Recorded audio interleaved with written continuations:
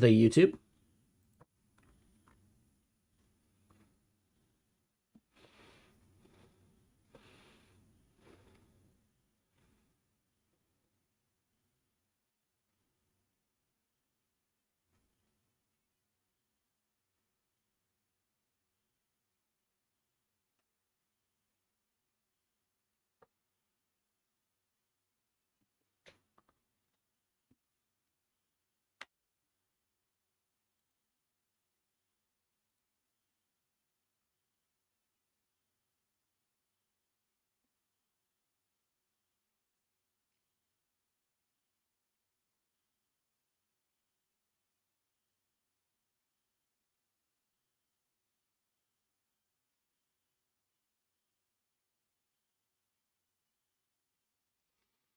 Okay, so let's do it. We are live on YouTube now, so let's at least just rehash what our today command is. The monitor styling looks much nicer now. I think we've got some other bug to figure out though. It seems like it's like stuck and not updating, which is a huge problem. So I'm gonna have to figure that out. And then we finished, like, we kicked off the analysis of stability issues or possible stability issues in our TurboStream implementation. We haven't actually looked at that result yet, so that'll be kind of fun to check out. So that's our plan. We're gonna be digging into those, and also just happy Friday.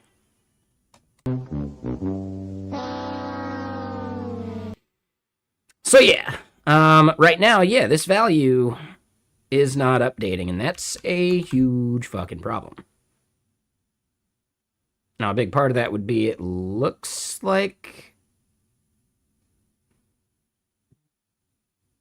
something's just totally broken in there, and I don't know what.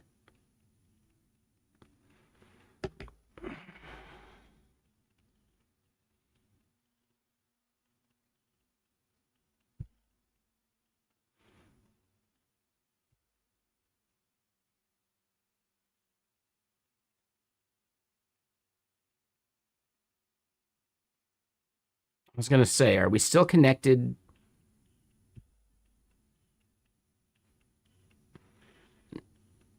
No, we are not connected to that anymore. Okay, so I would need to remote back into that. I'm going to reset the database for it and see if that solves some of our issues. And if not, well, we got a bigger problem. But to do that, I do need to get the password. So let me do this.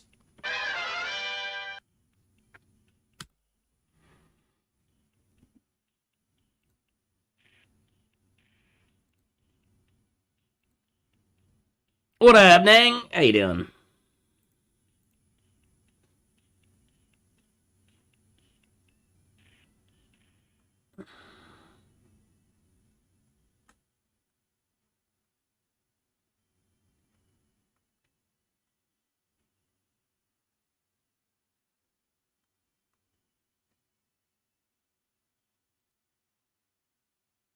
Damn it, that's not the one.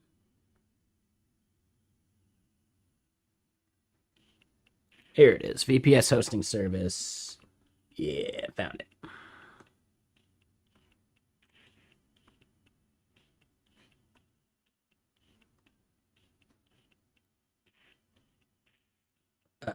Wait, maybe?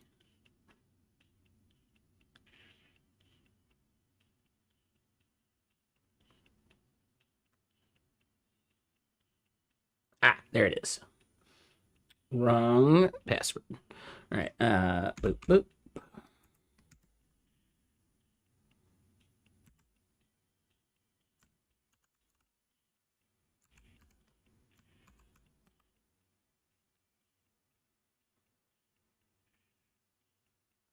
Okay.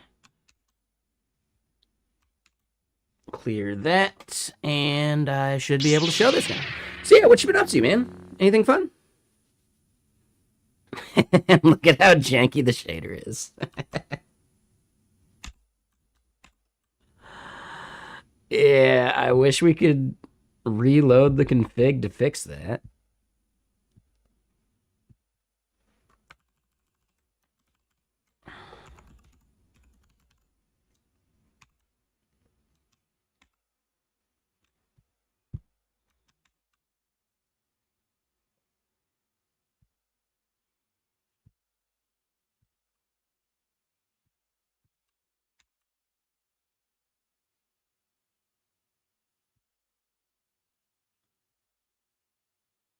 Is it Night Drive with a dash?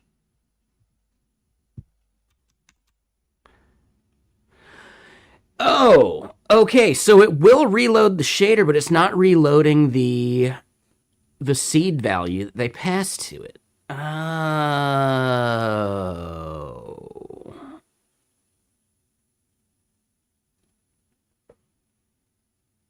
Well, that would explain it then. Okay, that makes more sense. So it's not even the fact that they're not reloading, it's that they're not reloading with a fresh value. Hmm.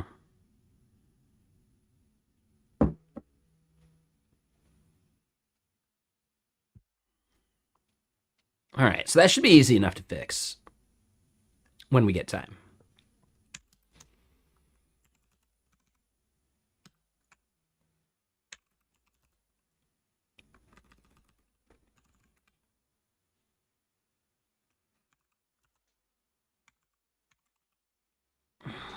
Let me double check some of this.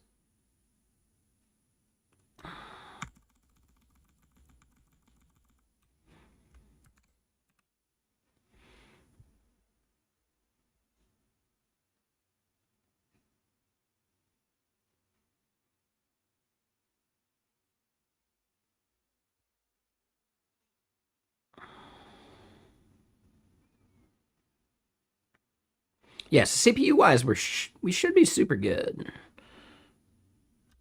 So that should be fine.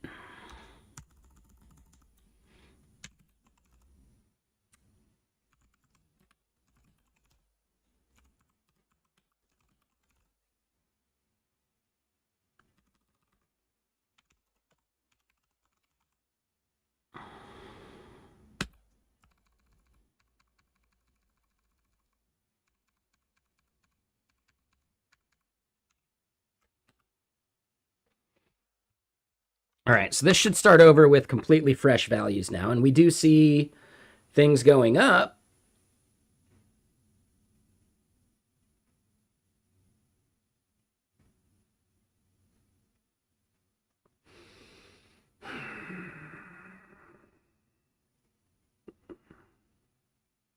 Masijo seems crashed.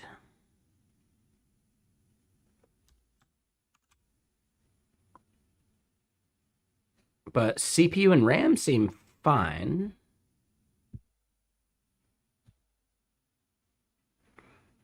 We do spike fairly high on the CPU every once in a while.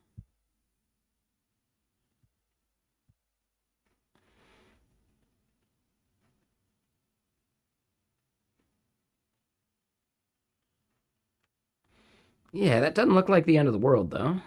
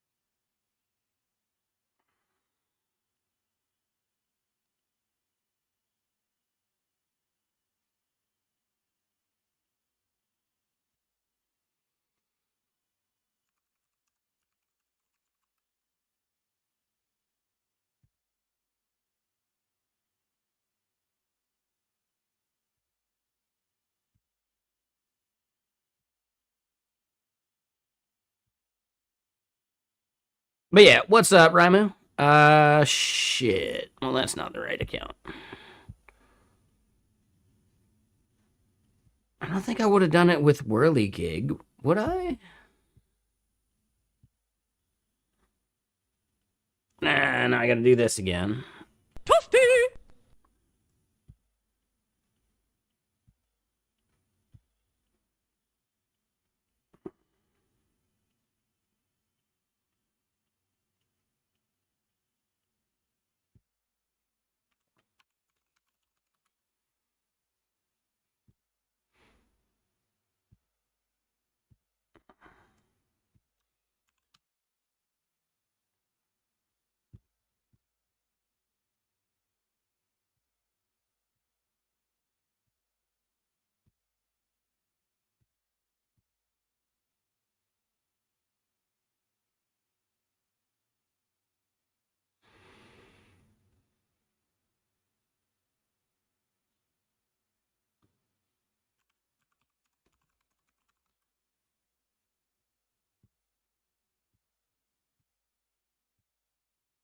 Okay, so now two-factor auth.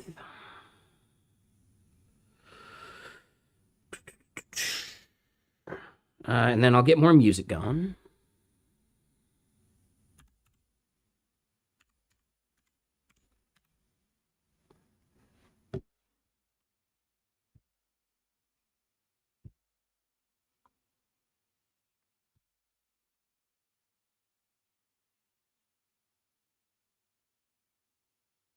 Okay, so we're logged in with Posthog. Let me make sure I close some of this other stuff that I don't need anymore.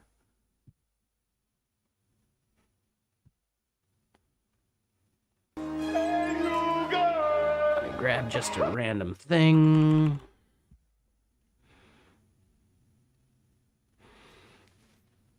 Okay, so this is a dev at Masijo thing.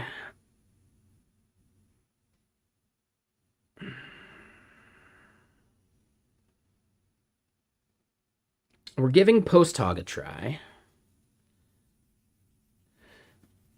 I guess this is the big thing, though. Is there a Posthog? Well, hold on. We want a Rust SDK. Yes, there is an official Posthog Rust.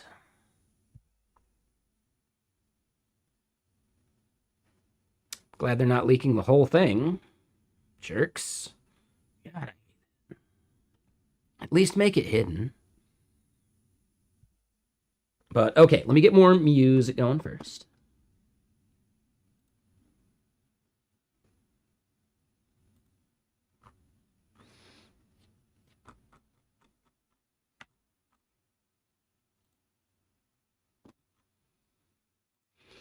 And what's everyone up to? Yeah, you having a good Friday? Like, come on, what's going on?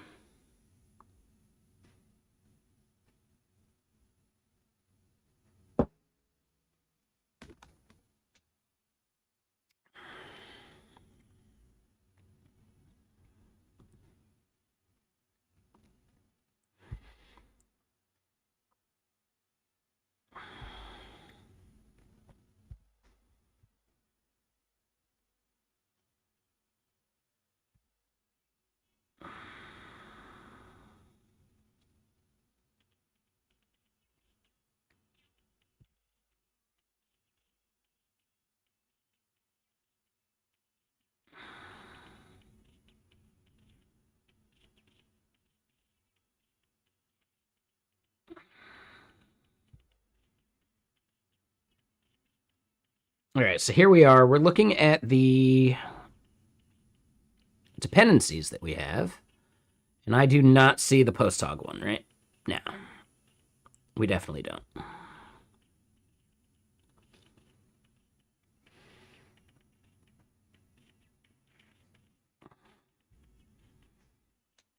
So that'll be like a separate thing that we kick off. Okay. So then if we go look at investigate stability issues,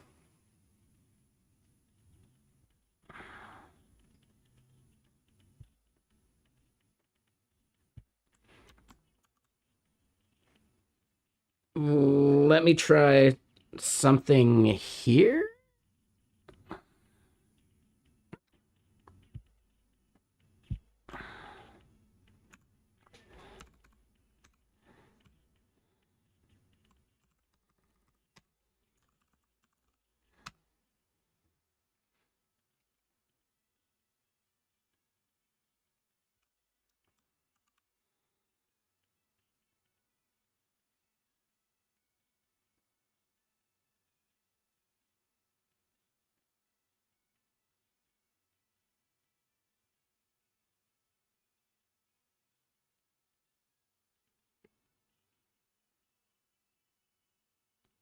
Interesting. So our server did need a reboot. So it was just in a bad state. I think it had something to do with our token fetching, maybe? Okay. So then we'll go back here.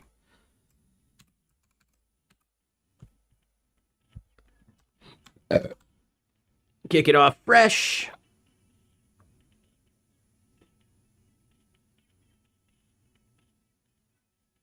And then, yeah, so stability issues are a big problem. Why are we having such trouble?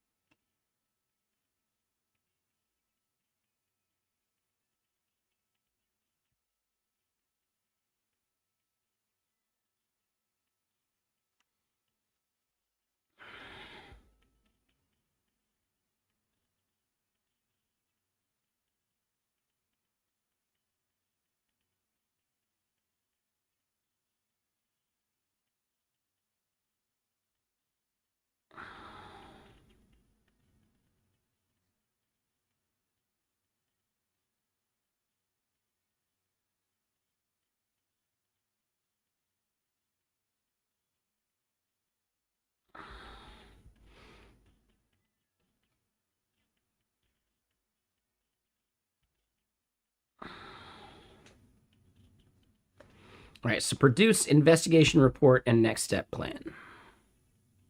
Where do I see the report? Like, that's not the whole report, is it?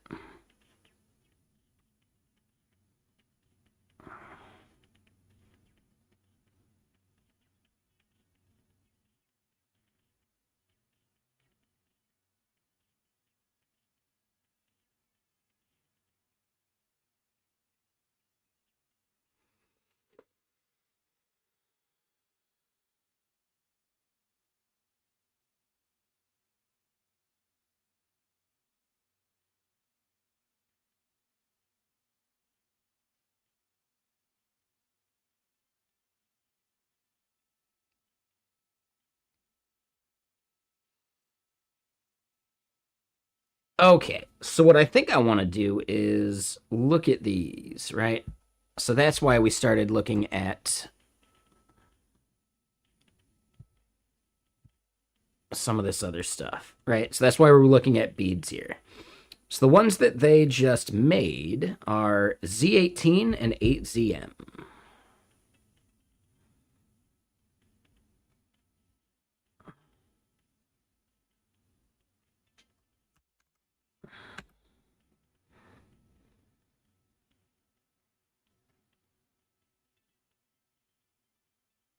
What's up, Cassidev? How you doing?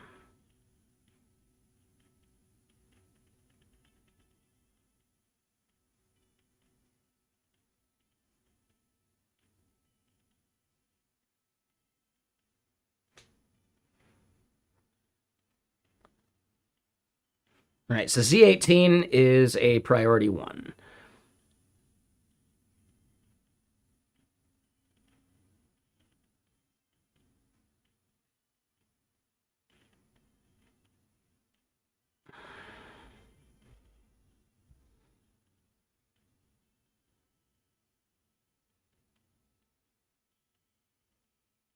Ready for the weekend? Absolutely.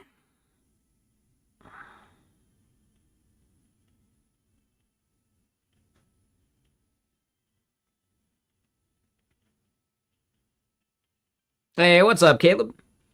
We're just doing some investigation here. So it looks like there's some unwraps that we can change and fix. It seems to me like there were some other low-hanging fruit. Okay, so here's the issues. 8ZM, Z18, 9ML, and HOO. So HOO, add back pressure and failure signaling for spawned batch workers. Sure. W3B, was that one of them? No, W3B is not one of them.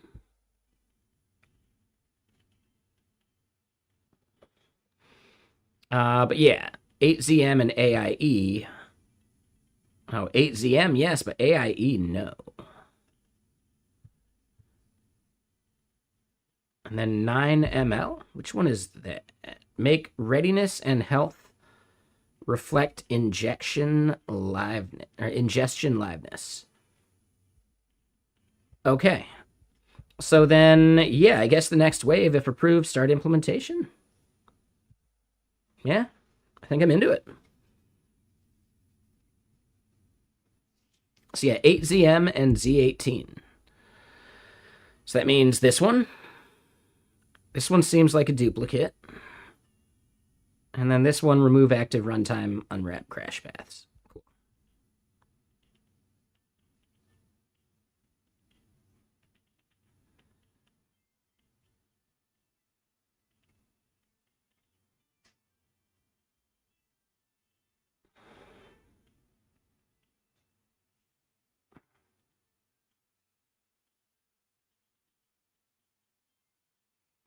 Okay. So yeah, this one's kicking off. Cool, cool.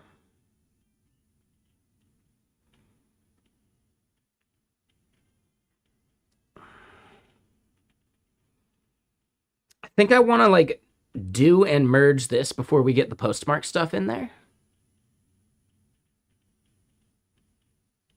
But we can start planning what our goals are.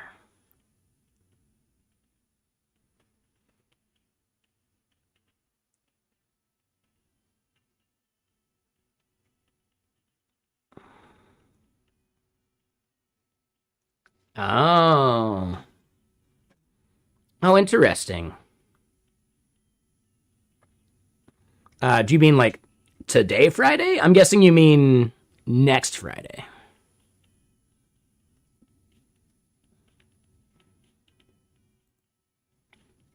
That makes more sense. Like your Friday is basically over, isn't it? It's like 1 a.m. almost, or it's like 1:20 for you, right? So yeah, your Friday is already over. Oh, really? Oh, I thought it was later. Okay. Well, that's not so bad then.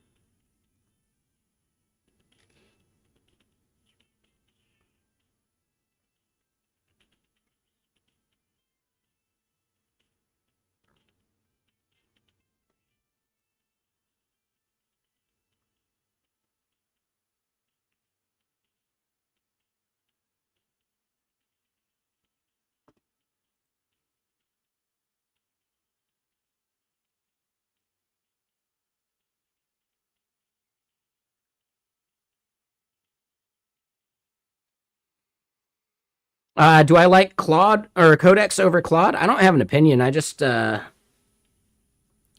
currently have both because I'm switching to Claude. So I might as well like use up the Codex like tokens as I can. Yeah, exactly, Caleb. Yeah, for sure.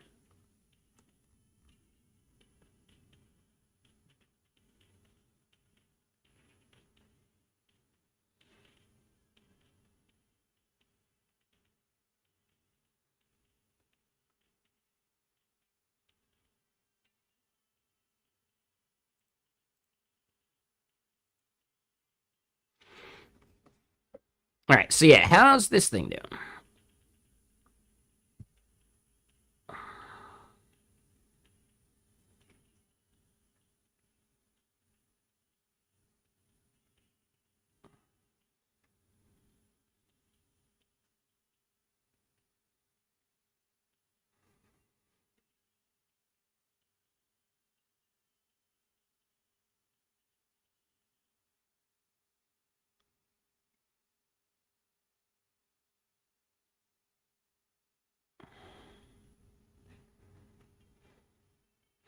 Why is it skipping that test failure? I guess because it has nothing to do with what we're doing in this like chunk of work.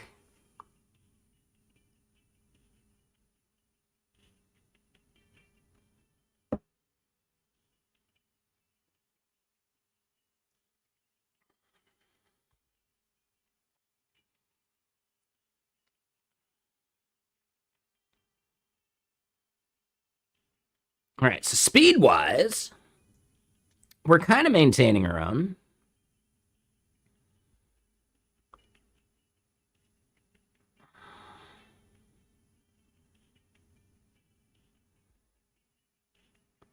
Yeah, I think if we can get the stability like knocked out, I think we'll be good. I'm so curious why it wasn't showing any data though. Like why it completely died. So yeah, we need the postmark thing just like to detect errors as they come in.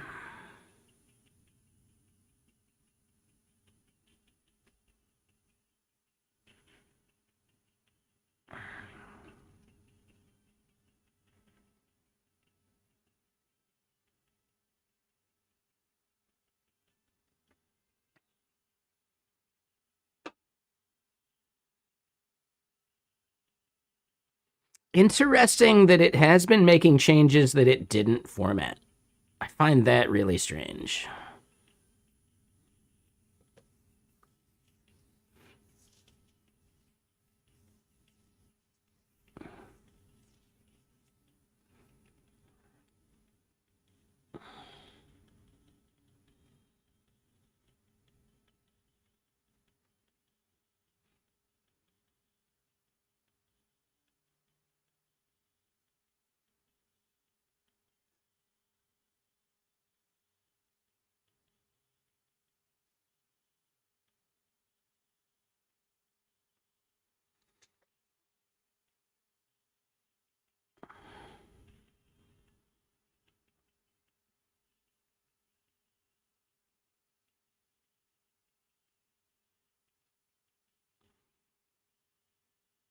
Now it's doing a verification step.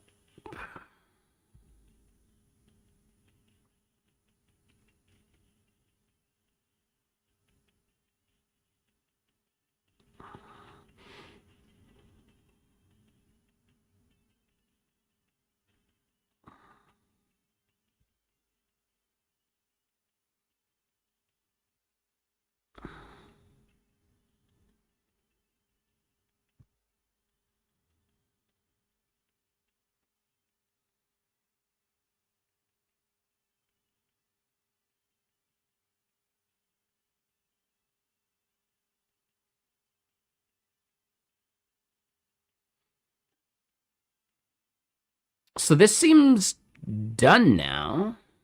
What part is it still doing?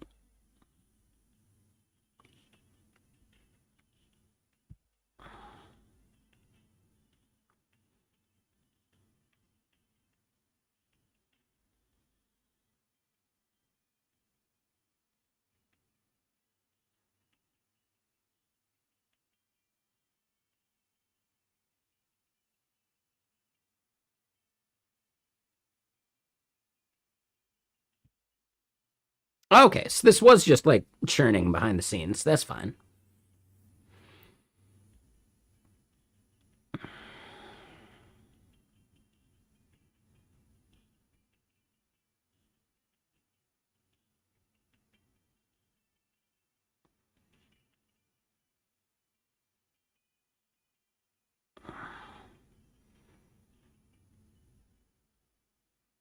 Okay.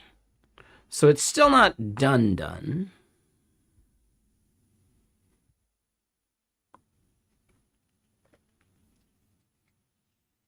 That W3B is probably necessary. Let's do this. Let's clear and do another list and see what we get.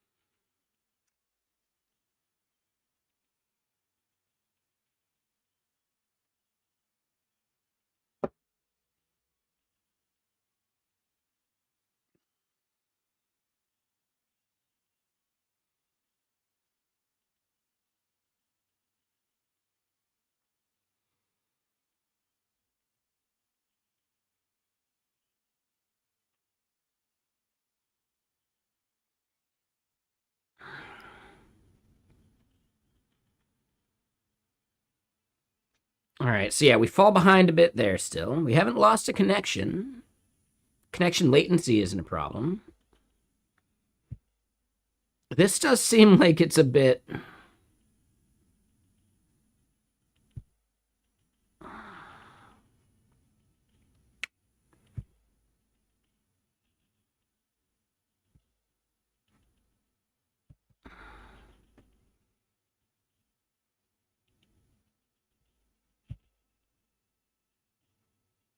Oh, interesting. So this is where it keeps all, like, the notes and stuff.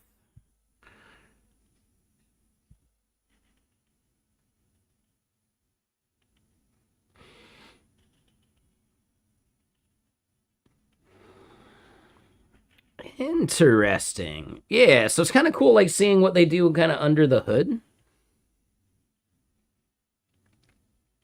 That is kind of cool.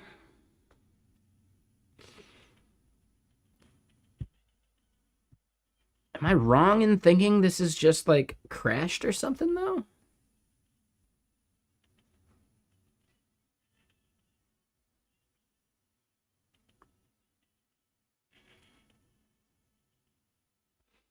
And hold on, wait, what's that? So you're receiving emails like something something because it always takes 30 seconds to determine if it's a you successfully paid versus you're in big trouble and the debt collector is coming. Yeah, I hear that. Have you seen like the bullshit thing that someone was doing on LinkedIn? We found you in the Epstein files. Just kidding, but that got your attention, didn't it? I'm here to tell you about my software as a service, blah, blah, blah, and I think it could be useful. You want to schedule a call? Like, dude, that's insane person behavior. Like, what the fuck, dude? I would never do business with that person again.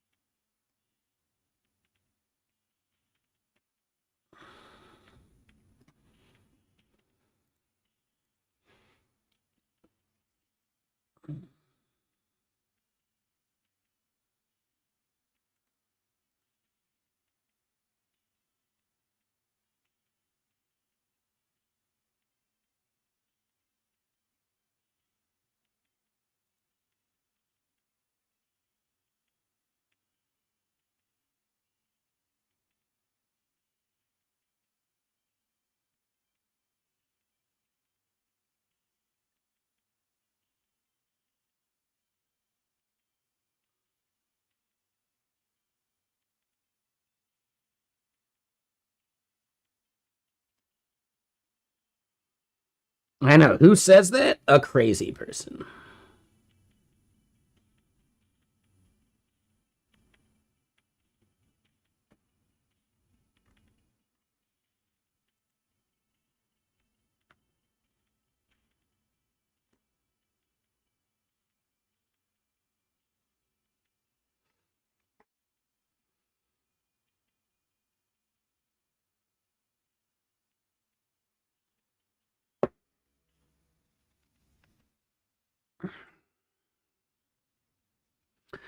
We can see if it comes up with a decent plan.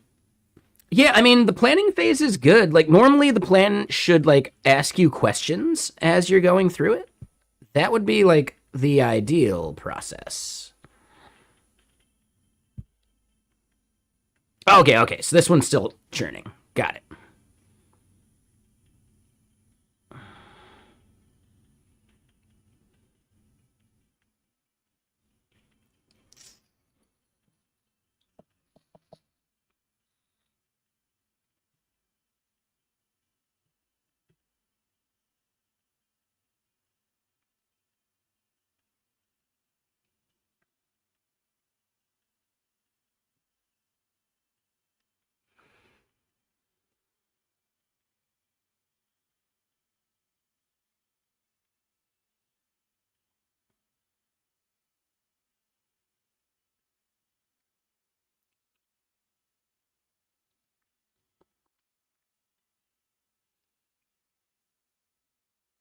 I mean, it should come back with stuff towards the end. It still needs to do a bunch of discovery.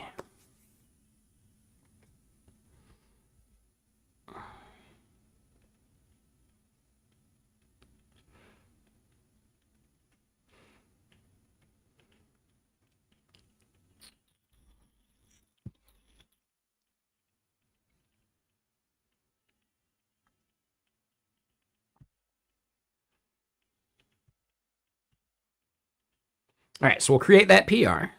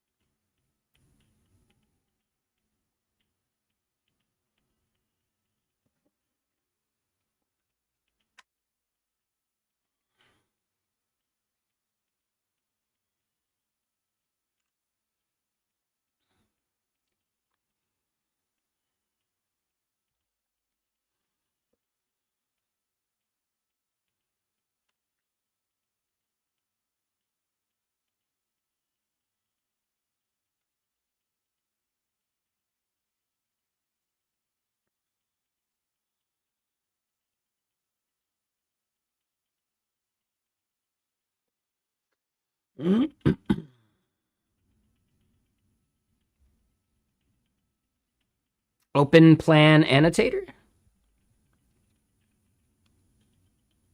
Hmm.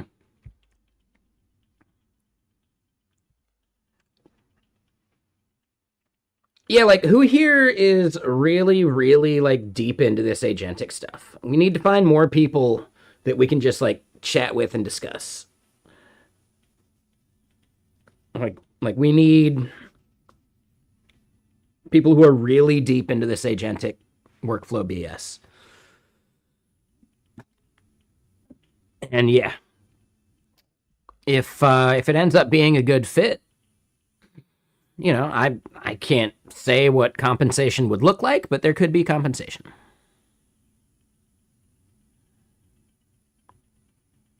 You were voluntold. Yeah, that sounds about right.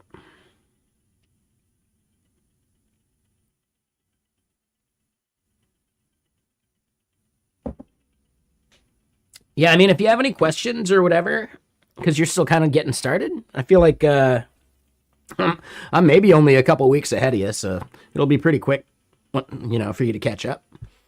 But I don't know if you have any thoughts or comments or whatever. Let me know.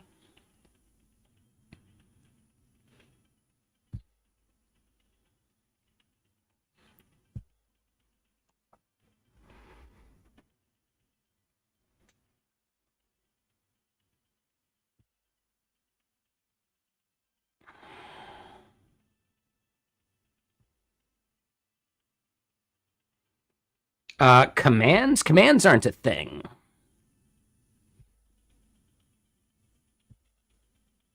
So Raimu, maybe you're thinking of MCP and tools with MCP, but I would say that's not even the case either.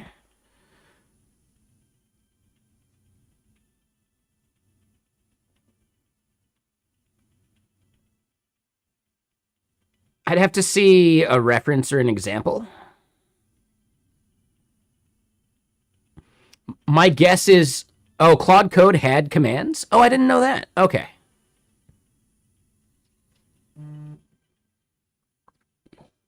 Yeah, I was not aware of that.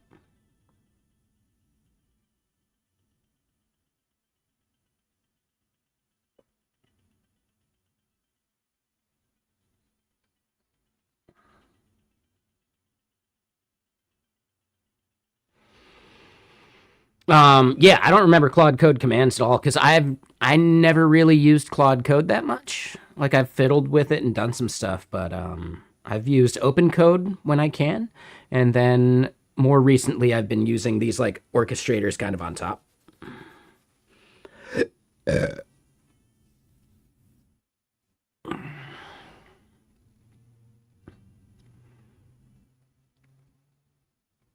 Oh, I mean that sounds like prompts that are bundled with MCP. So that sounds like an MCP prompt in my opinion, and that still exists.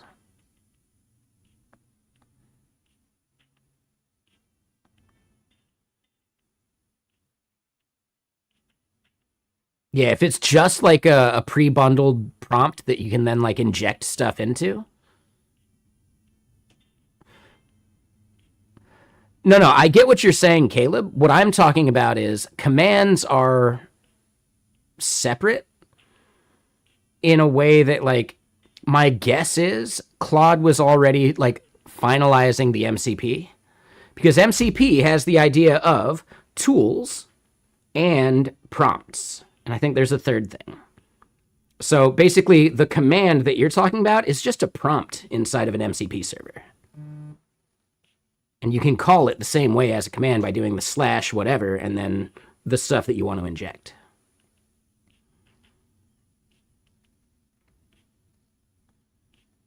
Yeah. That's what I'm getting at. And really, that's kind of all skills are for the most part. Right? Skills technically can have like a bash script that they call and stuff like that, and that's useful. So one thing to remember, though, Raimu, is that skills can actually be bundled with scripting functionality.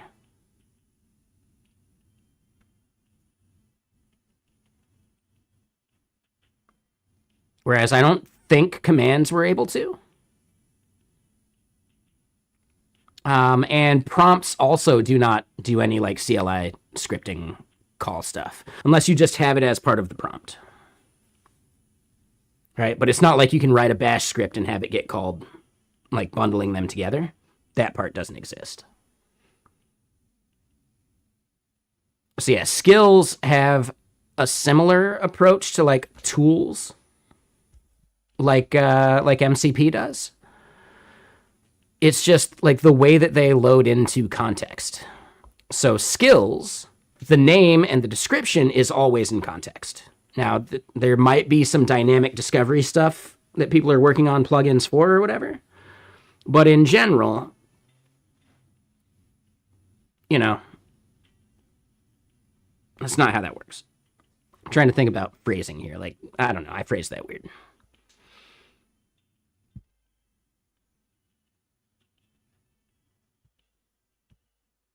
But yeah, as far as I know, skills are still always in RAM, right? Or not RAM, but context. There you go. Yeah, it just takes time. It has to like figure it out and think about it more.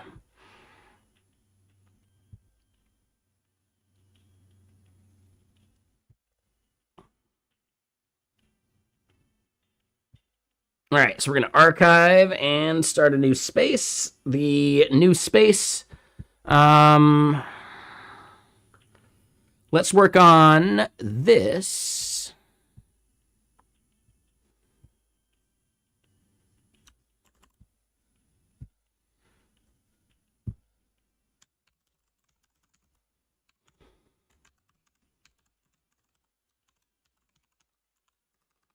What is it, GBL? 9 ml, way off.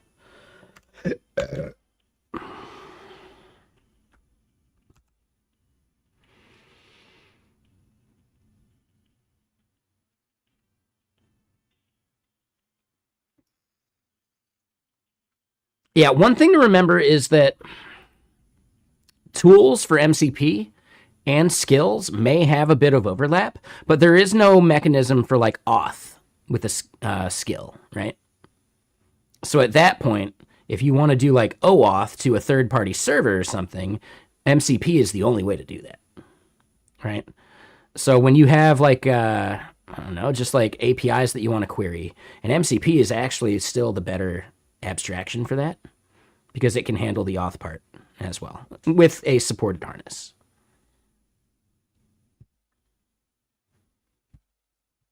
And yeah, what's up, Campy? What up, Larobi? Skills are not always in context.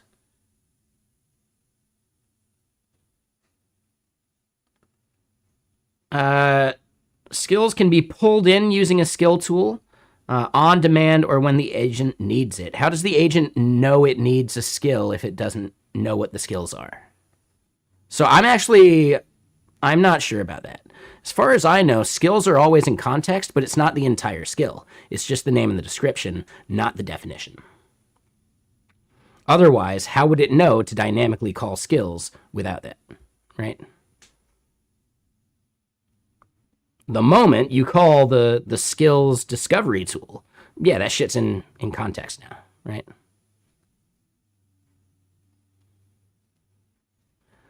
So I get it, Raimu, but theoretically skills should be self-discoverable, and there's no possible way they could be self-discoverable without it actually being in context.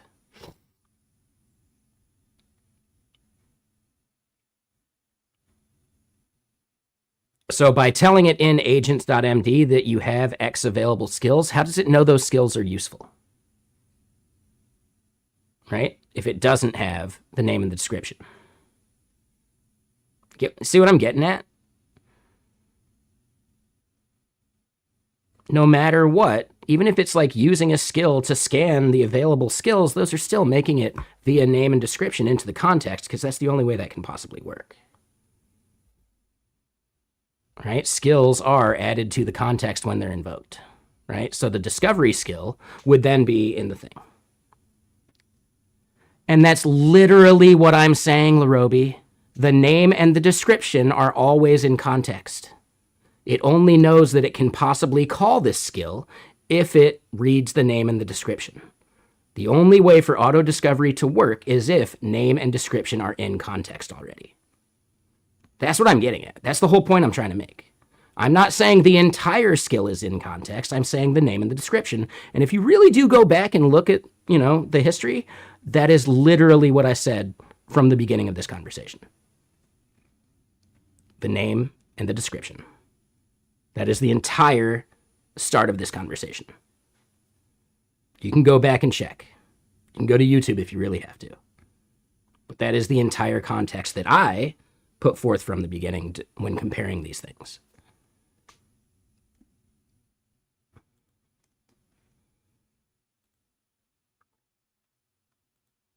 So we just went through this entire back and forth because you didn't hear me say that, I guess. Maybe you just got here. I don't know.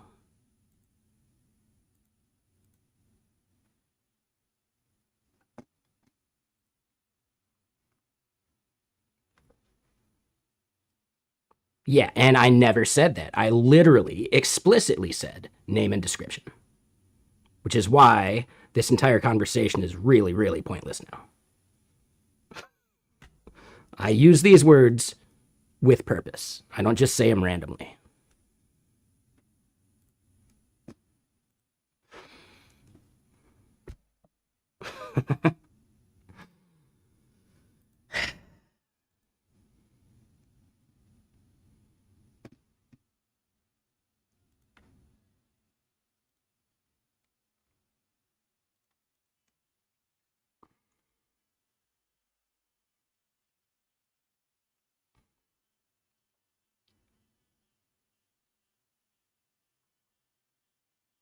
You can do that, Raimu, but they wouldn't be called unless they get called,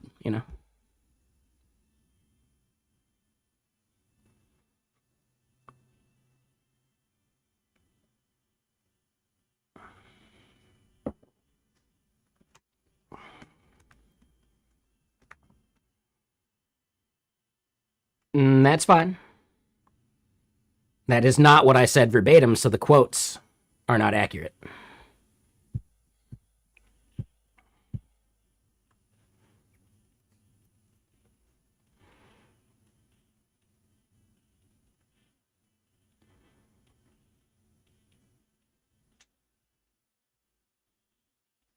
Dynamic discovery is a thing. Technically, dynamic discovery of MCP tools should be a thing too, but most harnesses don't implement it, and that's the problem.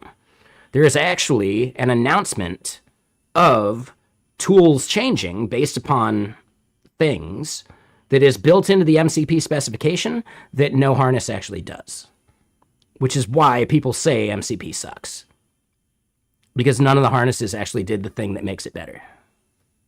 Not even Claude Code.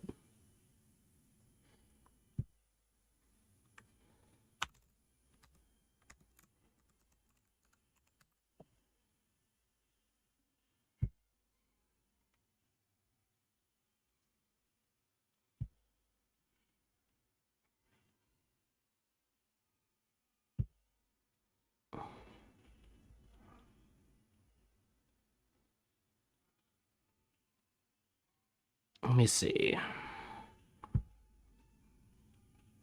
Yeah, so here, tools, and then listing tools, right? So tools list supports pagination, right? Theoretically, list change notification. So this is the part that nobody actually implements. This is it.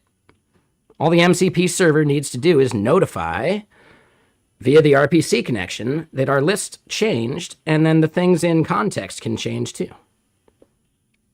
And it can do that based upon all sorts of shit. But nobody actually supports it, and that's the problem. It doesn't matter if you build it into your MCP server itself if none of the things actually listen for this event. So that's the problem. This is entirely why people think MCP sucks. Because none of the tools implementing MCP actually implemented the full spec.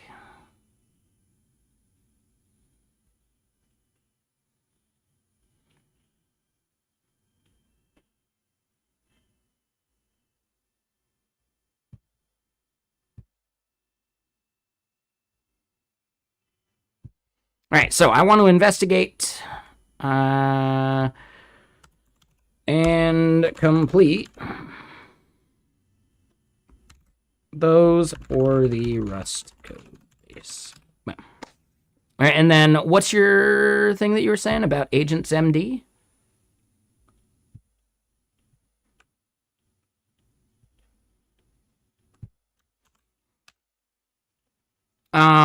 And yeah, the big thing about Agents MD is like, I mean, some tools are very selective about whether they even load it.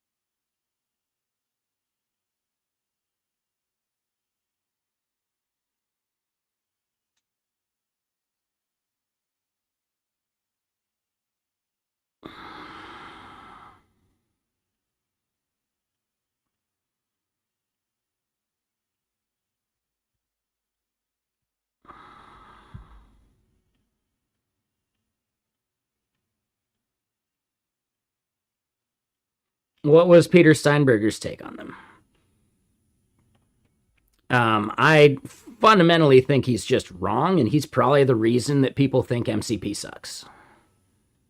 Because people just like listening to loud voices.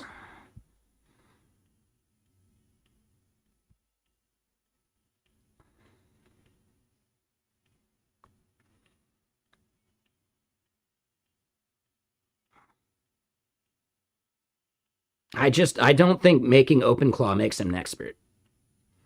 I just think it's weird that people are willing to attribute that to someone just from building one tool. APIs and docs are enough for the model instead of the MCP protocol. Yeah, except that MCP has auth, right? Like there is a specification in MCP for like OAuth flows. There isn't without it, right? So now you're relying upon some kind of curl exchange for that. And that sucks.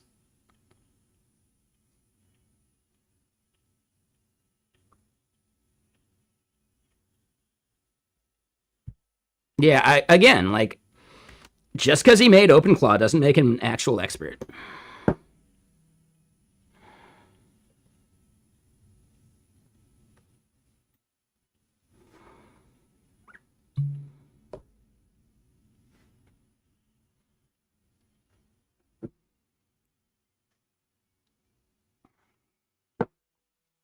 Exactly. But like, think about it. What useful APIs are available that don't have auth? Very, very, very fucking few. So at that point, it's just a shitty statement because he's speaking towards like an edge case.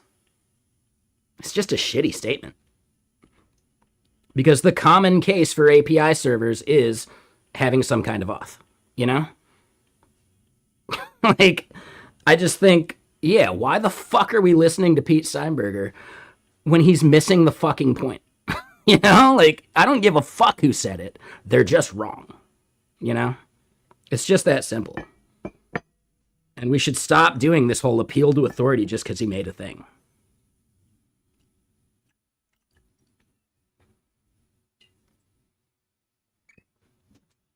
Just because fucking Pete Wozniak invented the mouse does not fucking mean he's going to be a good FPS player. Just because he invented RGB does not mean that he's going to be a good graphic designer.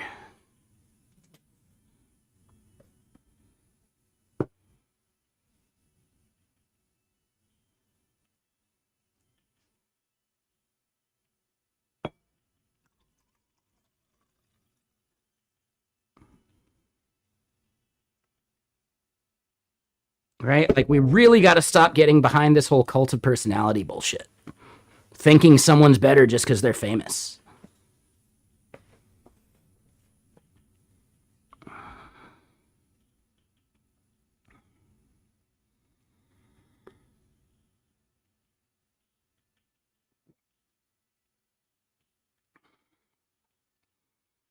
I have not used the linear MCP, but yeah, like an MCP server is only as good as the person who built it. You know, like the self discovery and using that part of the spec that we just talked about, right? So yeah, like same thing as with MCP clients, right? Just because Cursor has MCP support doesn't mean it's actually a good implementation of MCP support because they don't implement the dynamic update.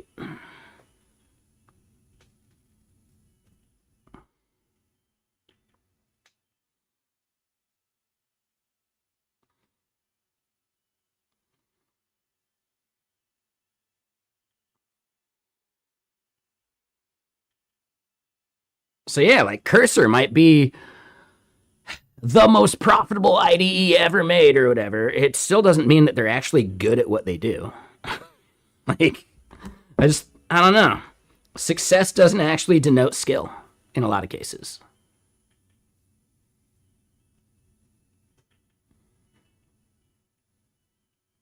Like fucking pop music.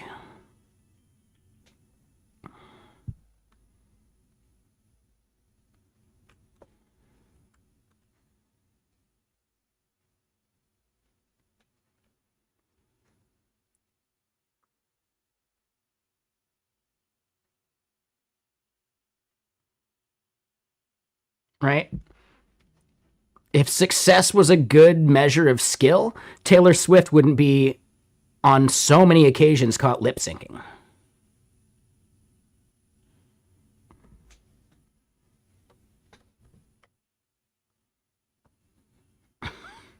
You know?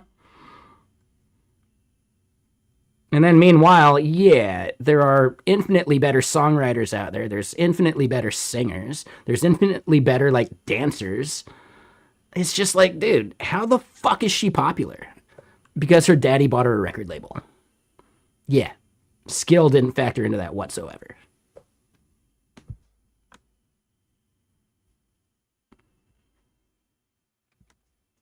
Same thing, right?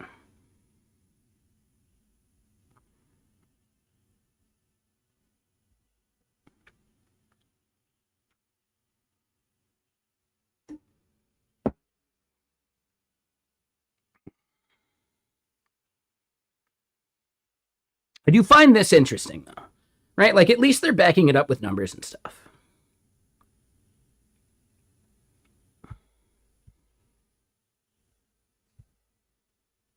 But yeah, sorry, Larobi. Sorry, everyone. I know I'm a little, like, full of piss and vinegar. I don't know.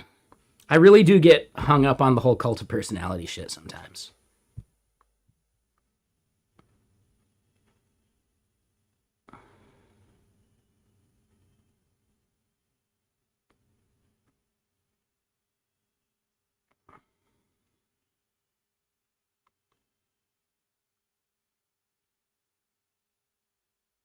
See, here's the thing. I've found that Agents MD just doesn't get called all the time.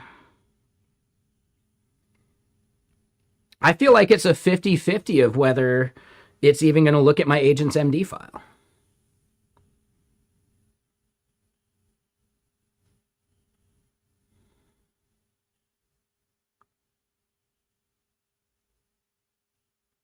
But maybe that depends specifically on the tools again, right?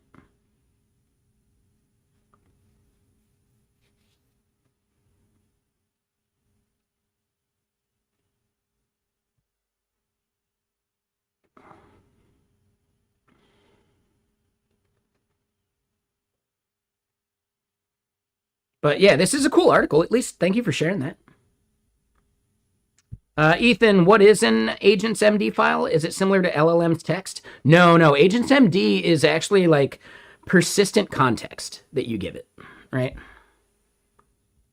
So Agents MD is more like just within your context, you say like always use conventional commit syntax. Always run formatting before committing, like just some of those things where it's like it's stuff that you would want to put in the prompt, but you don't want to necessarily have to like copy and paste it every time. So it's just a persistent context of things that you kind of want to do everywhere. And then within that same thing, you can attach like documentation and whatever. And it's just a markdown file. It's just text. But theoretically, you can compress that text in a way that, like, yes, we've got it here in the markdown file. The LLM can read it. Cool. And theoretically, it saves on some things. Yeah. So LLMs.txt is about discoverability when using, like, fetching. Right? Right? Discoverability of your APIs and all that. Agents MD is more about, like, how you want the agent to actually behave. So that's the big thing. Claude, I think, as far as I know, doesn't even use the Agents MD file. You have to use the Claude MD file.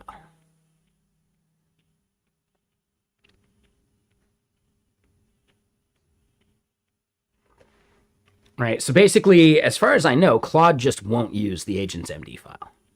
But other tools will. So even if I were using Claude under the hood here, I still think this would end up adding the Agents MD to the context, because it's still just a harness problem more than anything.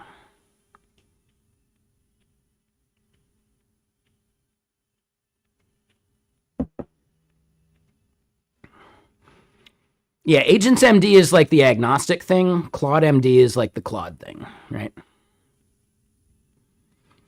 I think my biggest problem is just like all of these fucking frontier model providers want to be the one that comes up with the specification, you know? Like MCP was created by Anthropic, as an example, right? Who created Skills? I don't know. I'm not sure.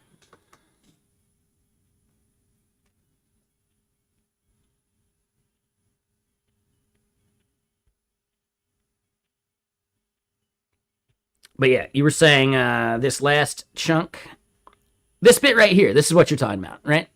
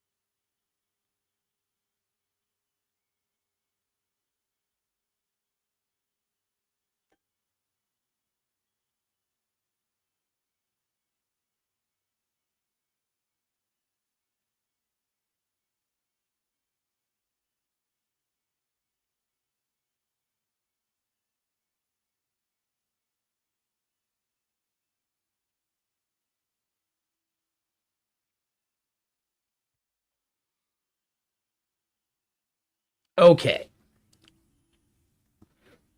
So the idea is that it downloads this next docs folder and then populates it. And then theoretically, what I'm not understanding is how it knows which of these things to actually like load.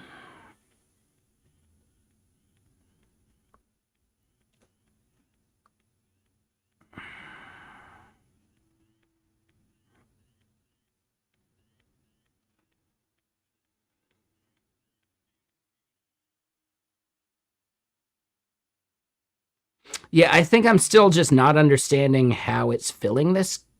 Like, how does it know which of these docs to load?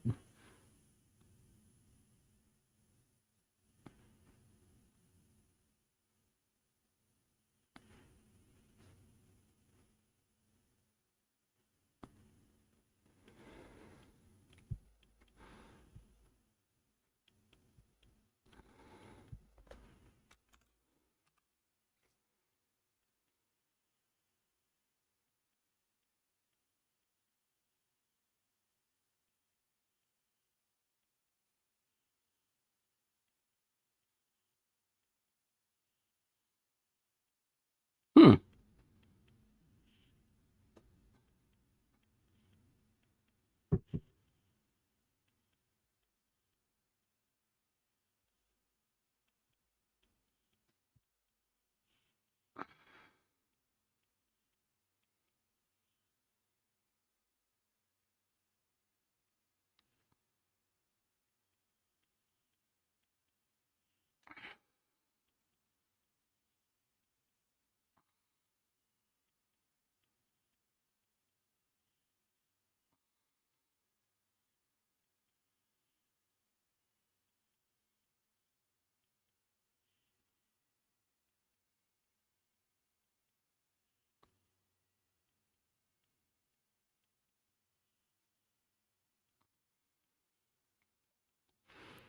So I get that Larobi, but if the agent is reading this stuff, it then becomes part of context.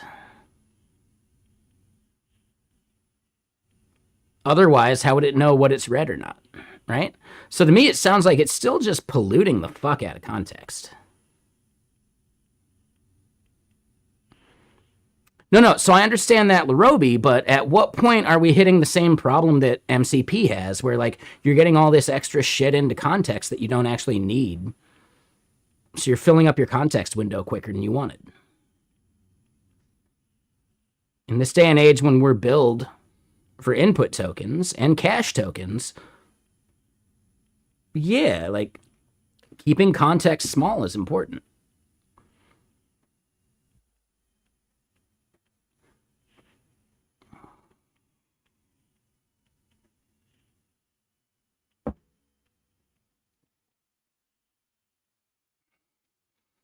So I'm not directly using subagents, but subagents are used by what we're talking about, right?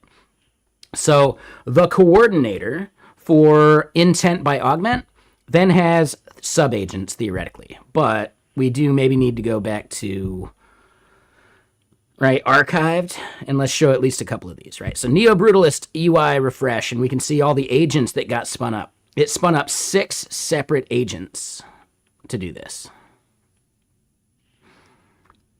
Yeah, exactly, the Robies. So like I feel like we've gotten to a point where there's no easy fix yet.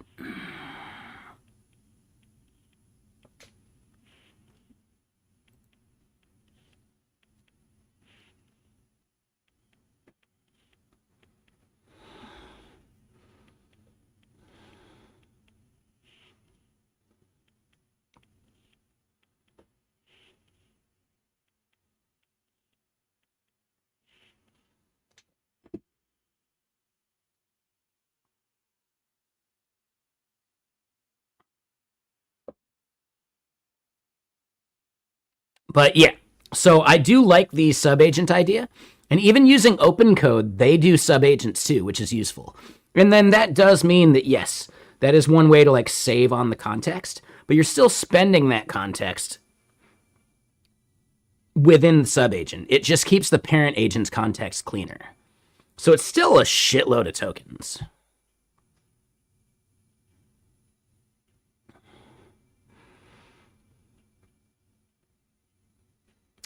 Yeah, I mean, So here's the thing I've kind of noticed, Larobi. Even with like the, even with like Google, right? Gemini's million token context window, you still get diminishing returns once you start hitting that like 100K, right? So it seems to me like it's not even like a maximum context problem. It's just that when there's too much shit, they get really fucking confused. So it doesn't matter at that point. Once you hit 100,000 tokens in context, you're still fucked, right? Oh, is it 2 million on their context now? I thought it was 1, but yeah, all right, same idea. No matter what, it's just too much shit and the model gets confused. So it's not even that like the context window is the problem, it's the way the models use the context window that is the problem. And I think we're going to have a major leap in that before we end up seeing like larger context windows even matter, right? Again, I could be totally fucking wrong about this shit. I'm not the expert. I just like talking about this stuff because the more I talk about it, the better I get at it. And that's what you meant by attention? Yeah, okay. So I think attention is fuzzier. I think the more we try and just like anthropomorphize these things, the more confusing it gets. Like, I think we should stick with like more technical terms to describe this stuff. But even confused, yeah, I'm that's one hell of a word. I'm humanizing it more than I should. Bleep, bleep, bleep. No, and I get it, Larobi. And like it could even be language barrier, like any of that stuff. I totally get it. I just think technically correct is the best kind of correct. And if we could use like a more technical term to describe what attention actually is, I think, I don't know, it just makes it easier to talk about.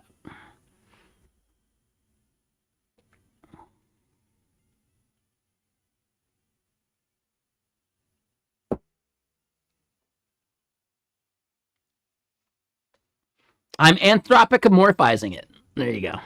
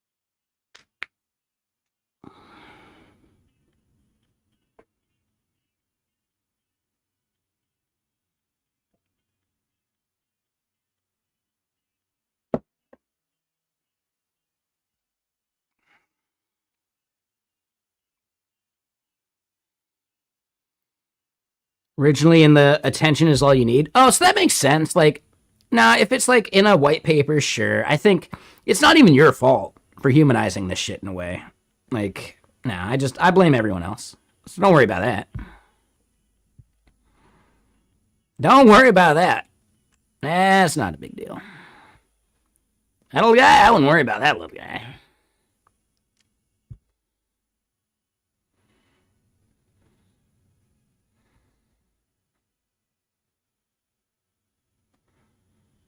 Dude, this seems like it's stalled. Like, are we just rate limited right now or something?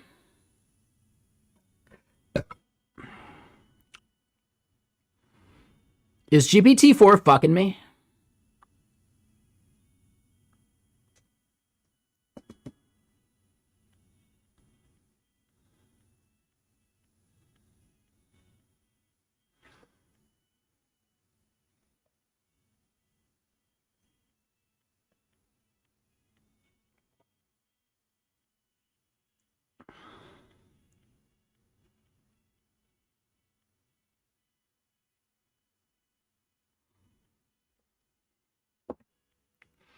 We're just doing Sazerac Rye. It's a nice chill, like, let me put it this way. Costco has the 1.75 liters. So yeah, that's my commodity whiskey of choice at the moment. For a while, it was Pendleton. Before that, it was Woodford. Whatever I can get in a 1.75 liter, because I know I'm getting that volume discount. Like, I still don't want to drink shit whiskey, you know? Ugh. Which I think we even have an emote for.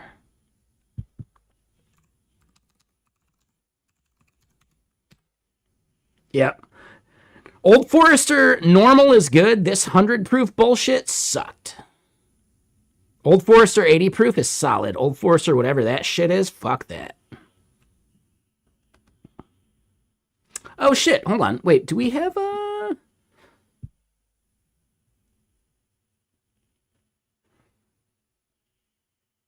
Do we have an unban request I need to look at? Oh, we do. Hold on. Let me go look at that. You know. I know I'm kind of a dick, so I want to make sure I forgive a ban if someone's cool, you know?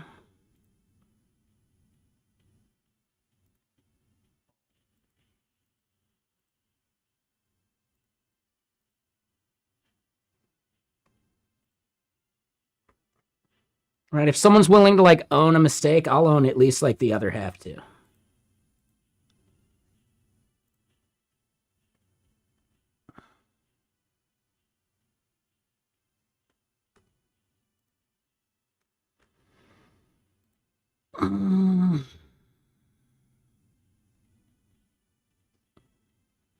I'm just really not sure where these comments were coming from, and I would have been more keen if they had kept their follow.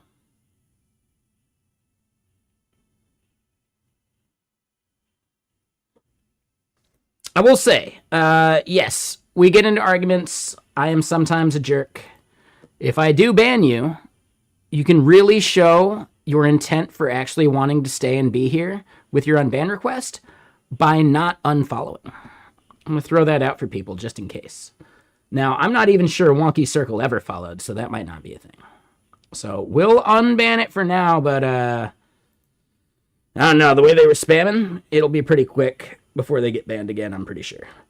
But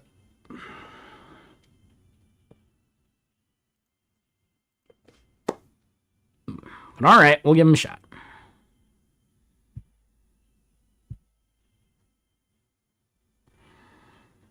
But yeah, so Rent a Human. That's actually kind of fun. Don't want frickin' ovals taking over? Wait, what? Oh. You actually went and read the unban request. I was like, ovals? Oh, wait. Oh, their name.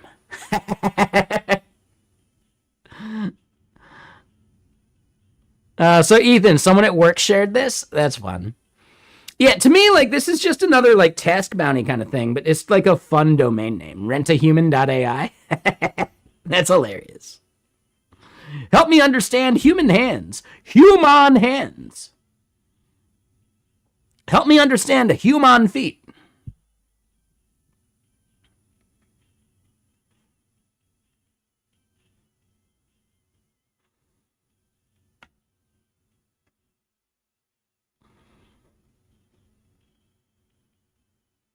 Oh, no, I think only mods see that.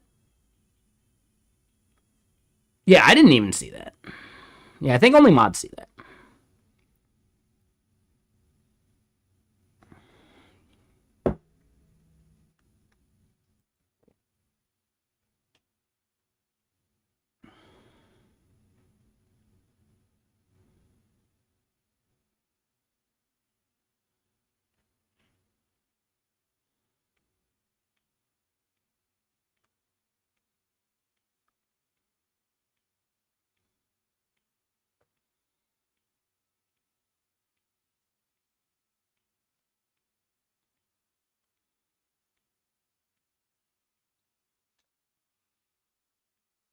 Yeah, no, that makes more sense. Well, I thought you had just like looked at the unbanned list because you can do that by doing like the mod view or whatever. So I just thought you saw that.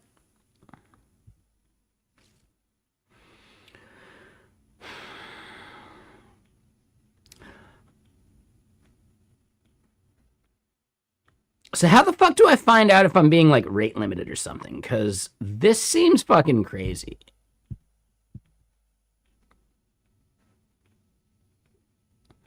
Like we didn't even use that much shit.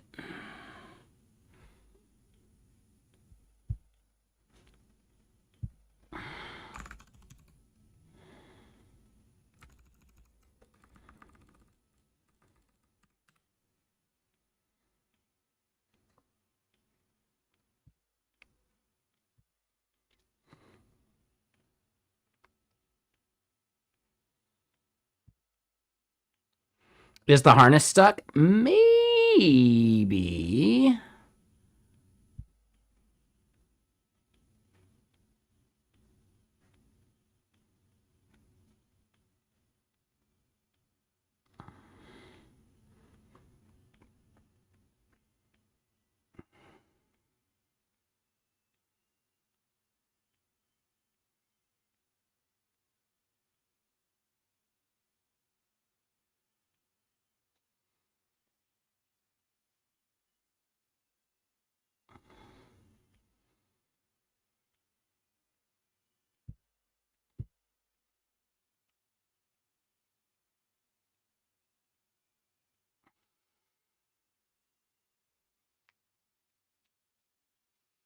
Larubi, so this isn't T3 chat. Response was interrupted. All right, try again. Yeah, so you're right. Maybe it hung.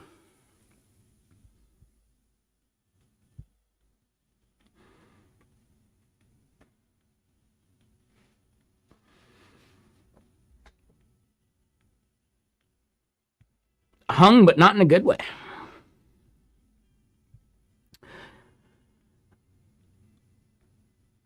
Oh, okay, hold on. Right, because yeah, I'm using like the Chat GPT model instead of like the OpenAI, like API billing. So 5-hour usage limit, I should be good. Dude, I should be totally good. Like, what the fuck, dude?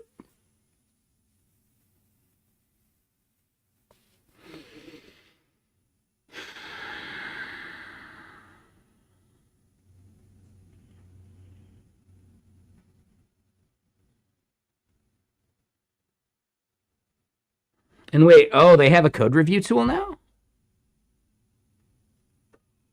The harness is augment intent. This could be a network issue.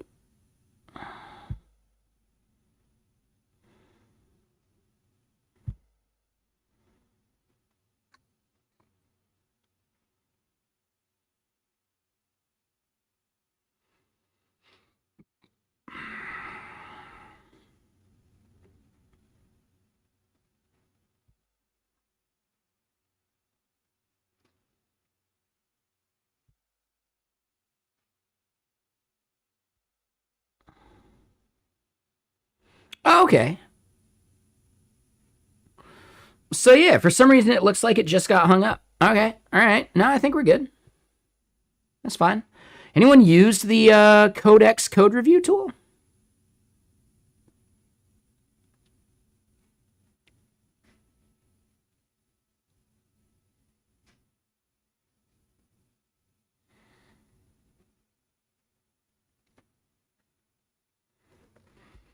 But yeah, interesting. So wait, I'm on plus. When does this thing expire? Where do I find that? Do I go here? No.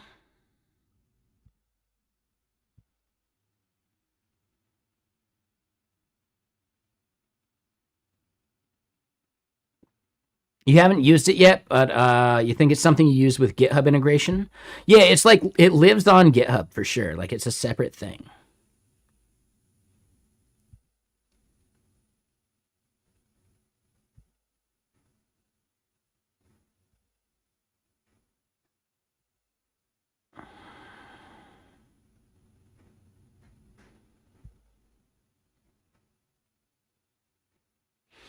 Integrates with your GitHub PRs. Yep. You find them all super annoying because the iteration loop is too long. Review stuff needs to be local. I get that, I suppose. Like, is it really that long of an iteration loop? Like, how long does it actually take to run in CI/CD anyway? If it's less than a half hour, that can run while your tests are running anyway. I'm not sure why that's an issue. Like, that could totally just run in parallel with all your testing.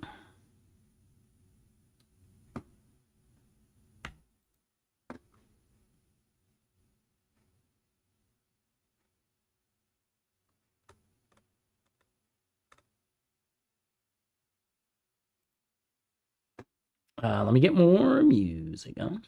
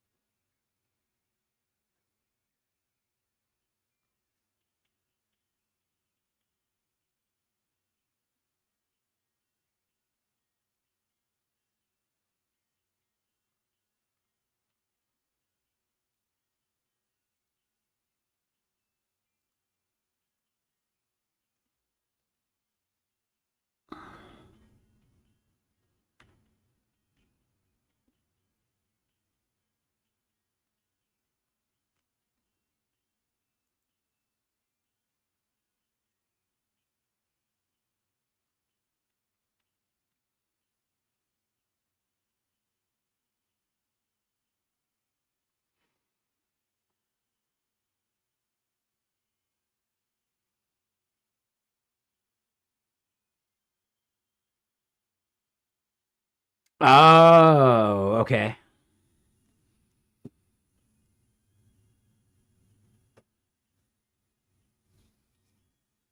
Interesting.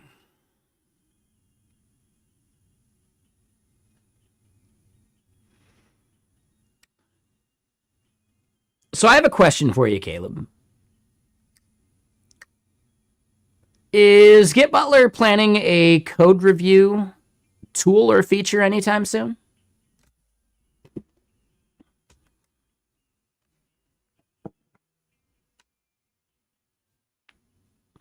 Because we are, and I was wondering if you wanted to like check it out. But also like, well, if you guys are building something, then maybe there's like a conflict of interest there.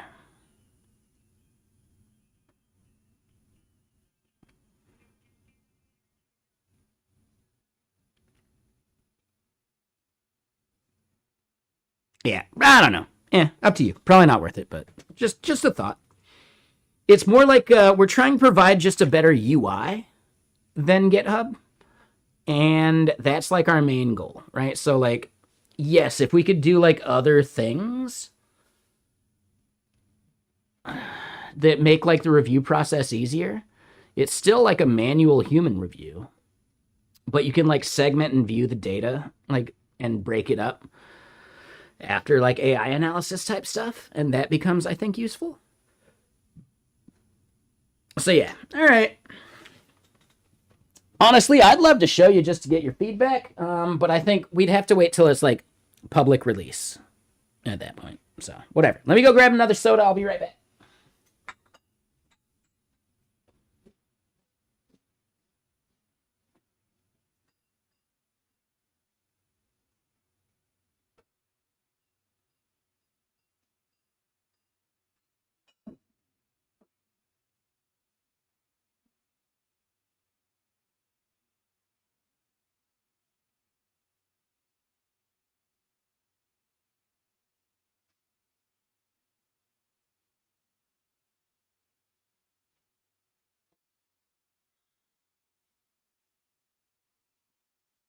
I find this so crazy that we got our first snow like in the city of the entire year on March 12th or March 13th. Like, what the fuck, dude? This is the strangest year. I was riding like the slushiest of slush conditions in January. It's so fucking weird, dude. It's so fucking weird. And maybe it was more like February, but still, like, dude, it's so weird.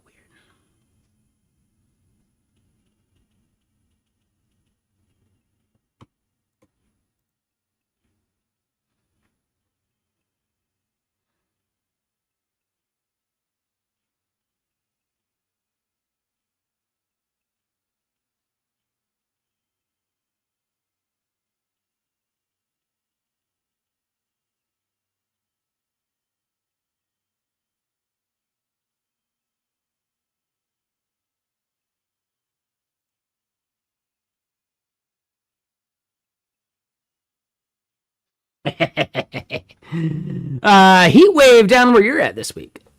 And then hold on. Yeah, exactly. Yeah, best not to be looking. I mean, you got, like, there's nothing wrong with looking once it's public. That's just competitor analysis, and there's nothing illegal about that. But yeah, it's maybe early before we've, like, launched it.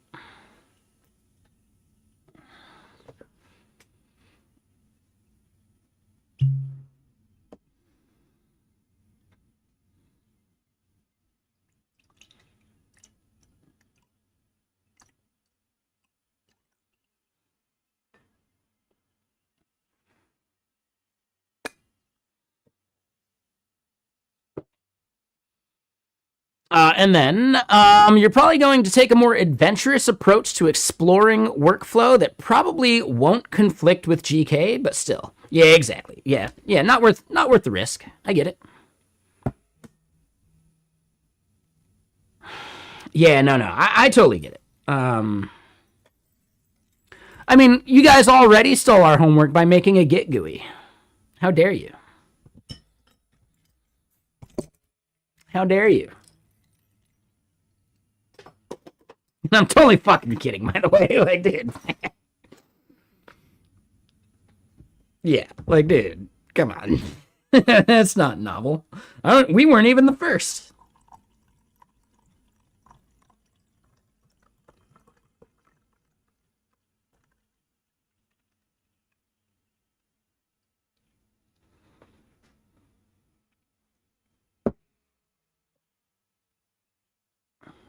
Git K. Yeah, that's a thing for sure.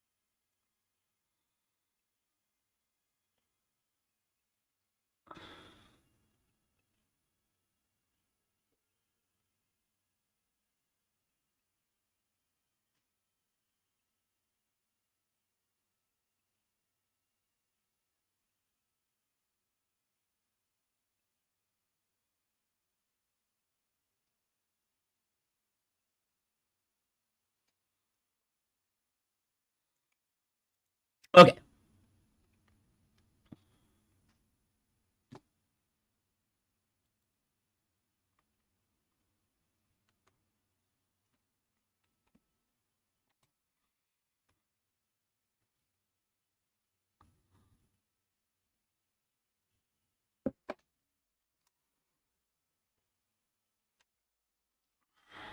Okay, so yeah, getting distracted.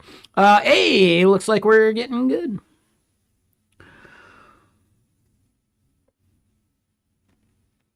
Wait, so what is the spec? All right, so deliver Rust fixes for those.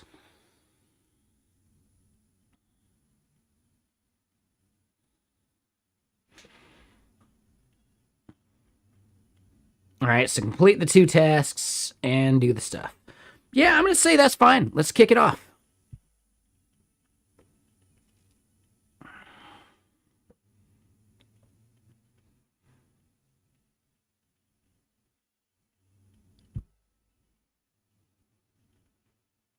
Yeah, so it'll be its own workspace.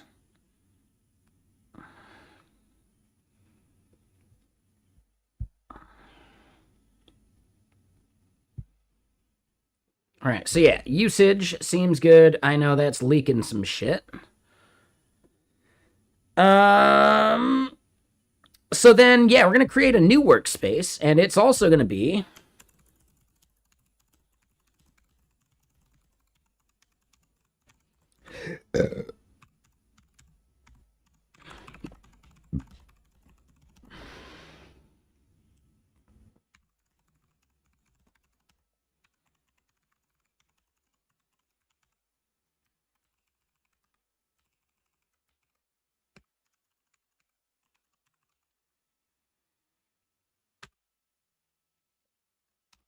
all right. So yeah, we'll create a workspace for that. So we got these two things churning side by side.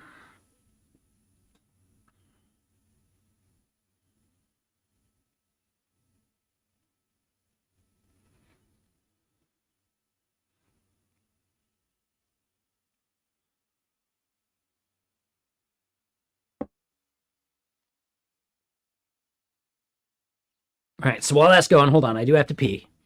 Breaking that seal. But yeah, let me go pee. BRB.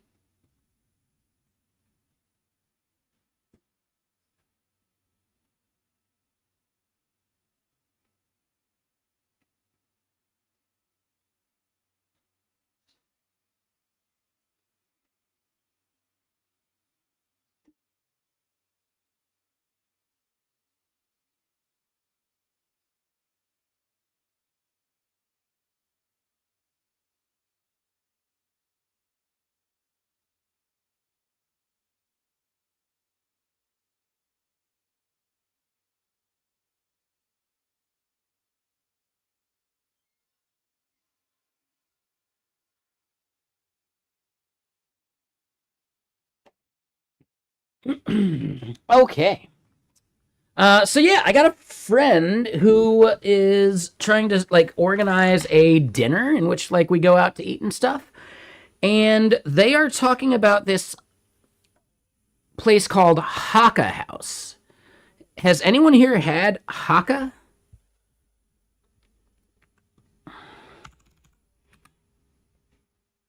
It's a Han Chinese sub-ethnic group. Okay. So it's like a very specific kind of Chinese food. Okay.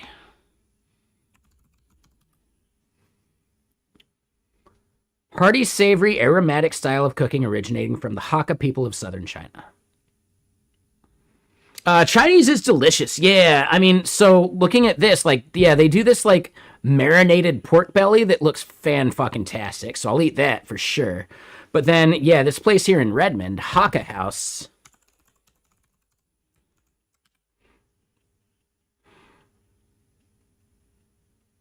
And that's the Bellevue location. I think, yeah. This is going to be the Redmond location that is brand new. But if we go and look at images, this is what I'm thinking of. Like, dude, this is what I'm going to get. So this is like a panko breaded steak, but it's brisket. So yeah, I'm heavily looking forward to that. But they also do like dim sum and some other stuff. But this is the entire thing I'm gonna get. Like that's like, oh my god. And then yeah, some of the pork belly and some of the other stuff looks amazing too. And yeah, they do like proper dim sum as well. So I'm looking forward to like, trying some of the dim sum too. This is like a chili chicken. Okay. Yeah, it seems to me like Hakka is maybe like less sweet compared to some of the other like Chinese food I've had in the past, like Cantonese and Mandarin style, right? So yeah, like I've never been to a Hakka restaurant. Let me just put it that way. So yeah, it'll be good. I think I'll be eating there on Sunday.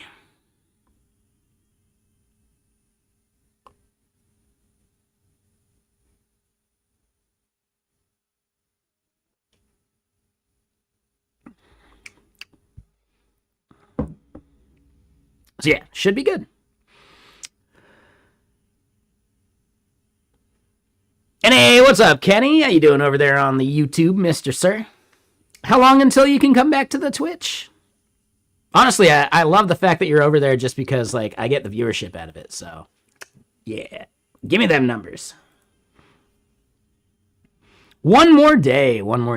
Got it.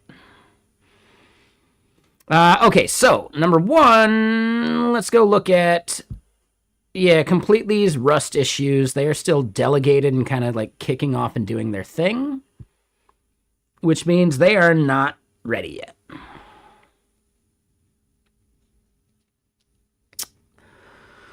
All right, so we'll go back to add post hog tracking and let's look at this, right?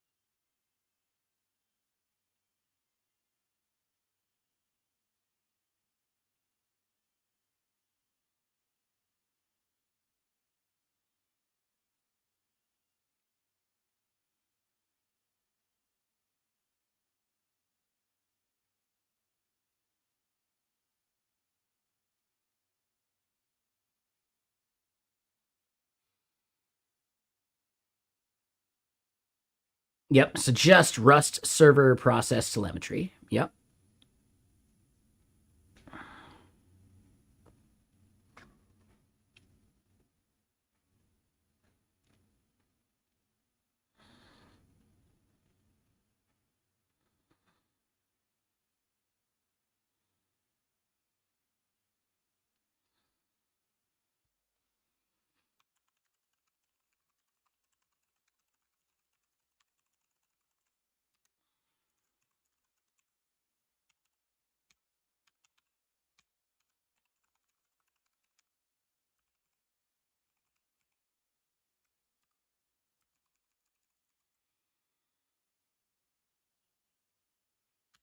All right, so I think we want to create an env.example file.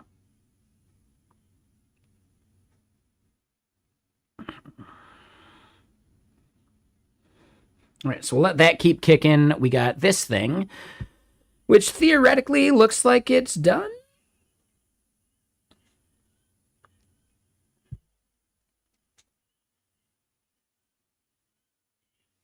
Waiting for all.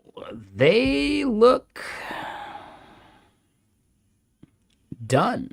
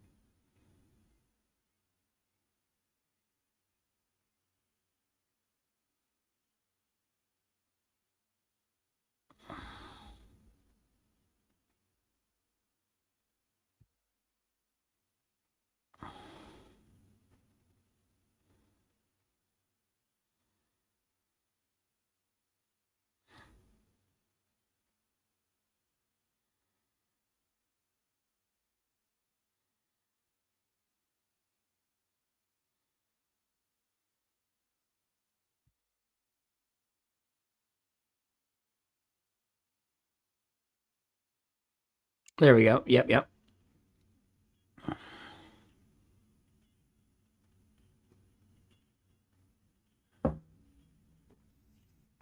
See, I think Canopy is totally right. Like, sometimes this shit is just, like, totally fucking wrong. It's just proposing a thing for the sake of proposing a thing.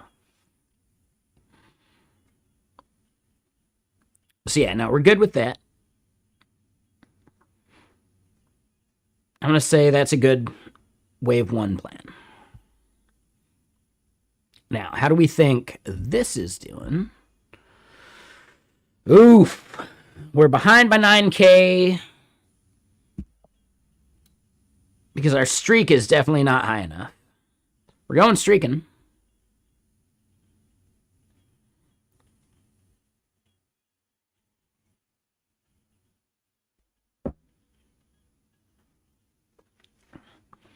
I think one thing we're going to really want to do is normalize the scale of our y-axis for the uptime values.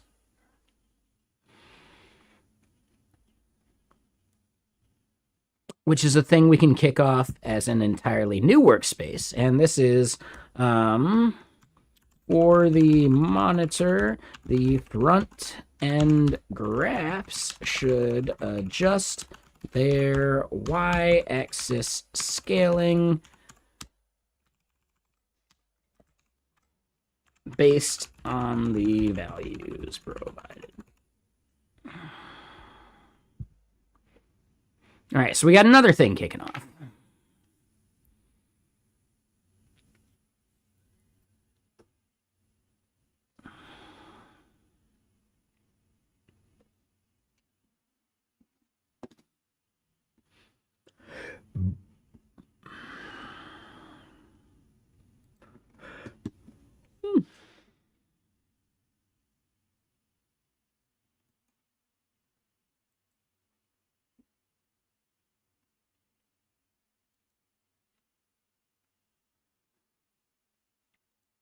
But how's everyone doing on this sweet Friday? Any fun plans for the weekend or anything?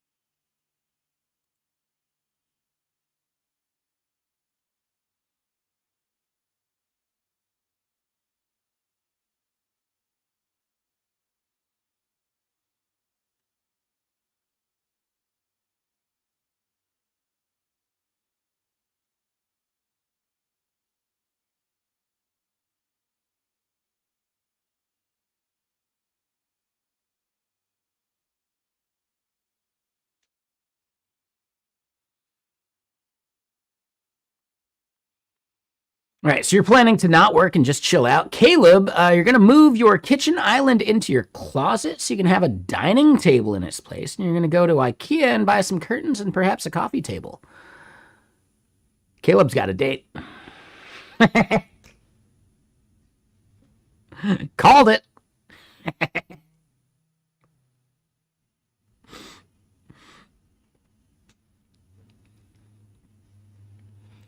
No dude buys curtains unless they're going to have company. That's just science.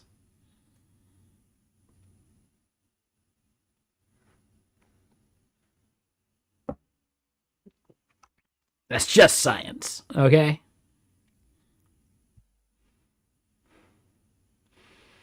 Caleb's got friends who are going to be staying for a couple days. Okay, I guess. Whatever you say. I'm just having fun. I'm just bullshitting.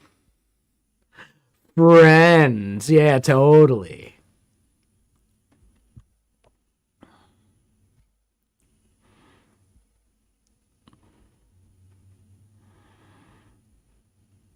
All right. I'm gonna say fuck it. Call it good. Oh, update plan. So uptime chart also uses adaptive y-axis scaling. Yeah, absolutely. Fuck yeah. Every chart, every single chart should use y-axis scaling. Like, why wouldn't they? What would be the point of not doing y-axis scaling?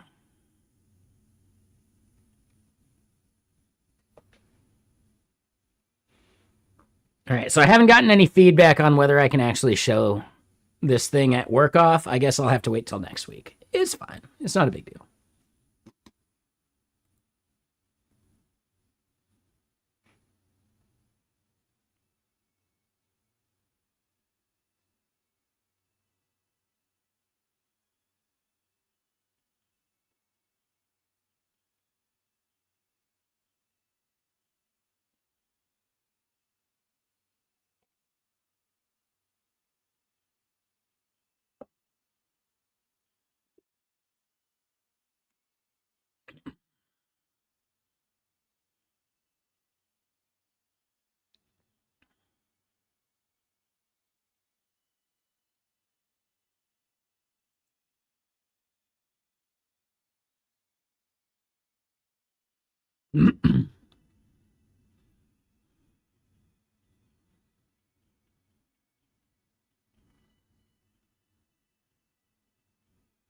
What's up, Prevan? How you doing?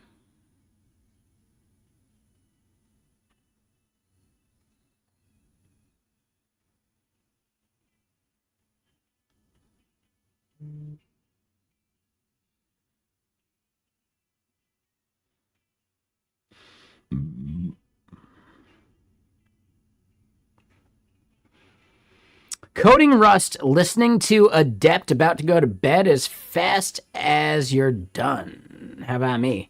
Me, I'm just chilling, man. It's like I smoke weed or something. I don't know.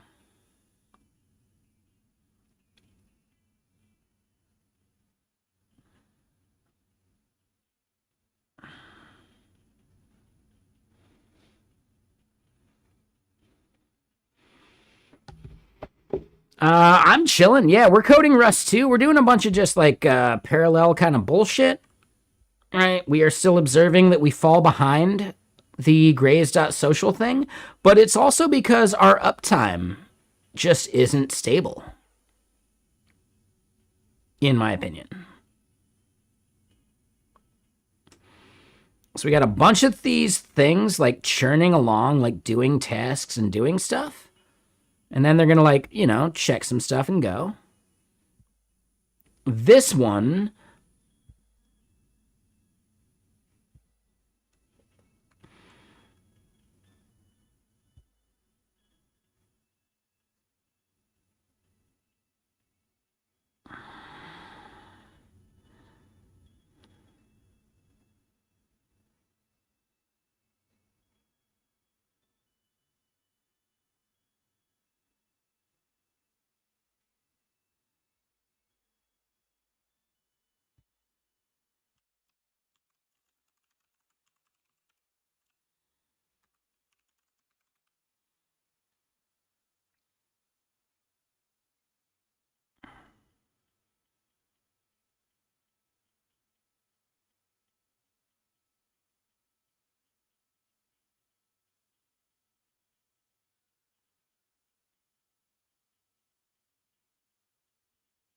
so yeah, we have two like agents that seem a little bit like hung, like they're not doing anything. And then Kenny, you love the UI? I do think, yeah, we made this UI way better at least, right? It used to be like really like obviously like shitty AI generation. It's still pretty obviously some like just AI bullshit just because there's so much like extra junk, if that makes sense.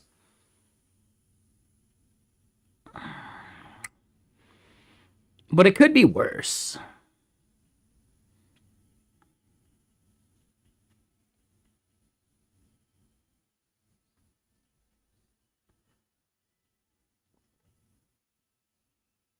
It could be way fucking worse. Yeah, exactly. But yeah, so far over the course of just like an hour and a half, hour and 40 minutes, we only have 1.9 of uptime.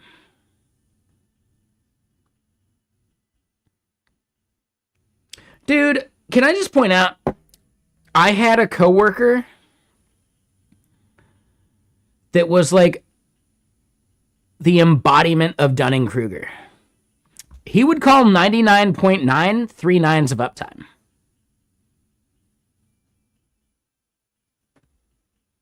That's just fucking wrong. Yeah, I know there's 3 nines in the number. You only care about the significant nines. If you have less than 99%, you don't think about that. You don't even say the amount of nines anymore.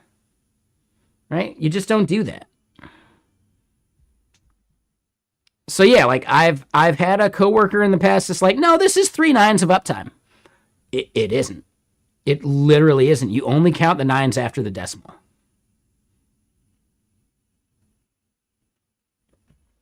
Did we talk about GitHub uptime? No, but that is a relevant conversation for sure, right? Smack that motherfucker? No, he already smacked himself. He's the dude that did get me the interview at Mixer back in the day. Here's the best fucking part. Let me put it this way. I've told the story about like I've told this story before. Some of y'all might not remember this story though. I worked at a company called Fresh Consulting.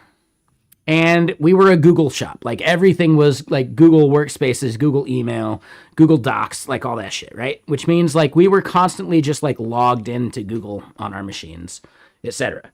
But our CTO and like our like other like main dev who'd been with the company for a really long fucking time was a cool dude, right? I went to his bachelor party. It was fun. It was cool. They were like, you know what? Yeah. When you get up from your computer, we need to implement like proper security. If your screen doesn't lock or if you're not manually locking your screen within a reasonable amount of time from leaving your desk, that's a problem. So how do we do that? We implemented a thing called Tomato. Now keep in mind, Tomato was named Tomato because I came up with a set of like placeholder names for like internal products to build, right? So one of them was Potato, just a fucking number incrementer because like, each project had like a unique number kind of thing. There was another called Avocado, which was this like eye tracking thing, like because an avocado looks kind of like an eye. Tomato was the thing someone else created, and basically you could like throw a tomato at somebody by them leaving their desk and you logging into tomato.freshconsulting.com or whatever it was and like hacking them, right? Like it's not like you actually hacked them, but you hacked them by simply gaining access to their system and getting a point for doing so. I had worked at the company while this was going on for easily 6 months as a contractor, and I came into the office like randomly for like like some pairing shit because I was like the front end lead on a project we were working on. Like me and like 3 other devs were part of the team for the front end part. And I left my computer, I swear, for like 30 seconds, and someone got me. Somebody got me. No, Dvorak is not good protection because it's all point and click. All they need to do is go to like the website. So yeah, someone eventually got me. And at that point, I was like, all right, I'm going to burn this entire fucking system to the ground. So I loaded up the app and I started looking around and I realized it was a Firebase app. And they basically did not have like the security set up to prevent people from writing to rows that they didn't own. I have talked about this before. Yeah. So it's the same thing as like people implementing Supabase. Yes, if you are building an application with Supabase and you're exposing the real-time functionality of that shit, you better be implementing row-level security. Otherwise, anyone can do anything they fucking want in your application. That's how Firebase used to work too, but you had to do it all through their like bullshit, through like the Firebase like security rules and all that shit. What that basically meant was I could open up DevTools and I could modify the source code to log the instance of Firebase. And once I had that like instance, I could just do Firebase instance dot and write anything I fucking wanted to the database because they didn't have any row level or user level security concerns. So it turns out, yeah, I ended up getting 1,000,000 points, and the person that hacked me ended up having a negative 1,000,000 points. Just because, yeah, dude. You want to fuck with me? Oh, you want to play? Okay, let's play. Right? Like, basically, like, yeah, I went full on Scarface. Okay, let's play. Yeah, I basically did that. But here's the part where I'm coming back to this dude that's like full on the embodiment of Dunning-Kruger. I did that hack, and I let him know about it, and he did it, and then someone asked him how he did it. Our CTO asked him how he did it, and the explanation he gave was so goddamn wrong about what the actual vulnerability was that when he was describing it, I just looked at our CTO and we like locked eyes and just knew this dude is lying to us right fucking now. He is lying to our face. Like, I know. He just thinks I'm not going to call him out in front of our CTO, which I didn't. But our CTO looked at me and he knew that look. And he had already kind of basically known that this dude was a bullshit artist. He was actually kind of a shit dev, if I'm being really honest. He was a nice dude, but a shit fucking dev. Him and his like best friend buddy, who ended up going to work at Amazon or whatever, both like passed on this project that I was given. Like after they had passed, well, yeah, I'm the contractor. I'm paid by the hour. Fuck it. If it takes a long time to figure it out, well, I'm getting paid for those hours. Fuck it. And this was one of those projects where all data fetching happened as middleware. So you could have no idea where like a data fetch failed because that was never bubbled up into the context. Like, it's just like, it's what you do when you kind of don't understand Express. This is that same project where I looked at the history and the dev who had originally written it for the client disappeared to Southeast Asia. And then I started reading the commit logs, and it was like, yeah, the original dev wrote stuff like, man, I shouldn't code drunk. God, I hate this client. Ugh. And then we inherited it after that company was like, yep, no, we're cutting the client. Fuck it. Right? So I had taken this project both of those dudes had passed on, and I made it fucking work. I figured it out. I could actually like meaningfully contribute to this thing. But it was a shit project, actually, because the project itself was actually being paid for by the original dude that made, like, the original prototype or whatever. And he was building it as a thing that he thought he could totally fucking sell to boot camps. Here's the big problem. You should almost never be paying an agency to build a thing for you out of your own pocket. That's just a bad fucking idea. Like, dude, if your idea isn't good enough to find people to finance it, you should definitely not be doing that out of your own pocket. Especially if you're not building it yourself and just like fronting like the infrastructure costs. No, you're going to pay an agency $150 fucking an hour to do this? Red flags everywhere. And the dude basically wanted to like reinvent email, right? Like the whole project was, hey, like you just graduated a boot camp. How do we guarantee that you're putting in the effort so that like, if we guarantee you a job, are you actually following up? Are you actually applying? Are you doing these things? And that was the idea. Like people had to like do their email shit through the app so that we could like measure if they were actually being and doing the thing, right? It's just a bad fucking business. Like, he wanted to reinvent email, basically. And it's like, dude, we can do it, but it's outside your budget. And yeah, I ended up implementing a feature, like, dude had his wife as, like, a point of contact for what work should be done. I implemented stuff based on what his wife said we should do, and then he came back and shit a fucking brick because he's like, I didn't ask for that work. What the fuck, dude? Why are you doing work that my wife told you to do? Because you made her a point of contact as a project manager. Are you fucking kidding, dude? So yeah, just in general, if you're ever doing freelancing, just really like recognize, is this dude like using company budget? Or is it coming out of his own fucking pocket? If it's coming out of his own fucking pocket, that is a nightmare client, and you don't want that. You really don't want that. Not for a thing that he thinks he's going to be able to sell to people when he's not actually going to make any money off it. Like he doesn't have any paying subscribers yet. That kind of shit. Just bad fucking idea. Whoever sold that development contract, they're also a bad salesperson too. They should have seen the red flags.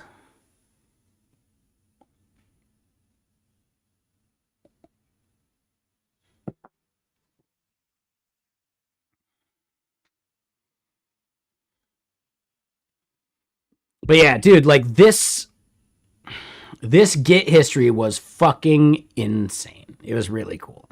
Like, it was just fun to see it, you know? What about implementing a new system? What do you mean by that? Is it, like, implementing a new system? Is that coming out of the client's fucking pocket? Or is it coming out of a company they work for's pocket? If it's a company they work for, fuck yeah, dude. Let's do it. Fuck yeah, man. Let's do it. If you can, like, reasonably suss out that this person is paying out of their own pocket for something, that is going to be the worst goddamn client you're ever going to have.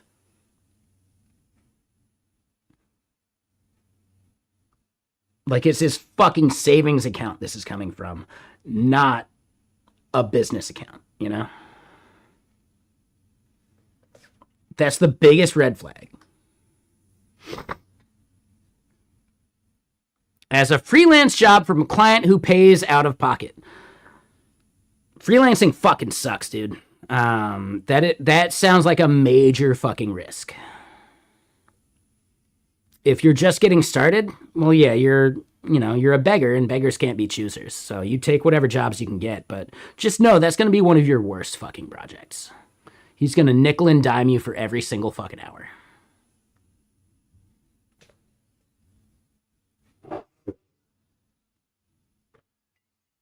Meanwhile, you get yourself a client where the budget is coming from, like, the corporate fucking budget. Yeah, dude, they just say, yep, looks good, and they sign off on it. Because it's not their fucking money, and they know what their actual budget is. People paying out of pocket rarely know both, right? Like, it's actually their money, which is a fucking huge mistake, but also, they don't even know what their actual budget is. So they're going to end up going broke at some point, and then good luck extracting whatever they owe you out of them, because they're fucking broke, dude. They'll just file bankruptcy. Like, there's just so many things wrong with a client paying for shit out of pocket. There's something really, really wrong with that. Now, if they are already operating a profitable business, that's a different thing, right? If they're already profitable and it's out of pocket from the business, that's fine. They're still going to maybe nickel and dime and fucking fight you on the budget more than like a larger client would. But that's still like they're running a profitable business already. What I'm talking about is someone like basically building a startup with agency developers. Dude, that is so fucking broken that you know it's going to fail immediately anyway.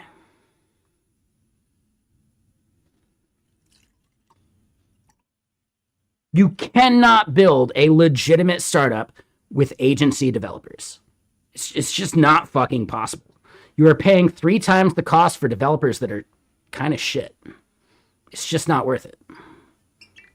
And I say that in the nicest way. If a dev was good enough to get a proper fucking salary from a proper company, they wouldn't be sticking it out with a shitty agency. You know? You do not have the best of the best when you're booking an agency. You just don't.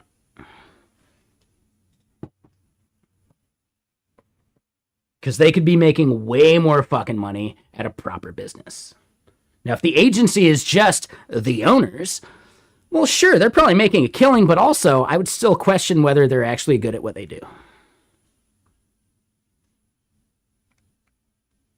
I would still majorly question, oh, these guys run an agency, but they're the ones actually doing the work? Can't be that good of an agency.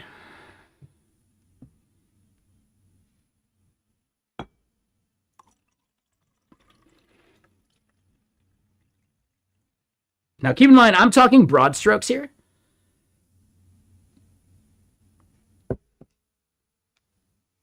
There are edge cases, sure, but I'm talking like broad strokes. Dude, if you're contracting an agency that's just the two founders, huge red flag. In general, contracting agencies for anything is kind of a huge red flag for anything other than like a marketing site.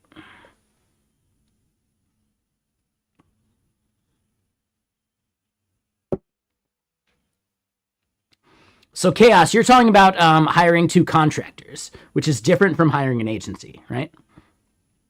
At that point, you still better be good at like the project management part of things.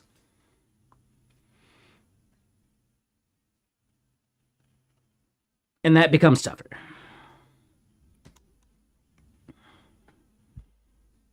At least the agency has someone who is probably like orchestrating the scope of the contract and a bunch of that shit, right? If it's two separate independent contractors, they don't give a shit about each other. They're just there to collect their paycheck. So then you need to be really on top of shit to make sure that they're working on the thing that they should be working on. I don't know, like agency life is crazy, man. It's fucking insane. I do think at some point, yeah, could I start an agency? Why not? Fuck it. I should probably be like massively profitable as a solo dev first, as just a contractor. But at some point, well, yeah, could I do an agency? We specialize in building applications, blah, blah, blah, right?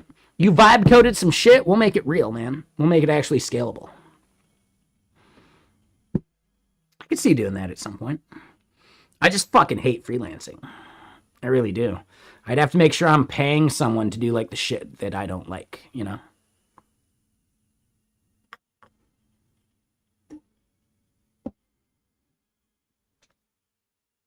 I may be an inspiration to your future enjoyment of the bong hits. Okay. That's a lot to put on my shoulders, but I get it. I'm kidding. I think I know what you meant. You meant of like this space, right? Of like just software and game dev and talking with other developers and shit. My biggest thing though, Wonky, is that a few of your messages seemed really, really like spammy, and I still don't understand the context of them. And then, yeah, you kind of just like, when we called you out for possibly being a bot, that was annoying, right?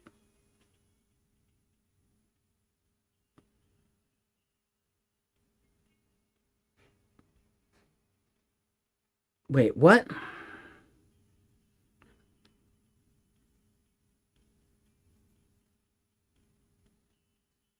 Who said Irish?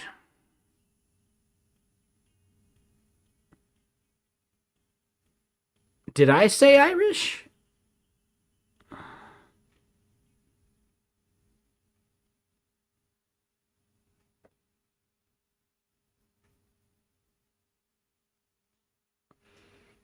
If you are Irish, why the question marks? Could you just simply make it a statement that you are Irish?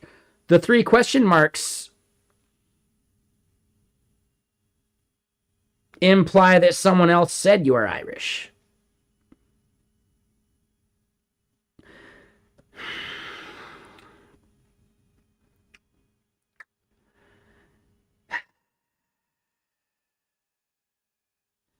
Are you already making me regret this?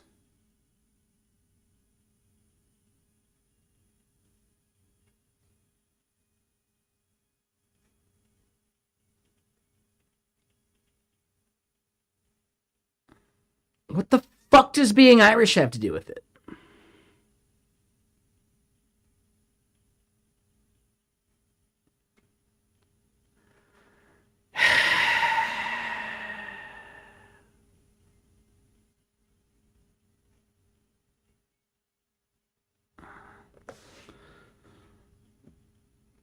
Yeah, Kenny thinks you're a bot for sure.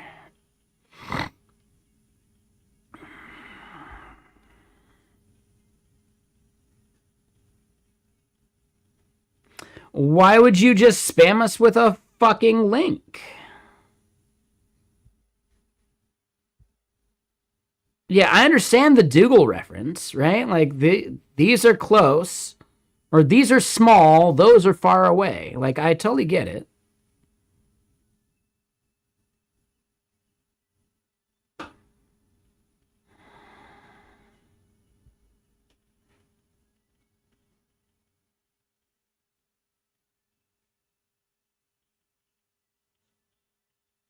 No, Dougal.com is not Irish Google. I'm just gonna say no. I'm over it. That might be the quickest someone's gone from like, oh, they got unbanned and they started talking again and like, oh shit, I made a huge mistake. I should not have unbanned them. That's what it feels like right now.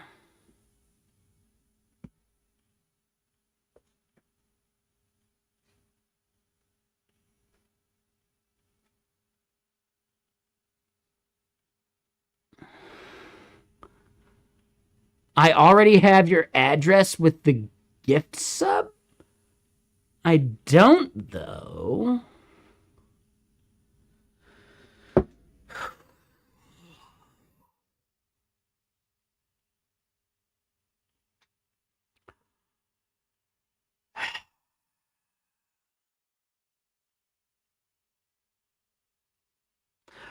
Again, why did you do Dougal.com? Why do you think that's a thing we needed to see? What up, Frost? How you doing? Yeah, no, I will. Yeah, there you go. That's easy enough. Cool. Yeah, very simple. Yeah. Like, you're not getting unbanned after that. You know that, right? Like, dude, what the fuck? People are so goddamn weird, man. That might be the quickest everyone's gone from, like, unbanned to banned again. I think that's it. I think that's the quickest it's ever happened. And just no thank you. Yeah, I'm going to leave a mod note. No thank you.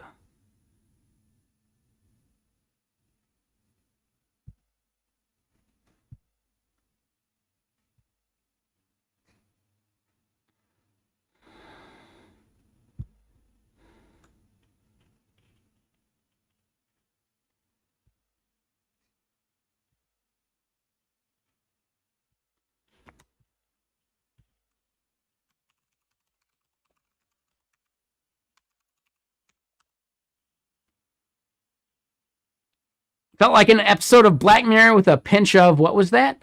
I mean, if we really wanted to add a pinch of something, it was like a pinch of Monty Python or something. Right? Like the parrot is no more. Right? Like it's just like nothing's real and that's the joke somehow. I don't know. I don't get it. I don't fucking get it. Yeah. I don't understand. Like, no, we don't need that dude back. He can just fuck right off.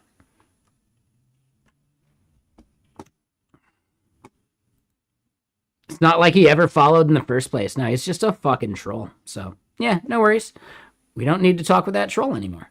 Dude is super weird, though. Like, I'm going to add, like, the mod thing.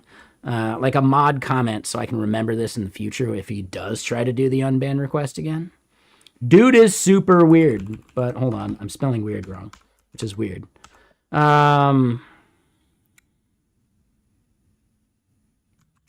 Seems unhinged and too random. Probably not a bot.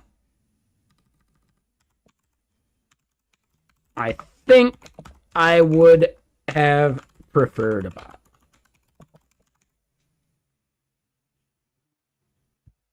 Mod comment added. There we go. No big deal.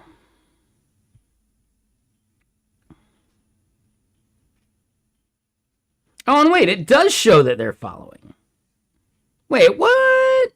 Why didn't I see the follow elsewhere? They actually did have a follow still, but yeah, no thank you. I'm good on it. Like, dude, Wonky Circle.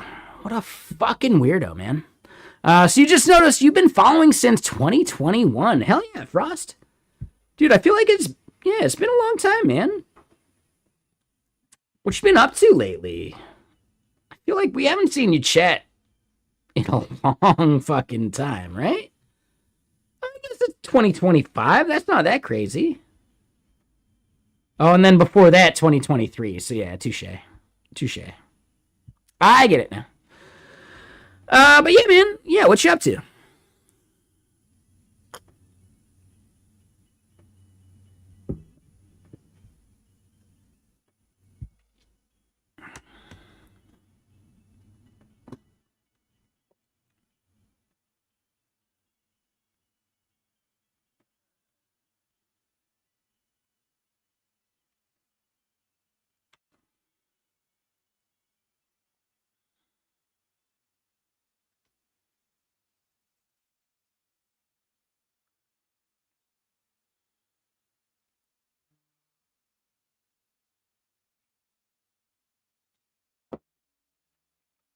Not as active on Twitch as the Golden Days. Yeah, no, I get that. That's basically just like the nature of the game.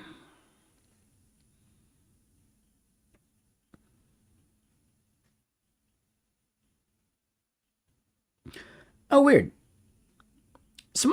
Here's the thing, dude. I actually feel bad about having like a creator account on LinkedIn. I'd rather connect with people than just like gain followers.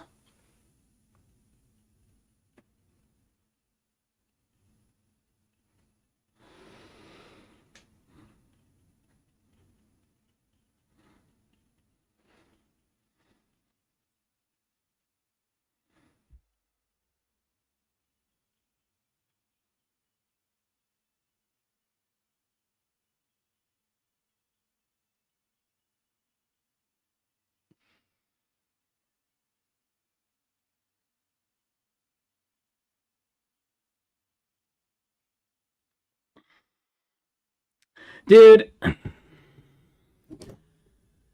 I'm sure they're real, but at some point, I don't know, man. We have an ambassador where it's like him and his wife are both ambassadors for GitKraken. I'm not even sure either of them are real at this point. Like, both of them could easily be AI generated. But at the end of the day, like, I don't know, they got a following, they make shit, they do content. If they're AI or not, I don't give a shit. It still helps our brand, so fuck it. It's just weird, man.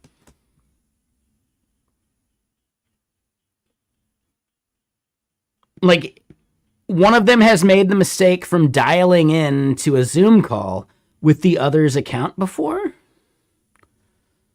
Which does just seem weird, because wouldn't you just have separate laptops in which never the twain shall meet kind of thing?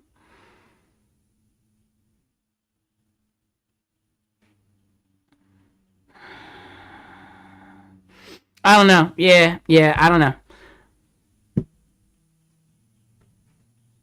Sounds like something your dad would do. Create like a fake husband and wife duo and then like just get a bunch of ambassadorships for a bunch of brands. I don't know what value there is for that. To me, it sounds like something a younger person would do to try and just like make a crazy passive income. Oh, just using someone else's login? Maybe. It's just more like, how is that login on your laptop? Are married couples sharing laptops more often than I would think? That'd be like sharing phones. That's fucking weird. That's fucking weird. Like, I don't get it. I don't think I'll ever get it.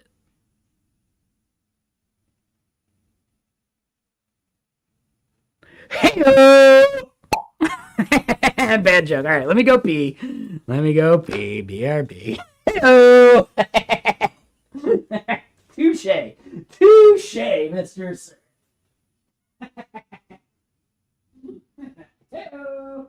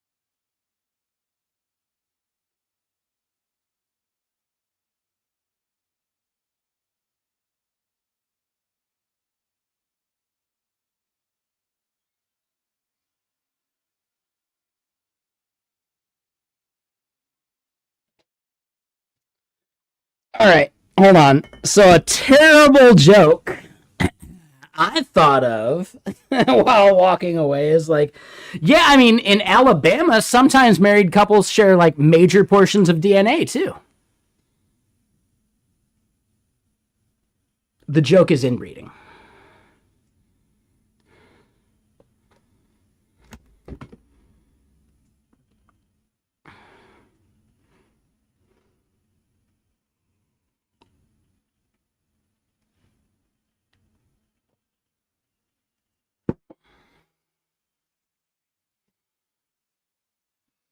The joke and the reality of it is inbreeding.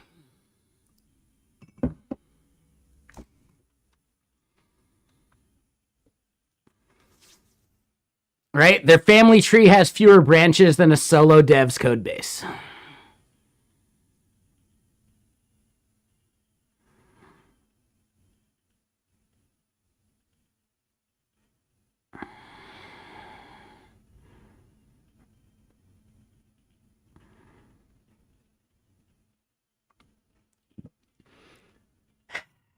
All right, so hold on. I need a separate Twitter account because I really want to post that joke.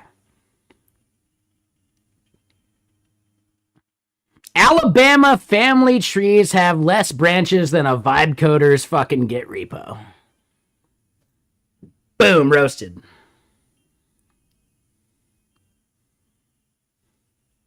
Boom, roasted.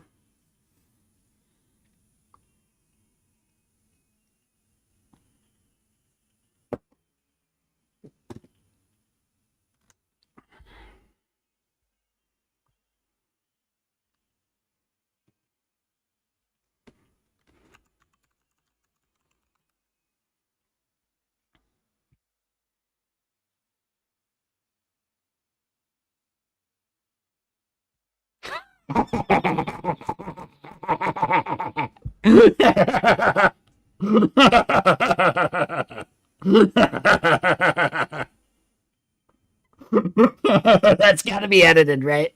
There's no way. That's got to be a joke, right? Dude, I'm crying. I'm fucking crying. Here's the thing, Dax isn't that small. He's my height. He's not like a super short dude. Like I'm short too, like, you know, small king, but like Dude, we're both like 5'6". Holy shit, man. This makes him look like a fucking child. Like, the foreshortening. Yeah, dude.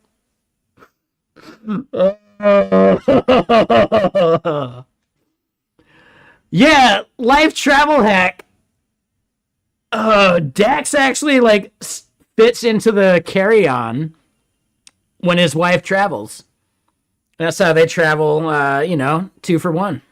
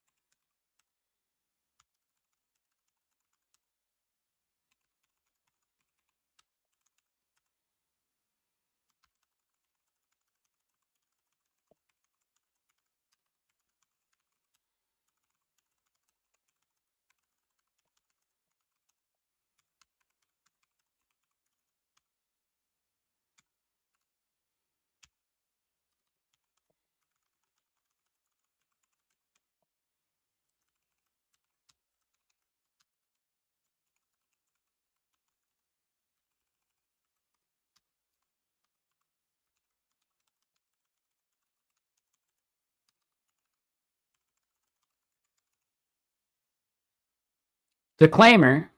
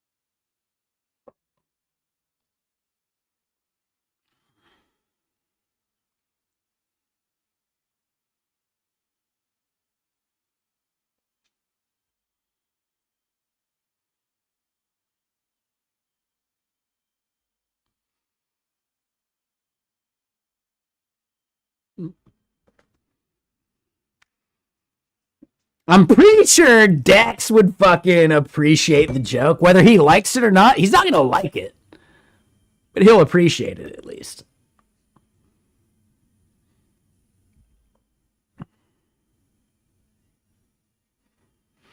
Here's the weirdest part to me. There are people who I've met and chatted with online that actually don't recognize me in person. What am I doing? Like,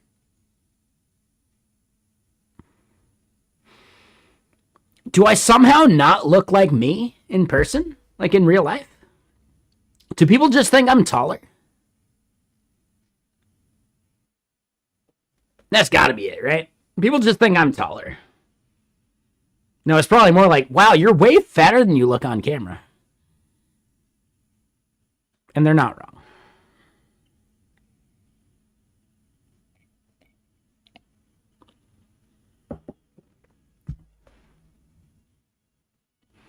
Oh, really, Standard? You thought I was going to be taller too? Okay, there it is. Touche.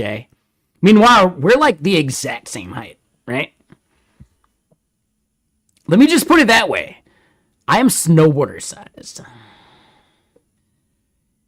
Name a bunch of pro snowboarders, and they are like within a couple inches of my height. Just in general. Statistically speaking.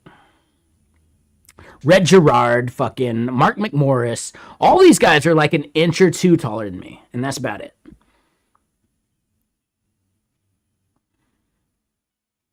That's about it. Shaun White, he's actually kind of an anomaly. He's like maybe like 3 or 4 inches taller, but he also got a shitload of human growth hormone when he was younger because of his heart defect.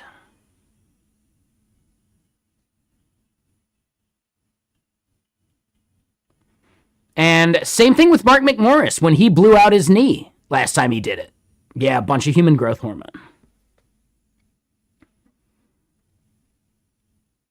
And I believe he was still, like, growing, technically, at the time. Because he's young.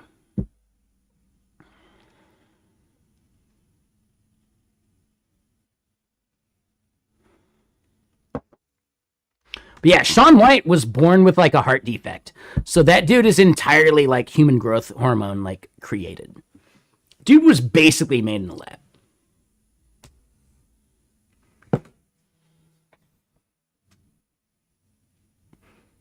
Right? He's like the Homelander of snowboarding, except that, like, he's not invincible and he, like, dude, nobody fucking likes him.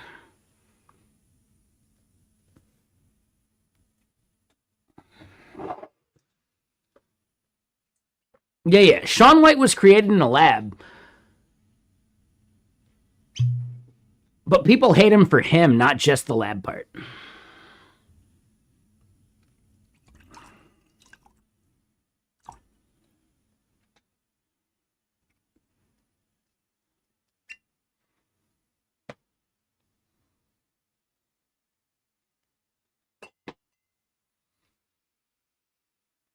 Now, let me just put it this way. Shaun White is just such an uptight douchebag. Right? Like, he could have done so many great things and been such a cool person, you know? He could have basically been like the Tony Hawk of snowboarding. But instead, he became, I'm trying to think of, like, who's like the asshole of skateboarding these days?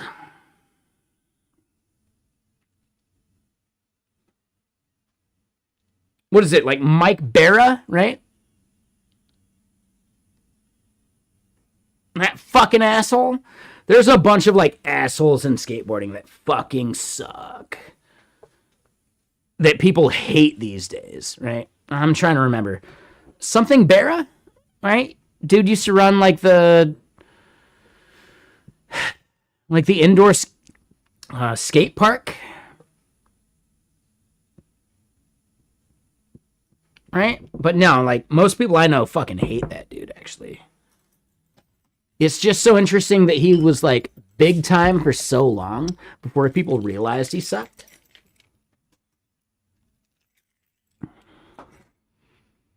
And lo and behold, fucking Scientology, man.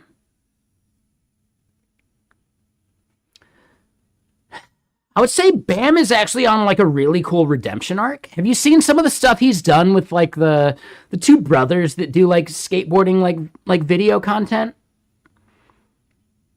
He's done some stuff with them that's actually pretty damn cool.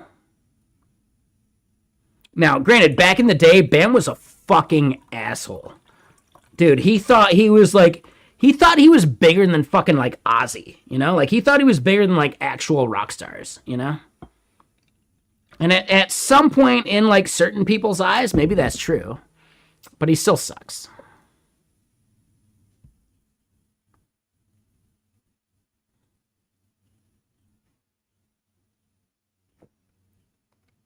Bam is actually on, like, a really cool redemption arc these days.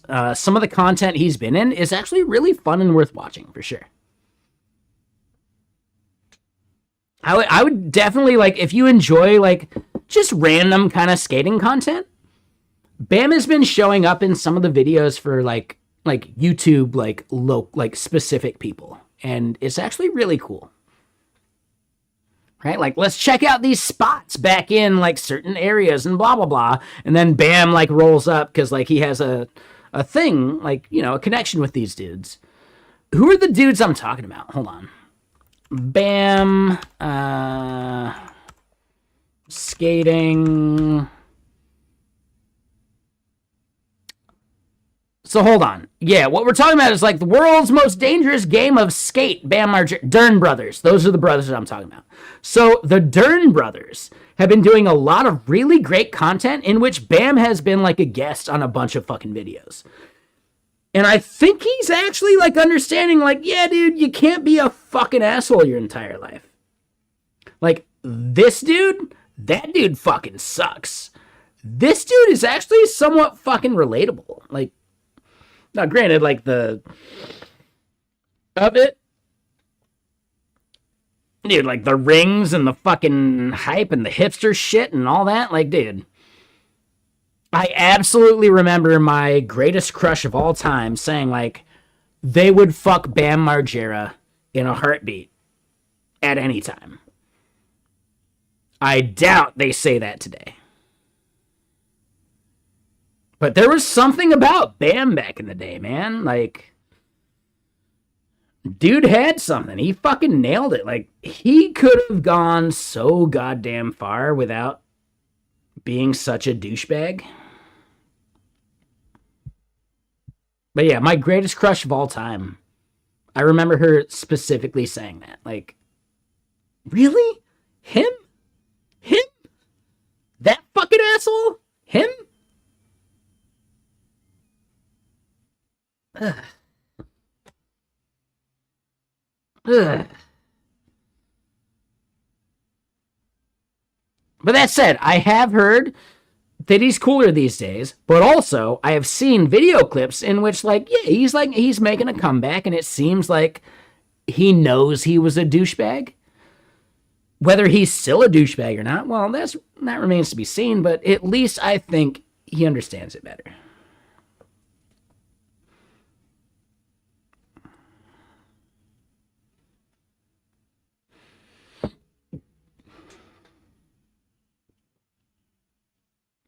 And then Fred. Rodney Mullen apparently was not an asshole per se. Real quick, if you're wanting to do the per se thing, maybe that was just autocorrected. But per se in that context is just SE. Whatever, man. Whether you know or care, up to you. But at least now you know. And knowing's half the battle. But Rodney Mullen being really special? Yeah, dude. Dude is totally fucking special. Dude is on the spectrum for sure. Here's the best part about Rodney Mullen, though. Dude's fucking rich. He's fucking loaded. He would never have to do anything for the rest of his life, and he would still just collect dividends off the brands that he owns. That's gotta be something, man, right? That's gotta be something. And here's the best part, like, dude, Rodney Mullen would never think that he's better than anyone just because he created a thing. Like, he's so real and humble. I've never met a single human being that has ever had a bad Rodney Mullen story, right? Like, seriously, think about it. Is there any single human being out there that has talked to Rodney Mullen and been like, wow, that dude's an asshole? No, their takeaway is like, well, that dude's kind of fucking weird. I'm okay with weird. Weird is way better than asshole. I don't know of a single story of Rodney Mullen being an actual asshole. And that's got to say something. After like 30 years in the business, holy shit. Actually, technically 40 because we're talking the 80s too. Like, he invented the fucking ollie because he just wanted to get up curbs. Yeah, he's weird, but he's not a fucking asshole. And dude, I will take weird any day of the week. Any day of the week, dude. As a fellow weirdo, hell yeah. As a fellow asshole, I don't want to talk to other assholes. Well, yeah, there it is. And some people probably wonder why they've been banned in this chat. Because an asshole doesn't want to talk to another asshole. It's that easy. It's just that simple.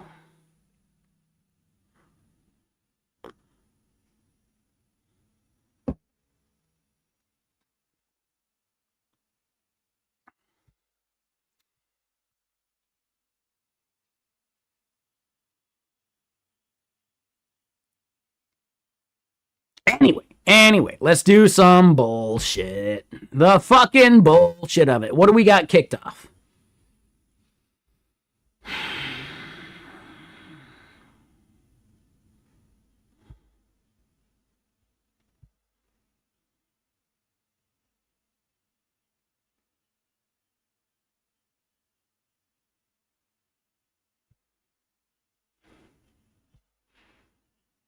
are you not banned then? Because you've never been a direct asshole to me, man.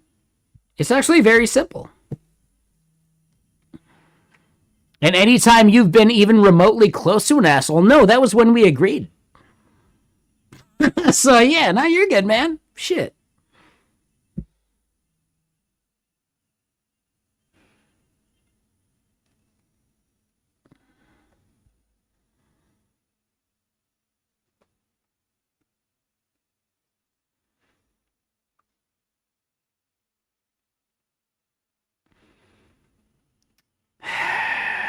Let me put it this way.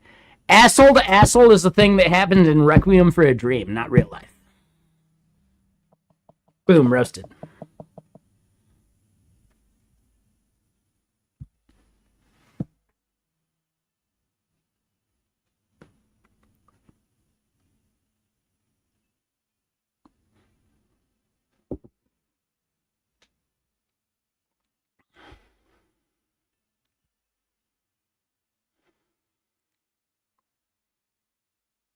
That said, I'm going to be on television.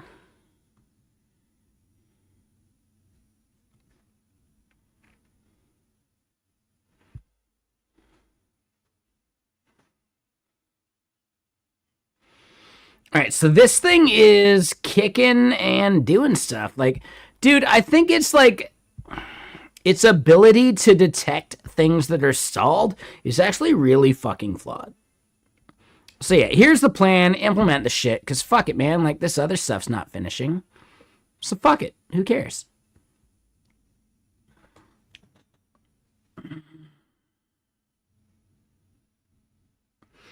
And then, finally, yeah, I'm just now getting to it. Lithium, Mr. Sir, you're still out there, right? Lithium? Come on. I hope you're still out there, Lithium. Appreciate you. Thank you for the sub.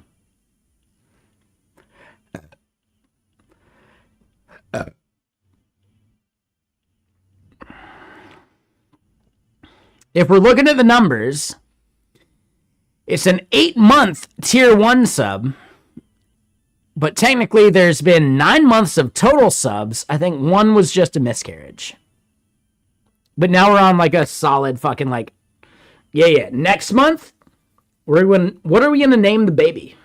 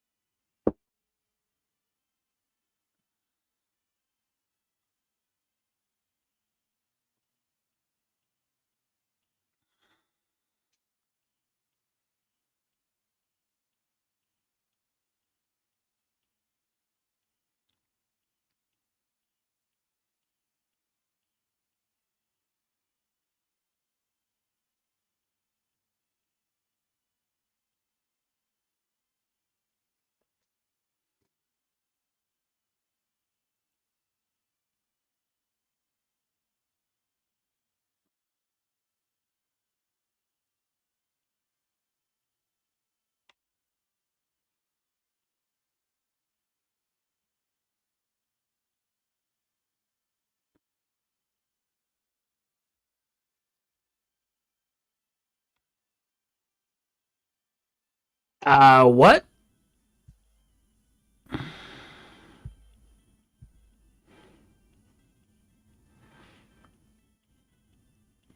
Account created 8 days ago.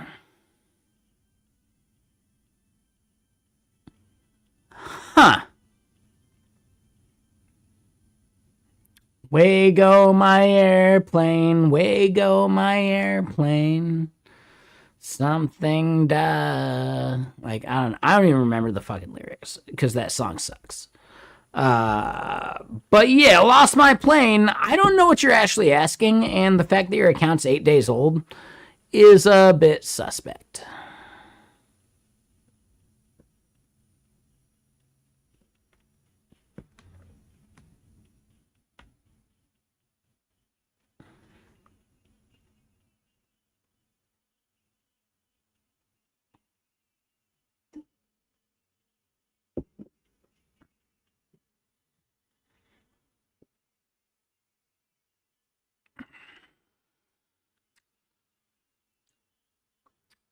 New phone. Sorry you're sus.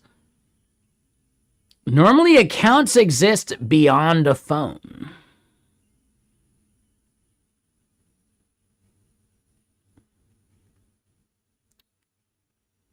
Sus of what? I don't know. You're the one that said that.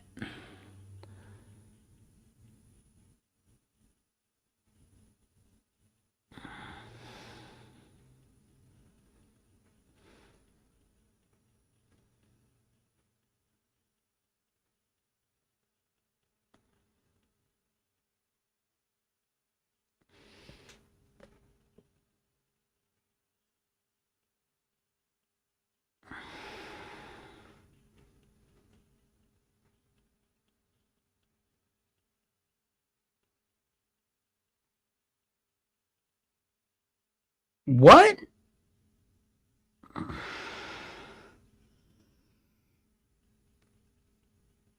What? Does anyone else understand what they're saying?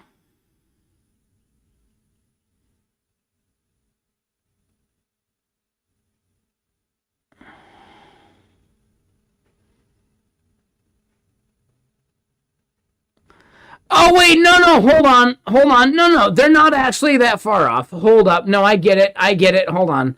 Now I fucking get it. It took me a second. I made the joke. I quoted Requiem for a Dream, and I quoted the mom saying, I'm gonna be on television. That's actually where that came from. When the fuck did I say that, though? That was like ages ago, wasn't it? That was like a while ago. That's like a long fucking time ago. Yes, I made a Requiem for a Dream reference, but also, where the fuck did that come from?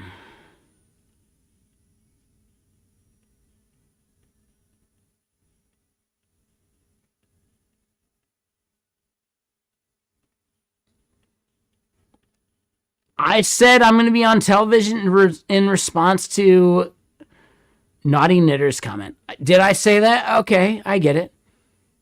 Okay, and then Lost My Plane, that is Crow, like Crow with multiple W's. Okay, all right, okay. Just recognize the I'm going to be on television is a reference to the film Requiem for a Dream. And if you haven't seen that yet, you have homework. Because I will make references to that film. Like, just when we were talking about, like, an asshole meeting another asshole, and then I made the Requiem for a Dream joke, that was the ass-to-ass joke. And if you haven't seen the film, I don't feel like explaining all of the context. Let me just put it that way. Ass to ass, ass to ass. Yeah, for sure. That movie is massively fucking depressing. Yeah, dude. Meanwhile, though, like, you know what? Shit.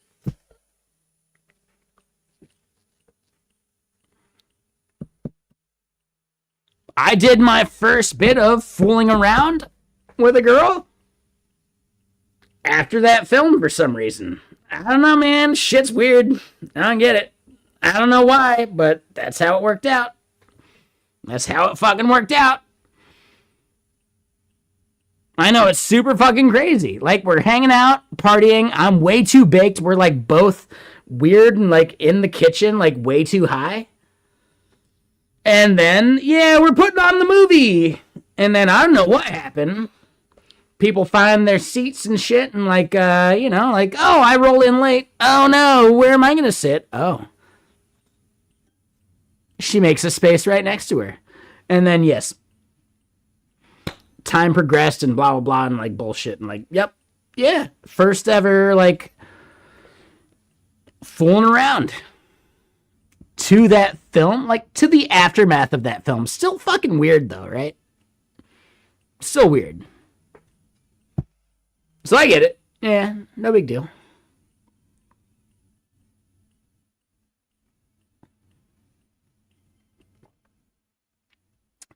Oh, so Camelot, like separate perspective. Yes, I was playing a Perfect Circle's second album when I did the deed for the first time.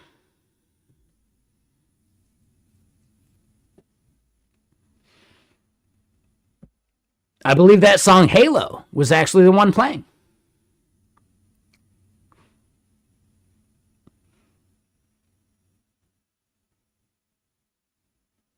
The girl I was dating at the time, I'm pretty sure she thinks it was Blue for some reason. I could have sworn it was Halo though. But it might have been that they both happened like back to back. I forget like the track order.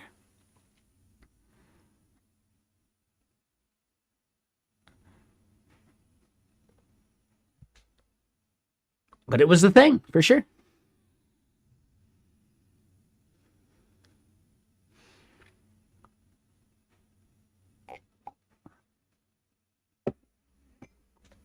Anyway, whatever. There's easily like 3 years between these exact like moments. Let me put that out there.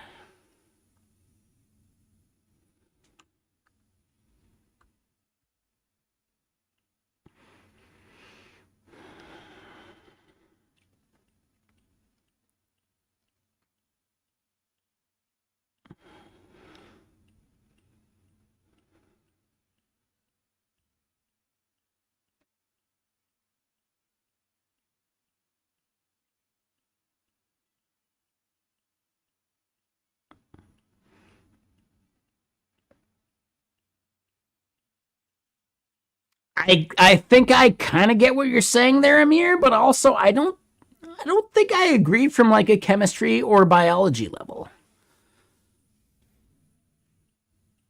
So interesting.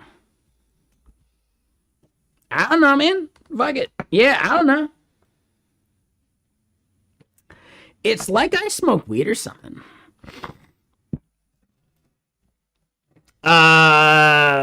I just want to point out, like, dopaminergic doesn't seem like a real word.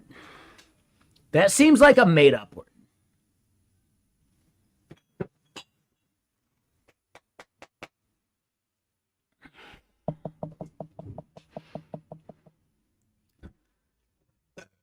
Dopaminergic sounds like something you'd hear in a bad ska song. Dopaminergic, got the upper hand, blah, blah, blah, blah, much as they can, la, da, da, da, da, da, da, da, da, da, like, you know, like, yeah, it sounds like some bad ska. Like, not even good ska, like, just bad ska.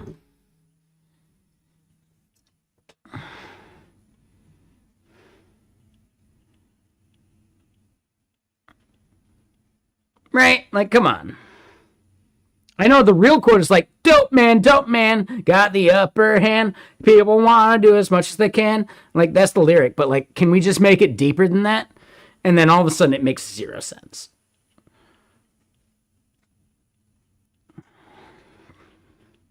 I don't even know if that's actually the lyrics. I know at least, like, some of those words are right. I don't think they're right. But it doesn't matter at this point, because who gives a shit? It's 6 p.m. I think we're good.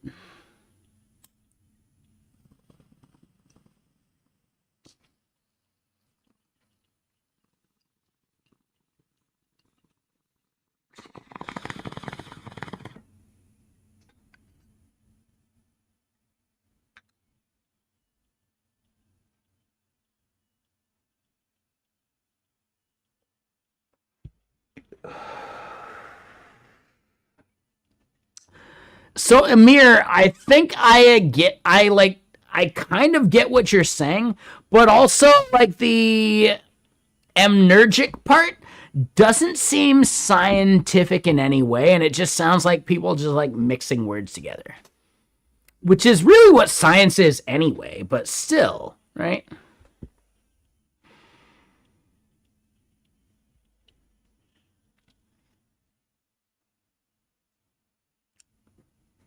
still, I'm just saying, like, there is a separation of some kind of concern there. I don't know what that concern actually is. But yeah, here we are, like 12K events behind Grays.social. Like, motherfucker. Can we solve this shit with prompting? And no, I think we're gonna actually have to, like, write code by hand.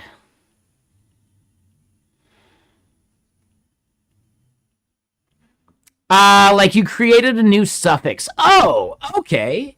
Yeah, so if that's like the gist, I get that, Amir. No, that makes sense. I get you. So it's not like a real thing. You were just making shit up. Dude, that's okay. Just frame it as like you're making shit up and like, yeah, dude, we're all making shit up. All right, that's fine, man. Shit. Shit.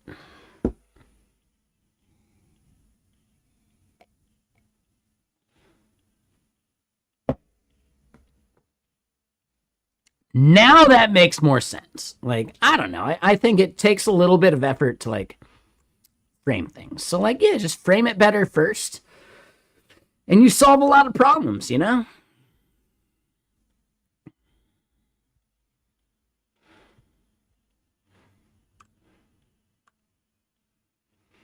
Making shit up is fun sometimes. I mean, that's where all of the source code I've ever written comes from.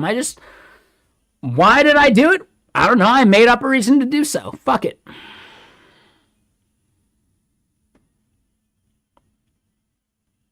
Why do I think Mesijo is like a worthwhile business to build? I don't know. I made it up. Fuck it.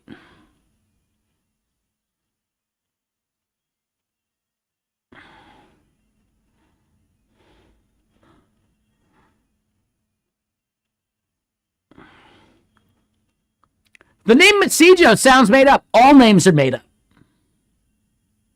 Think about that one. Put that in your fucking pipe and smoke it. All names are made up.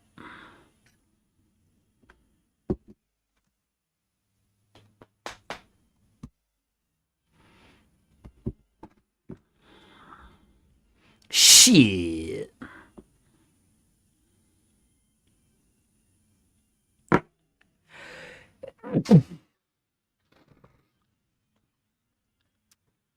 Man, I do wish I had gone snowboarding. If I had gone up at like, dude, if I had left the house today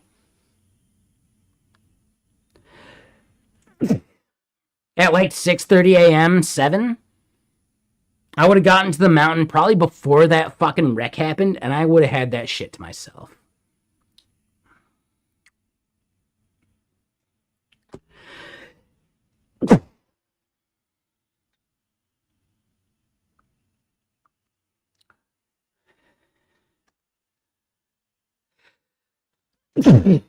God, I'm so sorry for the sneezes, everyone. Ooh, okay, so Wampoon, I get it. That could be fun. Are you totally sold on that, though? Because hold on.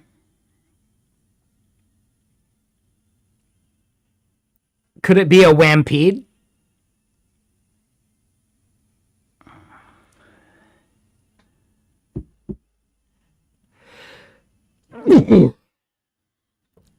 Okay, already released. I get it. All right, so hold on.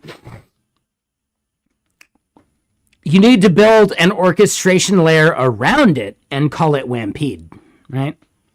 And then you just start using like the Jumanji, it's a Stampede reference, but it's a Wampede. And you just like draw it by hand. So then they can't even like sue you for it because it's a hand-drawn thing. Fuck it. Deal with it.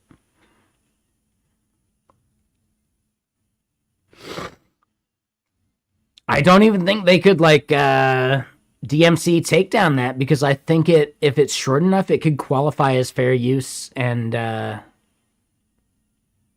just for fun, right? Like as like parody.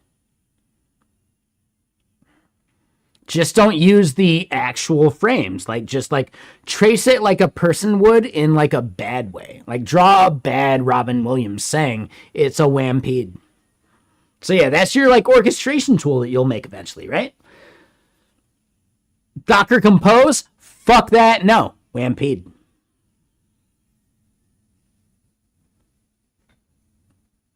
There you go. Why would you Docker compose a bunch of Wampoon instances when you could just Wampede it? It's a Wampede! And then, like, you just show the ad. Boom. The marketing does itself. So, you're welcome. Take it. I am relinquishing all and any rights that I had to this idea. You're welcome. You can clip me saying that. I may end up deleting the VOD or making it private, but honestly, I wouldn't challenge you. Like, come on, man, just do it. Yeah, you got it. Feel free to make a clip of me saying that. A clip will live forever. The VOD, maybe not the VOD. But yeah, like, I'm not going to come after you for any of that shit anyway. Like, come on, you know me better than that. So, dude, just take it and run with it. You're welcome. That was just some, like freelance writing you got for free. And let's think about it. Do you think an AI would have ever come up with it's a Wampede as, like, a marketing fucking gimmick? No fucking way, dude. The amount of, like, work you'd have to put in to create an LLM that would come up with ideas like that. Yeah, dude, you might as well just become like an entire person that thinks that way if you're going to put in that kind of effort. And meanwhile, I've done that. I'm already there. So I'm like a premium LLM that you could prompt for a very fucking high token usage count, like, cost. And now we're just back to freelancing, you know? I do wonder if that will be a thing, like that Rent a Human site. Like, yeah, dude. Hey, do you want to bill me on, like, a per token usage kind of, like, context? I got it. Yeah, for sure.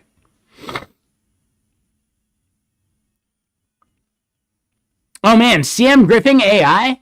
Whoo, the latency sucks, but you know what? It's spicy in just the right way. I like it. I'm into it. Depending on the time of day, it's like a half-hour latency to, like, 95 minutes. If he doesn't respond quick enough, you get it for free.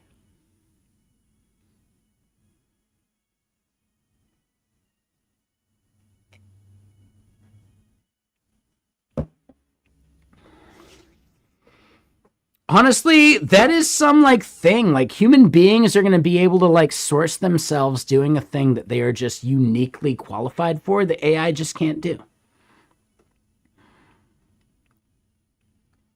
So what I think is going to be the future is, like, some kind of, like, universal income.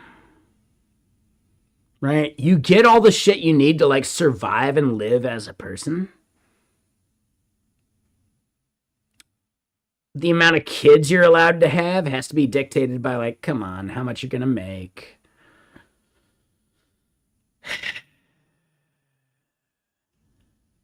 Right? Like, dude, enough of the people with no income having 9 kids.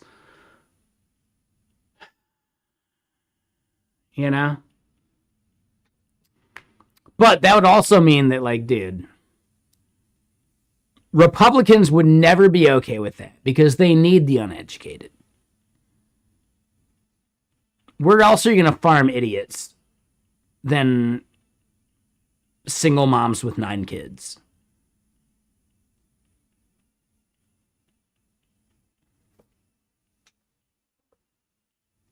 I know, that's like a harsher statement than I should have made. I get it. Nothing wrong with a single mom. But dude, like, 9 kids really, really does dictate, like, those kids are fucked. There's a threshold of how many kids a single mom could reasonably have before they are being neglected. So I'm curious about that. What do we think that number actually is? And no, let's not actually talk about that too much. I'm joking. I don't actually want to make content about that, but that is a thing to think about, you know? But anyway, yeah, no. We're not going to have a conversation about that. I know, I'm being a fucking asshole even posing the question. single mother, single father, whatever, right? Same fucking thing. At what point are they just incapable of like giving the attention this many kids would need, right?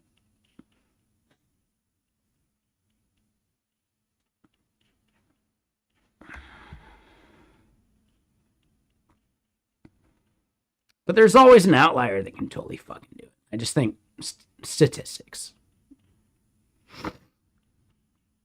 What REST client do I use for testing API endpoints? So what I will get at is I don't mind just doing like a curl request. I don't mind doing like, I think I have Insomnium locally somewhere. Pretty sure I have Insomnium.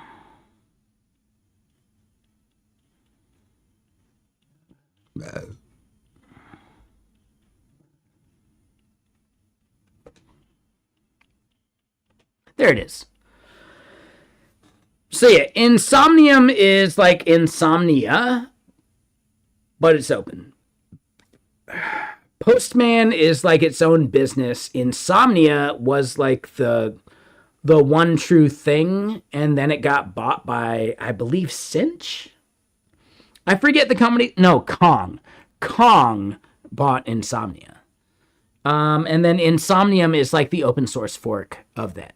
I love the idea of Insomnia's like dependency based like hooks and all that shit. It's really cool. That said, if I'm actually like building tests, actual tests for AI and not just like a one-off thing to like verify it, I would actually be building that with Dread.js still. And I know Dread.js is deprecated.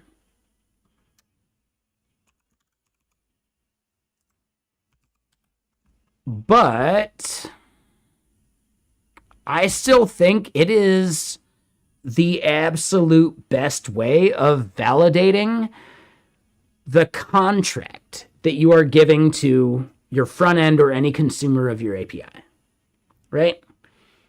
It is 100% like native to your open API spec or your API blueprint. Honestly, like we're all just doing Open API 3 right now, right? We're just doing that. Technically, this thing is out of date. So this is the thing I want to point out. If you use this, you are going to get so many like warnings about like bullshit.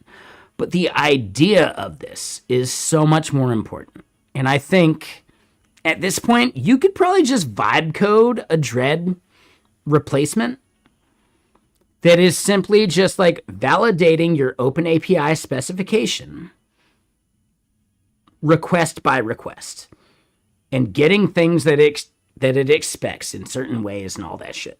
And if you can do that, that is the most valuable test you'll ever have for your API ever again. But yeah, to do that in like a reproducible way using like existing tools without Dread, because Dread is, dude, if we go to the repo, hold on, where's the GitHub for it? Here we go. It is massively fucking deprecated, right? Archived in 2024.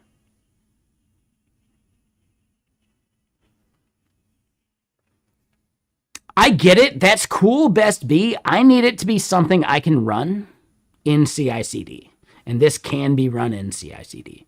So really, like, I need someone to turn an Open API spec into a set of integration tests in which I can hook into that test and add, like, the value that I care about.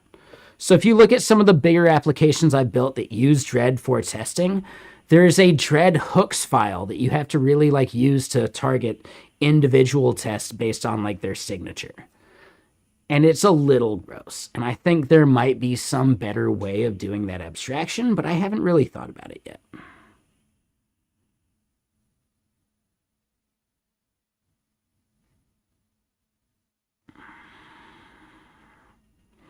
I think there is really, really like something special we could do there.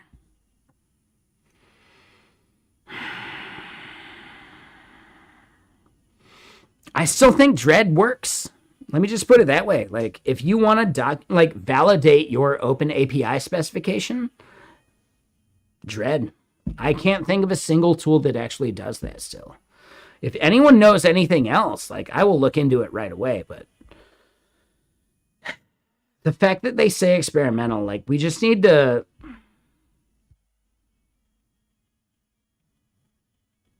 We need to fork Dread.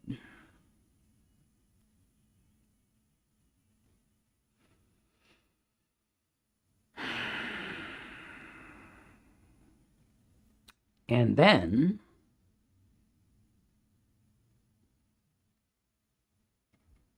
narrow the scope enough that it can be actually, like, maintained. Because I think supporting all of these, like, hook formats is actually the issue.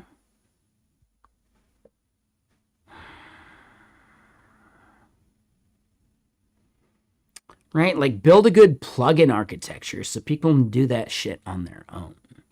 Because to me, it's just about the open API part of things, right?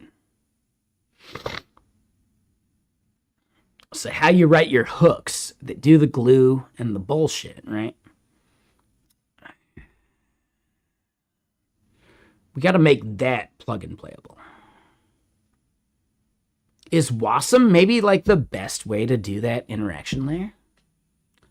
Whatever you're doing, just build it as some Wasm, plug and play it, and call it good. Fuck it, done. That might be the move.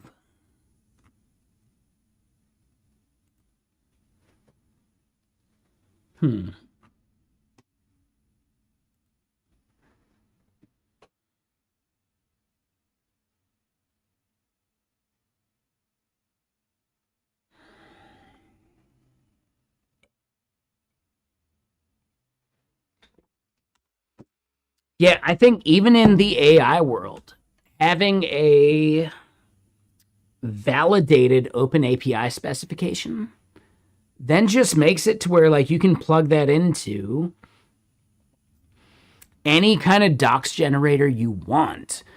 Something that then spits out like an LLM.txt or whatever. Like, honestly, like, I get that. Like, there's so many things you can build once you know your open API spec is actually correct. Right? Defining it doesn't mean it actually works that way. Anyone here ever dealt with, like, oh yeah, you gave me the open API specification, right? Like, you merged it. I'm looking at our docs and I'm making this request and I'm getting a 400 and it doesn't tell me what I'm doing wrong. Oh, my bad. I forgot to update the doc. Let me go fix that real quick and we should be good. Motherfucker. Right? What that means is that the open API spec, when they are building it out and, like, modifying it, they are not actually guaranteeing that it matches the changes they're making to the back end. And, like, that is where Dread would solve that entire fucking problem. And then as a consumer, I know for a fact that this open API specification is validated based on actually doing requests to the server, not just some, like, generation, like, boilerplate bullshit. Because even if you're writing Go or a bunch of shit, they're not validating that you actually, like, do what you say you're doing if you just have a thing in a doc block. There is, like, I could be wrong, but the last time I looked at the way to, like, auto document an API with Go, no, it's just a fucking doc block above a function, right? And there is nothing actually validating that that doc block actually represents what this function says it is. Maybe that shit's come further since I've looked at it. But the last time I looked at Go open API shit, nah, man. It was whatever you decided to put in the doc block. And that's bullshit. That's absolutely bullshit. That's fucking worse than a hand-maintained open API spec. Because you think it's being generated right because from a front-end perspective, like, oh, they're generating it from the source code. Oh, it's got to be good then. Nope. Same problem. You just forget to update the doc block and there's no validation there. So instead, Yeah, in my opinion, Dread.js or some abstraction similar to it is the only proper way of providing an open API specification to anybody. If it doesn't pass Dread, it's not public. And there we go. Done.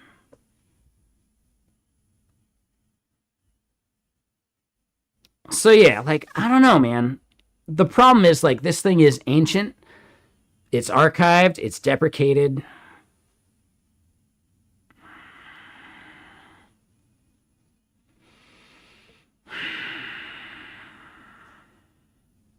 So now I want to think about how do we do this differently. Because, yeah, it doesn't make sense to me that, like, nobody actually needs a validation layer for this stuff. Are you just, like, trusting people to be right about it?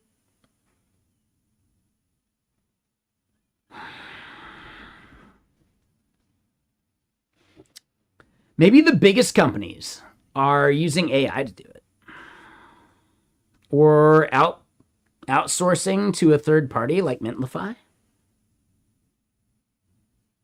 Do we think that's actually it? Is that just what big companies do these days? Like, why build a thing, even though it's pretty goddamn simple, when we could just, like, pay someone actually pennies to do it?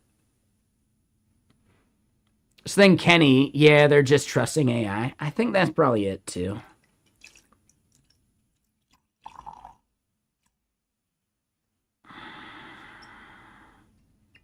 That is what they're doing now. Like, no, just analyze the source code and generate the open API spec.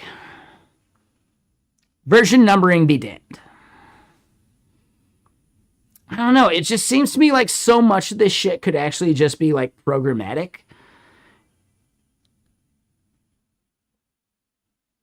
Like, no, you could just make this deterministic and, like, actually programmatically derived.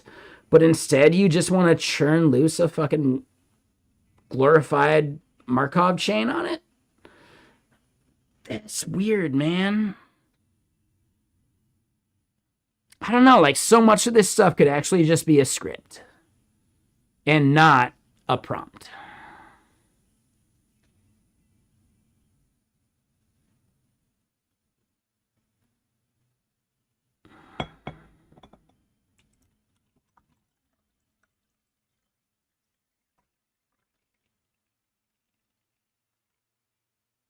Why use lot token when few token do trick? Nah, man. Most of this shit could be a script with a simpler prompt. Just do that. I think people are going to actually start learning that eventually. Once tokens become really fucking expensive. I guess right now they're so subsidized that people don't think about the cost. It's just a token, right? No, it is not just a token.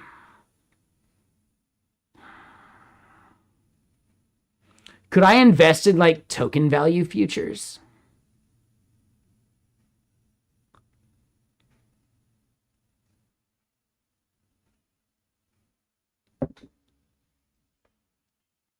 Is that some kind of derivative we could, like, create? I do believe, like, the money market actually works that way. We could create a derivative that's based on, like, the lowest, like, token per text cost from all providers out there. And it's, like, averaged in some way that it's like a money account kind of thing.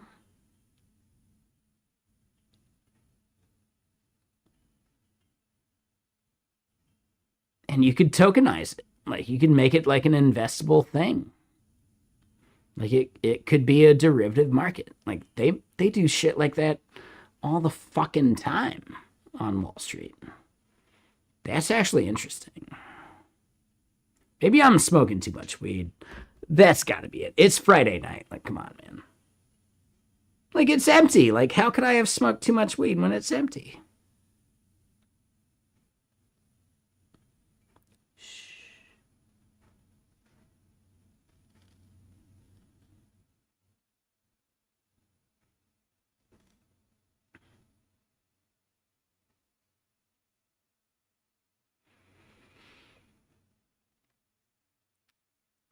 Uh, what a good API handler library should do, no? Like, it knows all the routes that have been registered, and if you add decorators or other things to add metadata to endpoints, so it could just even auto-add an open API JSON endpoint that always returns the description of the current schema of the API. That was a lot of words, sorry. I don't think I should have tried to do that all in one breath. Right? Hindsight's 2020. But when you say API handler library, you're talking like an SDK, right? You build like an API specific SDK. In general, my opinion is that an API specific SDK should be generated from the Open API specification, because the Open API specification is actually the source of truth. Because if you treat the Open API specification as the source of truth, then Dread and that kind of testing makes a shitload of sense. And if the API works and is perfect and is validated against the actual API, right? Like the Open API spec validated against the API, then the SDK you're generating is almost guaranteed to be true as well, because like you validated the assumptions of everything ahead of time. So now generating from that should be very straightforward. Generate the Open API spec from your server definition. And what I'm getting at is, what frameworks are you using to do so? In what languages? It is very, very much implementation specific if you want to make that argument.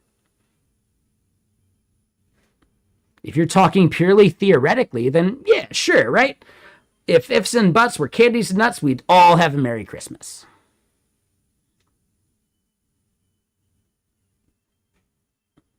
So, Big Blind, what I will say right now is, most likely, the Python thing you're thinking of is the exact same thing I was talking about when it comes to Go and doing that as well.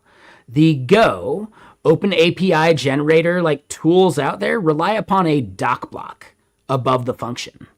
But that doc block is not validated at runtime against anything. So then you're just taking someone's word for it that they updated it. You know? There's nothing that guarantees they update that doc block when they update the functionality that changes beneath it. So you have no guarantees that that is actually in sync with what you're talking about. That's what I'm getting at, and that's why instead, having a layer that validates it is way more useful. Like Dread, or like some other languages have built in, right? But it's very like language specific. So that's why I asked. Like, you're saying you've seen Python do it? Well, again, you don't have a link, you don't have anything to show us, and I have to just guess, and I'm just making that assumption. Yeah, it combined decorators on functions. Yeah, sure. But in general, those decorators were not actually validated in a second run step, right? So it's still just documentation. So it's either a doc block or a decorator or whatever. But if there's no step validating that decorator against actual runtime usage, then it's a moot point. And there's so much you got to do that's extra for that runtime validation, like Dread.js and its hooks, that like if you haven't written those, you weren't doing it, you know? So that's what I'm saying. Like, it doesn't matter if it's a decorator or a doc block or whatever, it still has that room for user error of like updating the code, but not the doc block. Whereas instead, if you have an intermediate layer of Dread.js, I'm going to look at the Open API specification. I don't care how you generate it. I don't give a shit. So now it's a generic tool for any language because you just output the Open API spec. And I'm just going to make sure it does that spec with these hooks I have defined, do what you say it does. And if it doesn't, well, that's a failed test because, yeah, you forgot to update the doc block or the thing that generated it. So for Go, for Python, for all these things, Dread is actually like a really nice addition to the process. What I'm getting at is there are very, very few languages and tools that actually make Dread not necessary. Very, very few. TRPC is one of them. But TRPC is very specific to JavaScript, TypeScript. It's not language agnostic like an OpenAPI script, right? Or OpenAPI spec, sorry. So that's what I'm getting at. Like, it's just more about, like, how cross-compatible do you want to be? If you know you're going to be within a single language for every single thing you're doing, yeah, within a bunch of languages, there's tools like TRPC. There's a Rust version for it. I'm sure there's something for Elixir. I guarantee there's something for Go. But if you want to be, like, agnostic and pass a thing off to another language and still have it have reasonable concerns about the functionality, OpenAPI is it. That's the only intermediate layer that makes sense. And then, how are you validating that?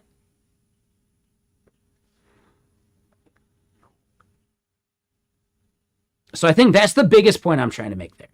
If you know you're going to be in TypeScript, dude, just use TRPC. Who gives a shit? Fuck it. You're done. But I don't know. I don't like to design applications with that kind of architecture in mind. I want to be agnostic. I want to plug any microservice I fucking want into this shit and have the same guarantees because I've validated the contract between these things, which is the OpenAPI specification. I think that's the biggest way to think about it. What is your contract between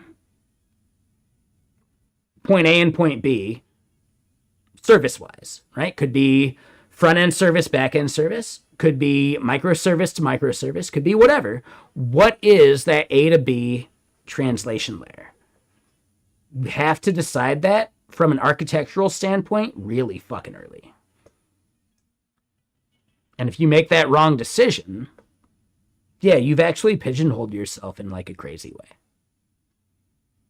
Meanwhile, in my opinion, I think OpenAPI specifications are the bare minimum for cross-communication. And that gives you so much leeway for implementation in anything. So I don't know. It's like it's an opinion I have as just like no one's who's ever worked as like a large scale architect, but I do think about this shit, right? Because you have to. You got to think about this shit. It makes sense. And if you build it this way from the start, then you're done. Like the scaling problem's already satisfied, and it's really not that much more complicated than just going TRPC first. Like honestly, if you do OpenAPI as a fundamental core thing versus TRPC as your like prototyping, honestly, I think personally, you save yourself time in the long run versus like the pivot. That's like the biggest point I want to make. If you think about the cost of converting later versus doing it right now, if they're the same thing, then just do it later. But it is not the same thing to go from a different system to OpenAPI. It is not the same thing, right? But it's basically the same amount of effort to set it up in the first place. So a proper OpenAPI-based system and architecture is like infinitely scalable into the future with all sorts of like crazy rationales. Like infinitely is a bad term, but you know what I mean. Meanwhile, TRPC really does pigeonhole you to things that speak TRPC. That is such like a smaller finite like scope that you will be pivoting beyond that eventually no matter fucking what. You're not going to do that well into the future. So if the cost of building it OpenAPI based first versus just prototyping with TRPC, yeah, maybe TRPC is easier at the beginning there, but what is the cost later to switch? Well, yeah, if you're already there and you're done, the cost later to switch is way higher. And like, no, like you could have just done this. And that's where I think like architecture matters. Like, is this truly a prototype? Or is this a prototype that will become the thing and now you got to maintain it? And I think some people don't realize when they're like pigeonholing themselves into prototype architecture for a thing that business is going to see as finished. And yeah, launch it. We're done, right? No. Now we got to rewrite everything. Business does not want to hear that. Ever. No, I just like bullshitted it this entire thing. Like, no, this is garbage. Now we got to like actually build it. Oh, well, I guess we won't. Instead, if you just built it right. The cost difference is probably not as high as you're thinking. I don't know. There's a lot to this like architectural philosophy of build it for scale because there's no such thing as a temporary fix.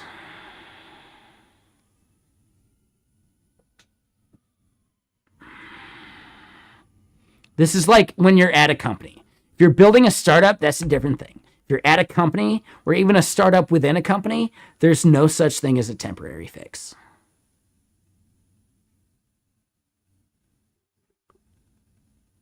Once you've understood that, yes, architect the way that you want to be able to maintain.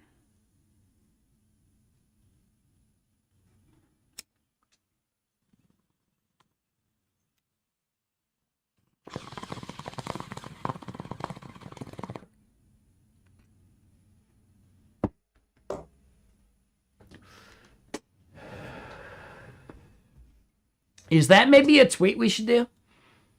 Vibe coders are just now discovering that there's no such thing as a temporary fix. Boom. I think that's a good tweet.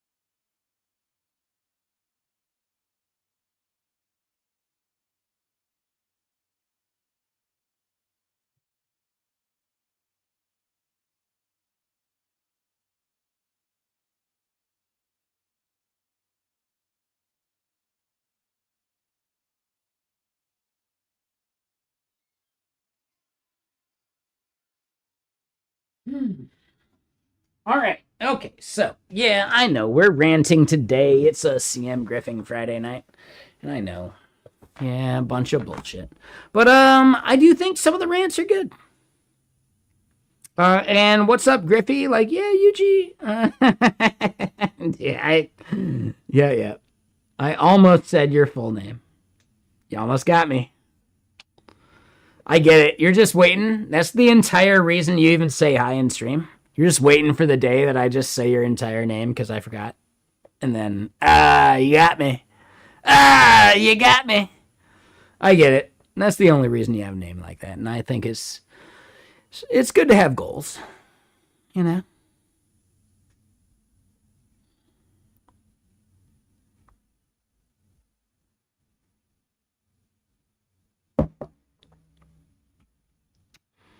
All right, so you think it combined decorators, blah, blah. No need to guess. Yeah, I don't know. Yep. And again, Big Blind, everyone else, like, I'm arguing. I'm not trying to say I'm right. I just argue emphatically because it's the only way you get the best arguments out of other people.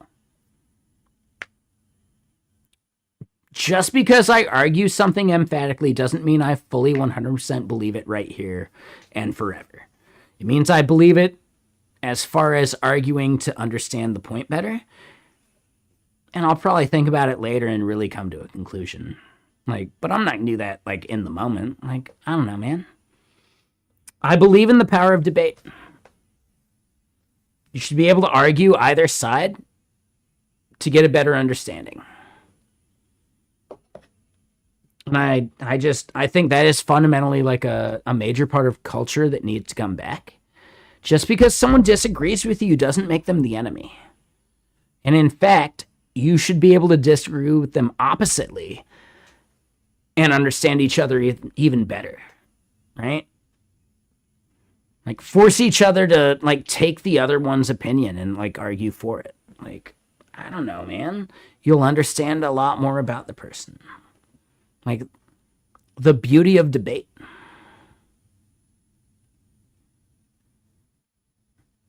I just love the idea of debate. Like, yeah. And then, sorry, Cody, when you say telemetry, I think you mean my heuristics, right?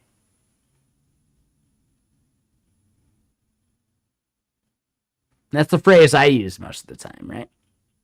Like here on stream, that. There it is. Not the telemetry, my heuristics. That's a different thing. Telemetry is going out to a server somewhere. Heuristics are like purely calculated internally with a flawed mechanism. I'll admit it. But how often are they wrong?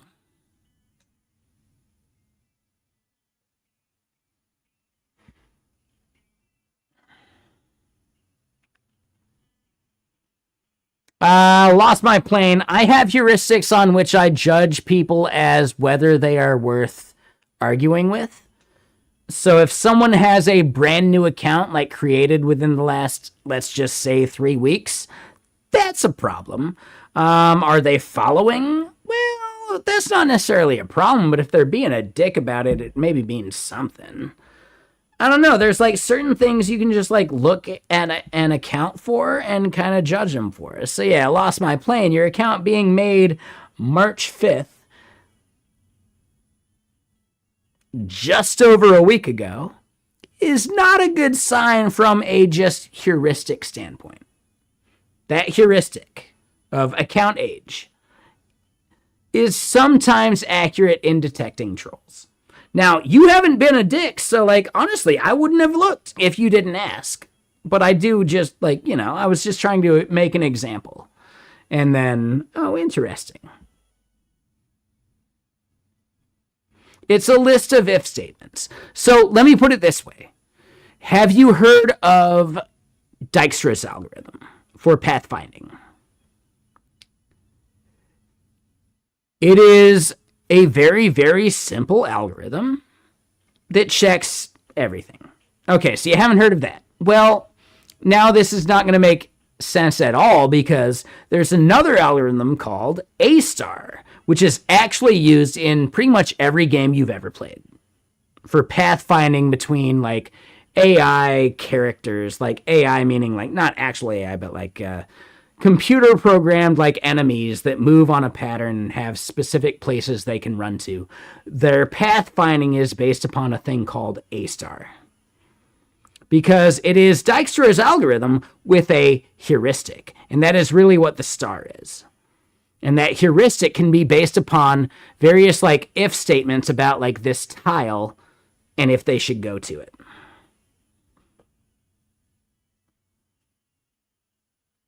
So, in general, you can think of like any modern game with pathfinding for computer-controlled characters. That pathfinding is basically A-star, and it is a heuristic-based version of Dijkstra's algorithm. The heuristic is, well, I don't need to run every single path. I just need to use like a heuristic of like, well, does this one thing just create like enough of like a gap of like, this is the ideal place to go, that I just go and stop there. Kind of thing. Like that's like the simplest way of thinking about it. But A-star is really just like augmented Dijkstra's algorithm. Dijkstra's algorithm is you look at every single fucking node possible and find the shortest path. But that requires way more CPU cycles, especially as like things change. You know, like characters move in block pathways and blah, blah, and you got to recalculate that on every frame of like a 60 frame per second kind of like rendered game. Like, oof. Oh my God. Right? So then, yeah. That's where like some of these things matter. But in general, then extrapolating from that idea of like the heuristic of, should I move to this like bit of cover versus standing out in the open? Well, instead, yeah, no, I have heuristics of, how old is someone's account if they're being a dick? Which you haven't been. So I apologize for looking. I normally wouldn't have looked. But I was just trying to, like, I don't know, create an example.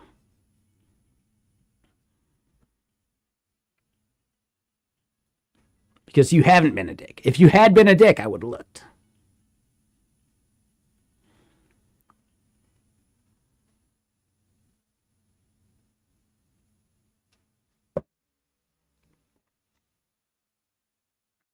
Yeah, exactly. Not actually AI. It wasn't actually AI. And even the shit we're doing isn't actually AI. Yeah. What up, Memory Fade? Now this is a leak code stream. No, it isn't. Shit.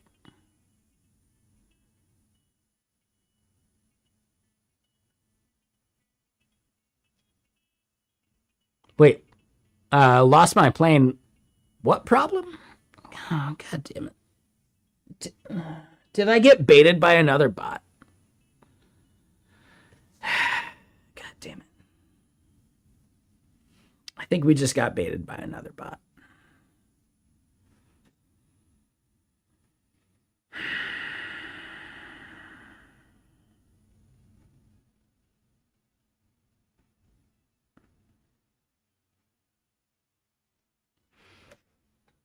Right.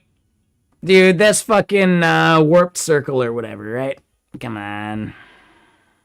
What's their name?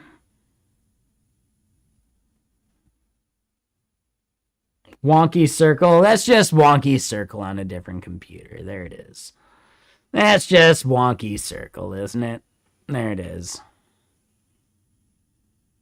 They're gonna Wago their airplane.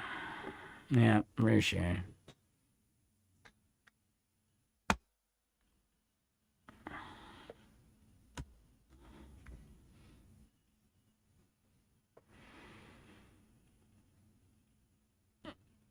Yep. Okay. So at least the two bots followed just then. So now, hey, oh, we're not going to judge you now. Totally. Uh-huh. Both of you did it just right there at the same exact time. Oh my God. All right. Well, at least Worst Shot. It's an older account. We'll allow it. It's an older meme. We'll allow it. It's an older meme, but it checks out. Hold on, there it is. It's an older account, but it checks out. There you go. All right, there you go, Worst Shot.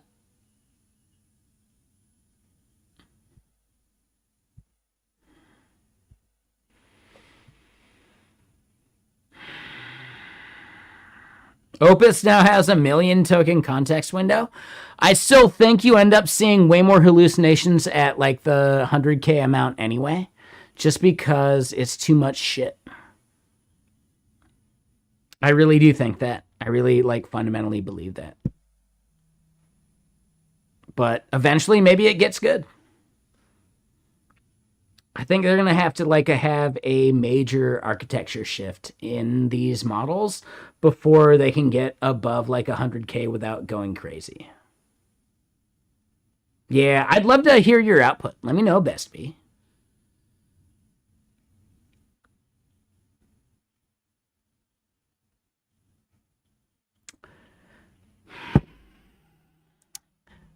I am curious. Would you be willing to like chat with GitKraken?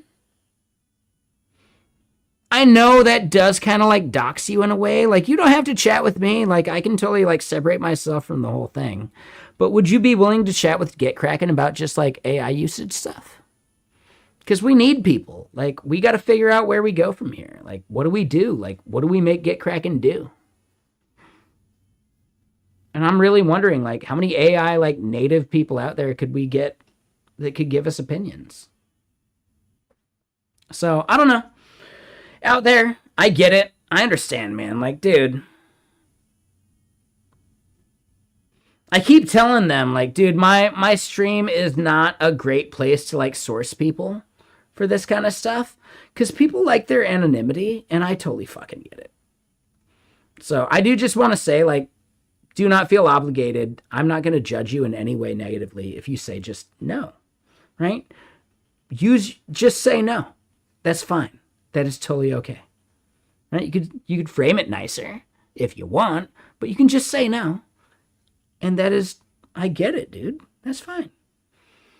Maybe eventually, if you feel better about it and you're reminded of it yourself, I won't ask you again.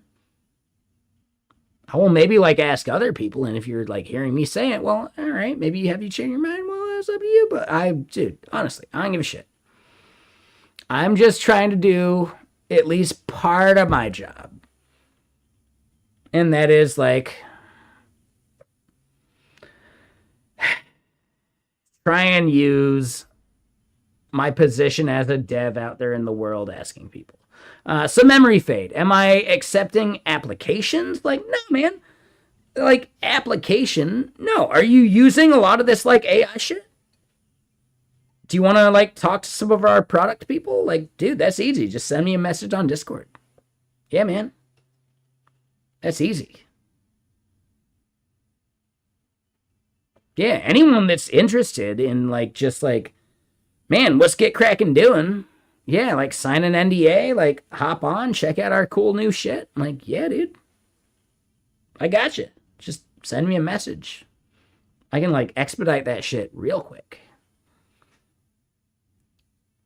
But also, separately, we're trying to talk to people that maybe just don't use GitKraken or aren't interested, but still are, like, really interested in AI shit. And we'd love to ask them, well, what could we do? So, yeah. I get it. Sorry. Didn't mean to put you on the spot. I know that's uncomfortable. Sorry, Bestby. No pressure. I don't give a shit. Dude, I believe I just did all the shit I need to do for that for like the next, like, 4 or 5 days. I think we're good, man. All right, there we go. Boom. Nailed it. Now I can just smoke some weed. Now we can just, like, do the stream stuff. I tried, didn't I? Shit. I tried, didn't I? No one can say I didn't try. There we go.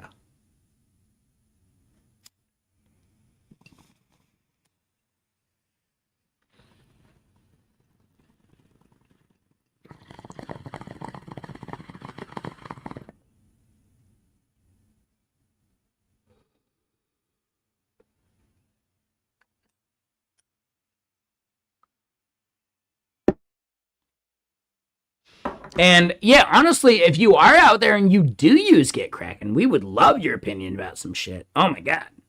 Yeah, anyone that actually uses GitKraken, yeah, hit us up. We'll get you into some, like, really early access shit if you want. Like, it's way easier if you already have GitKraken and you're allowed to use it at work. Dude, I can get you into a bunch of, like, early access bullshit. For sure, dude. We'd love that. Like, you would be doing us a favor. Let me just put it that way. But no pressure. Like, honestly, no pressure.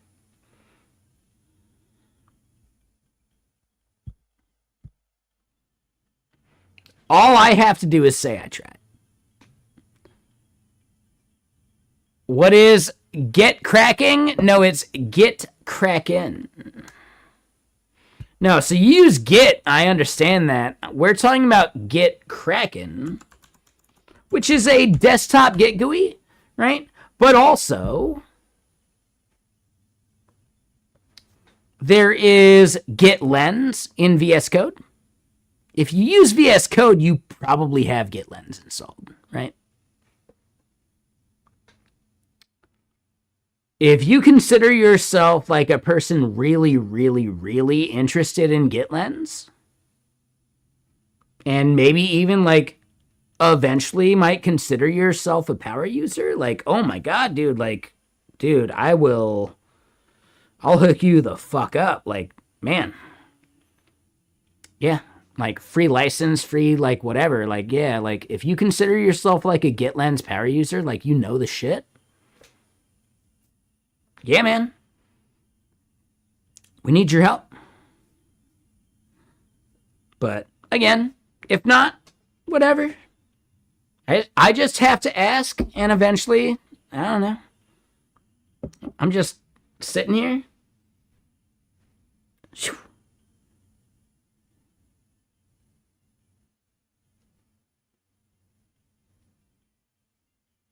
All right, no bites. All right, let's reel it in. All right, we'll cast the net. We'll cast the line out there eventually. Like, you know, we'll get a bite.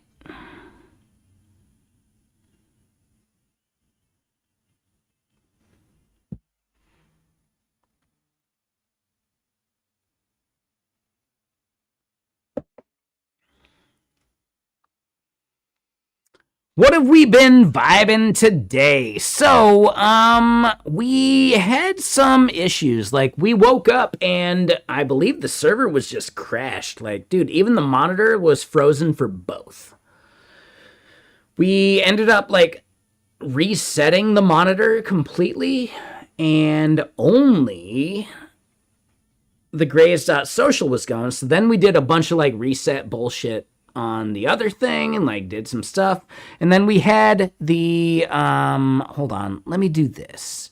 We had some history in which we ended up doing like we investigated stability issues, and from that stability we fixed a couple like unwraps that weren't properly handled and some other stuff. So we think that might help some things, but we still have like 3 things that are kind of like concurrently going, and some of them feel like they should be done by now, you know? Like, what the fuck, dude?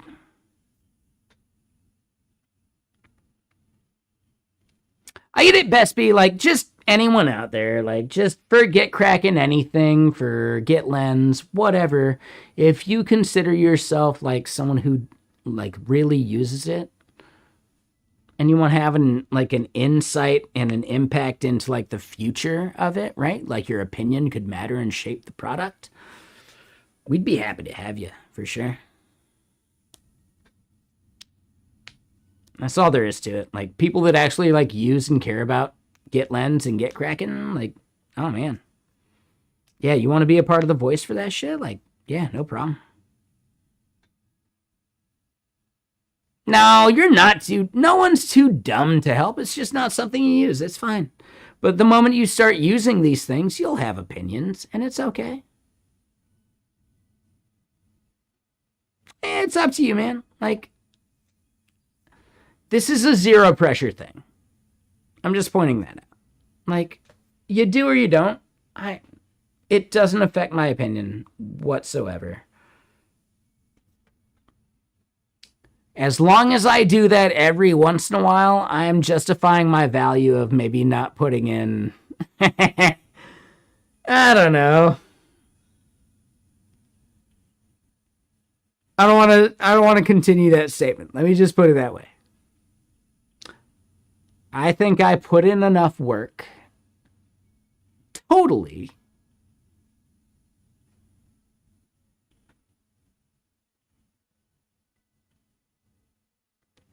That some of the other output might not seem as strong as it should be. But I'm still like supplementing in ways that are maybe immeasurable.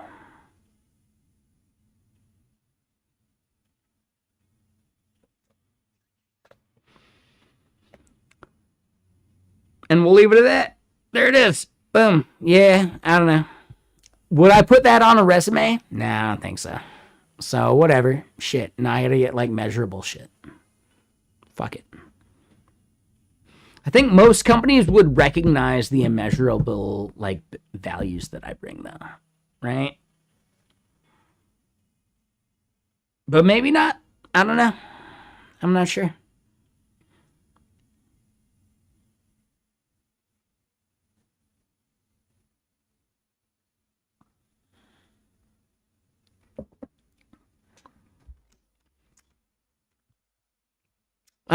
Okay.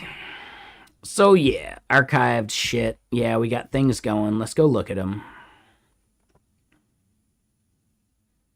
Graph scaling, like, honestly, this one feels done. Like, why are these things really not resolving? I guess the changes are already committed. We just got to create the PR and, like, do it, right? Okay.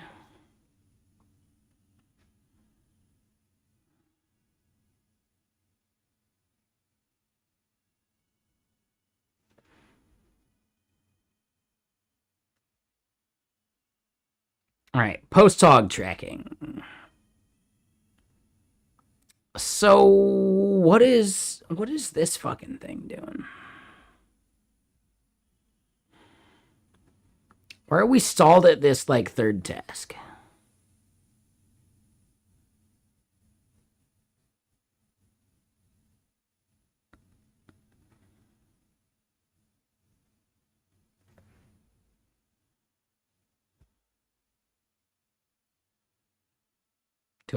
I guess I had to manually click it, and that's fucking weird.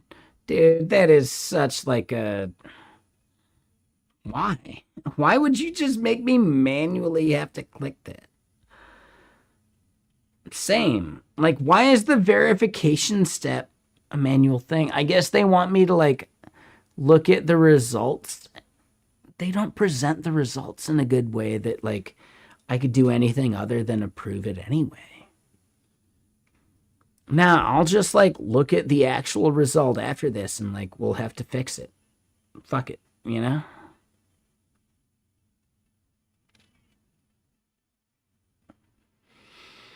And if I have to dive into the source code, so help me. To the moon.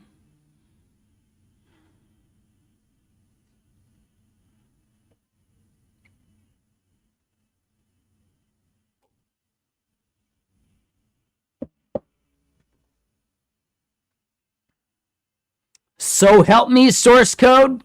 Ooh, to the moon.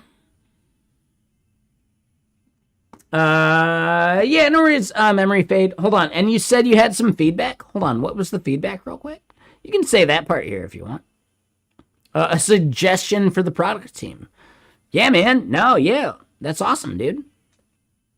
Like, is it something you feel like it's okay saying here? Like, feel free to say that, but you can send it as a DM too. I haven't looked yet. Hold on. I'm looking.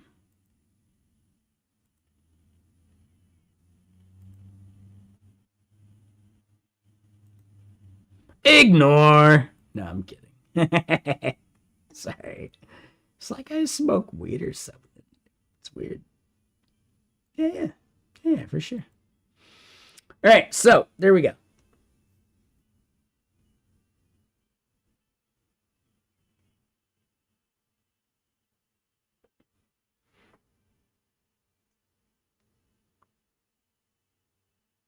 The GitHub integration sucks in ChatGPT.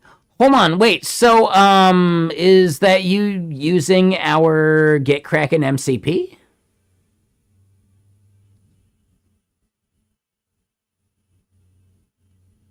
Oh, okay.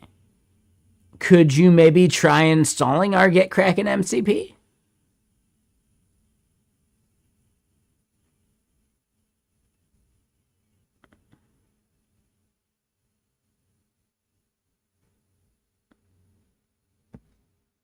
I would say I think we might be doing some stuff.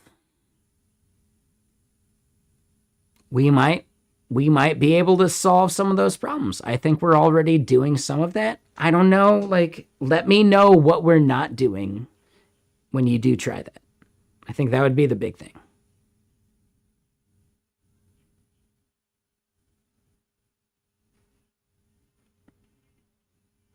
Right? So, like, give it a shot. Like, dude, we got a free trial. Like, fucking try it. Like, who gives a shit, right? Wired up some fucking, like, GitHub bullshit and, like, I don't know, man. Fuck it. Try it.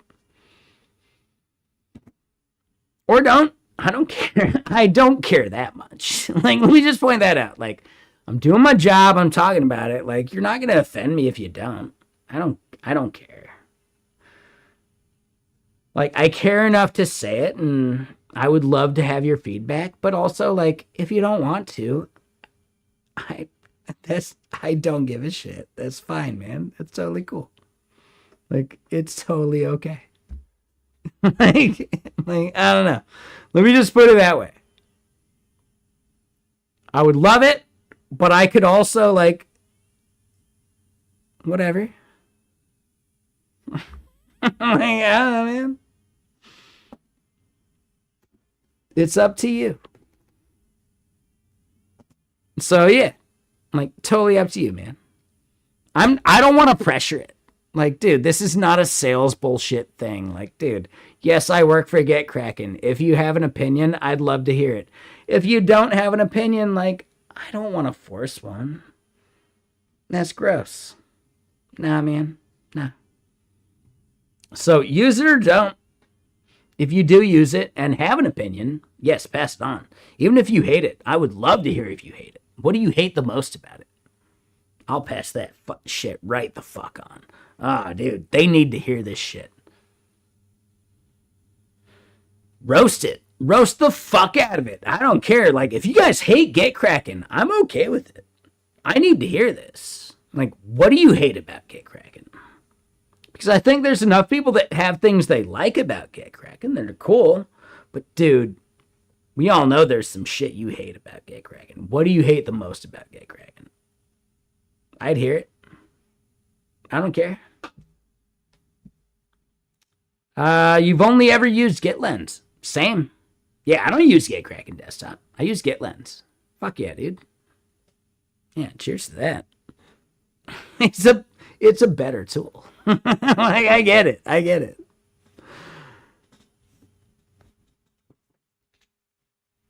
Sorry.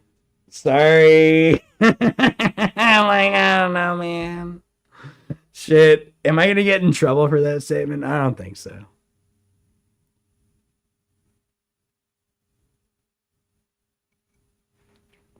Does Get Kraken provide infrastructure on the back end, or is the core product the client side apps? No, there's a major like infrastructure there.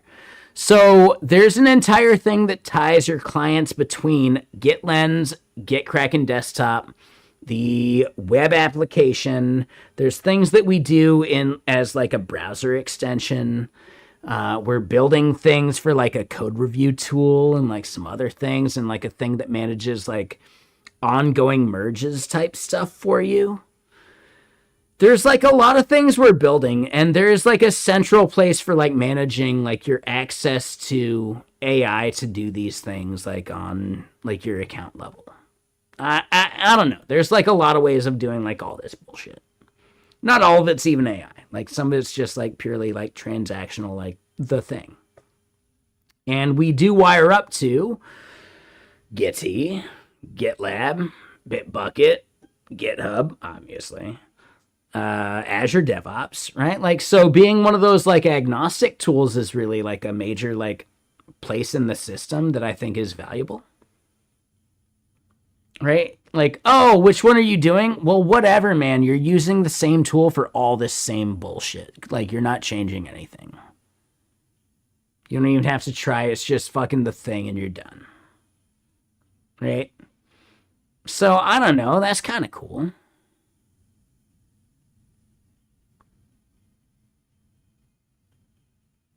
You've worked on AI coding reviews.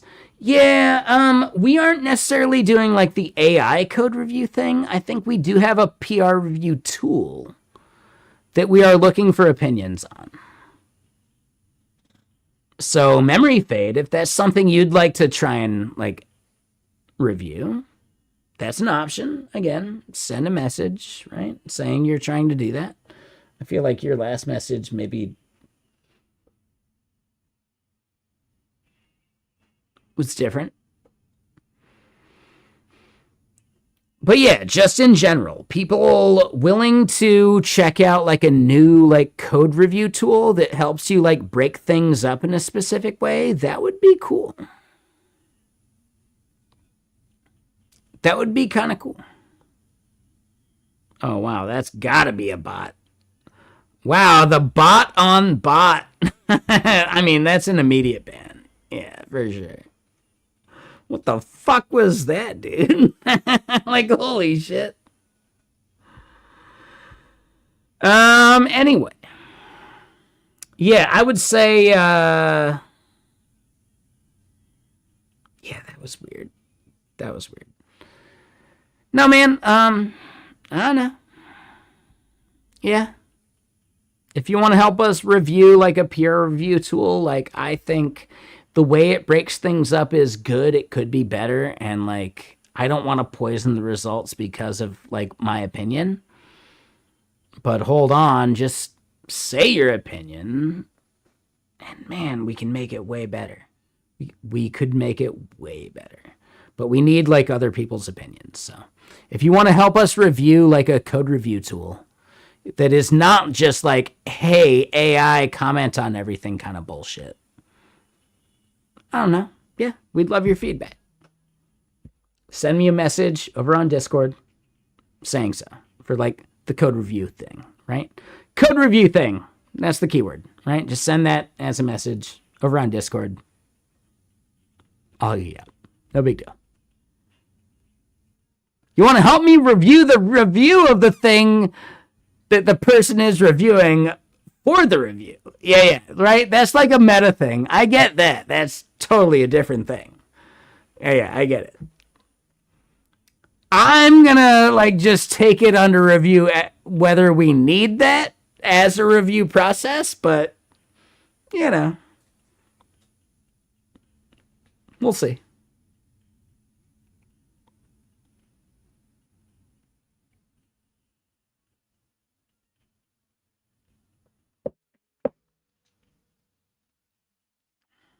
You'll send a DM on Monday. That's probably a better idea. You're not wrong. But still, just anyone sending anything, like, just send it now because I will look at it. Come on. If you think I'm beyond just like remembering that, oh yeah, these messages and like the context you sent it in, like, oh, it's not going to make any sense. No, it's just right there. Dude, I got it. I got this. Are you kidding me? Just send me the message. We'll figure it out after that. All right, we're good. Monday morning, we're good to go.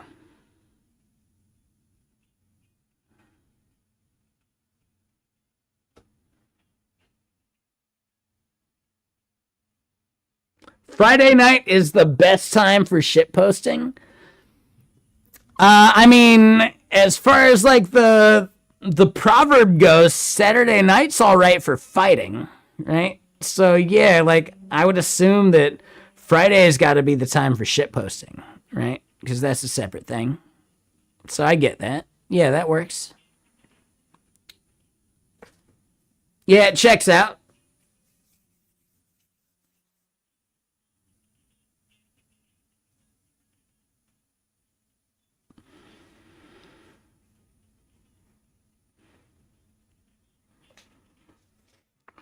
Damn, I'm fucking old, aren't I? Holy shit, I made a Saturday Night's All Right for Fighting reference. Oh my god. Yep. Yep. Nailed it. Respectfully, every day is a good day to shitpost. Said by the master. Like, I don't know. Honestly, yeah, some of your like shit posts are actually like good posts though. Like, I don't think you're like as good of a shit poster as you think because some of your shit posts are actually just good posts. Yeah, so like you're actually like not really the shit poster you think. You're actually just good. Deal with it. I'm sorry. I'm bullshitting a little bit. It's like I smoke weed or something. I get it.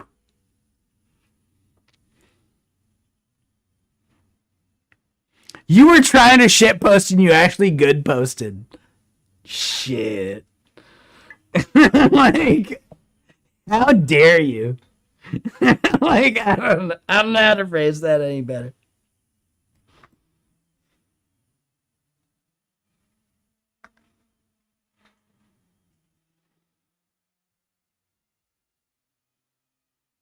Philosophizer.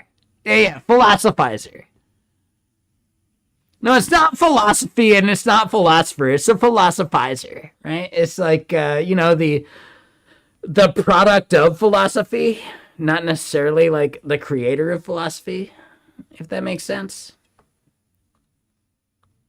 I want to say philosophizer.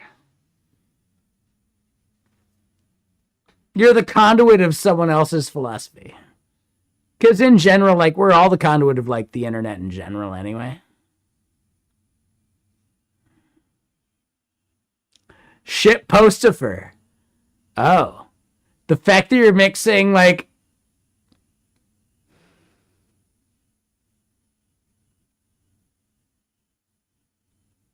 Interesting.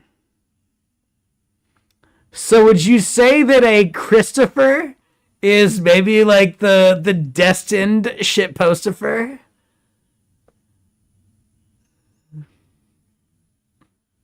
I'm kidding. I'm agnostic. I don't give a shit. Like, no, definitely not. As it was written. Yeah, exactly. We're bullshitting. But that's funny. Just like play on words wise. All right. Just saying. Play on words wise, that's fucking hilarious. That was fun. That was good. Velociraptor is a way better term. Yes. I believe that's just called being Catholic. Right?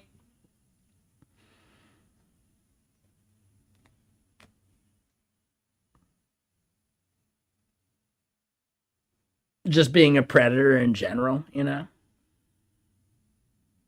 Philosophically speaking.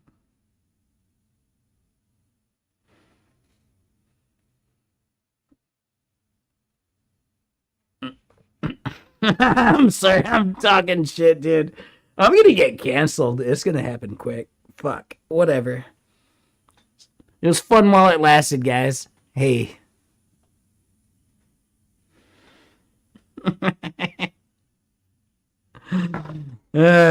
Shit.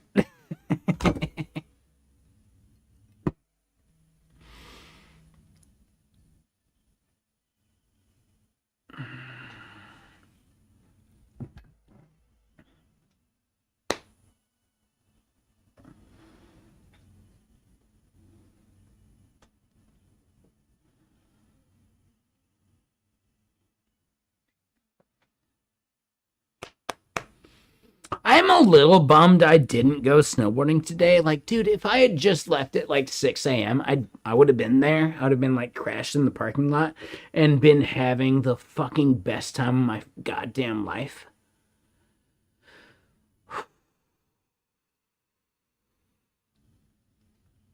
But I didn't get my shit done last night, so I couldn't do it. Like, yeah, no, that's on me. But also, like, dude, would I have woken up at 6 a.m.? No, I still would have fucking, like, pushed it and woken up at, like, 7 and been stuck in, like, the fucking traffic jam they had because someone crashed.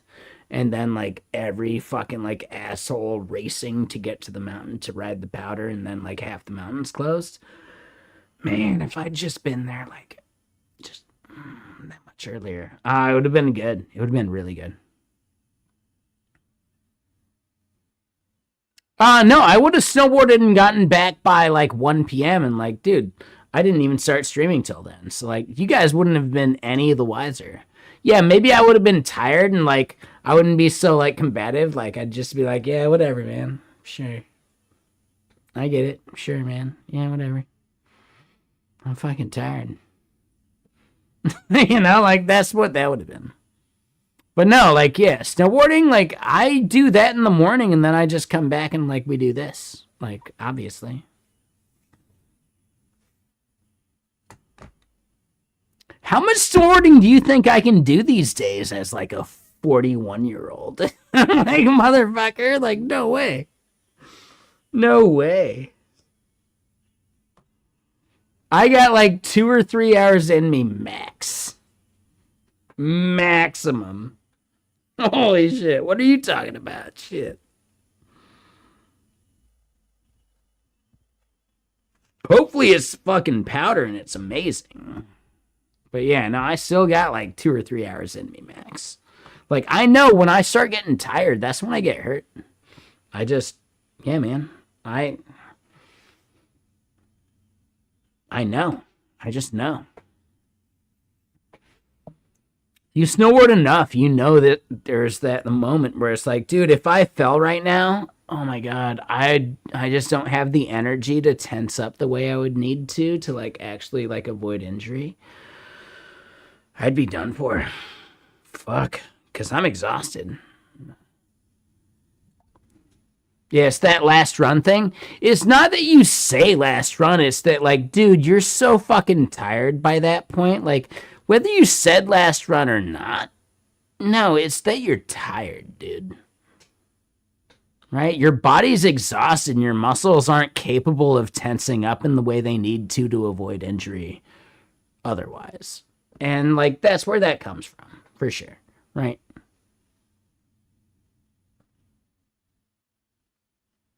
Yeah, the whole last run thing, for sure. It's more just from the fact that like you already know you're tired.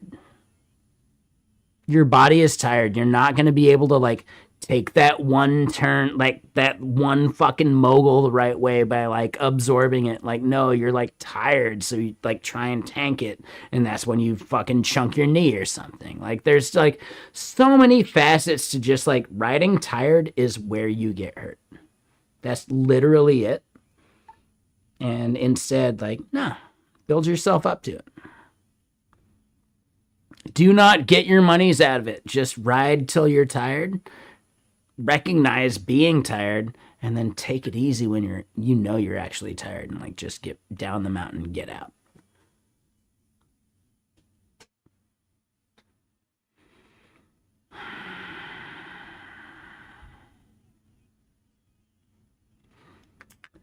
I did do an interview.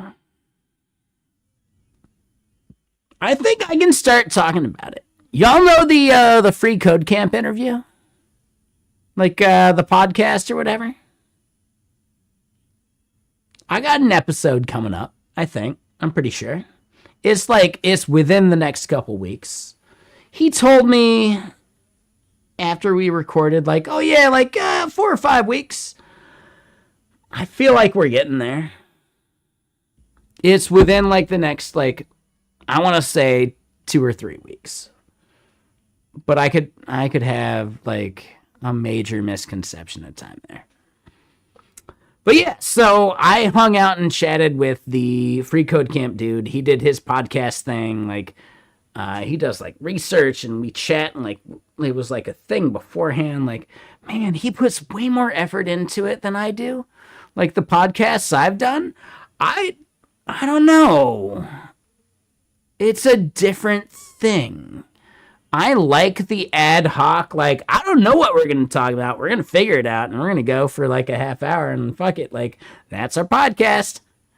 I like that. I don't like the research part myself, but he did make it fun for his thing, and I liked it.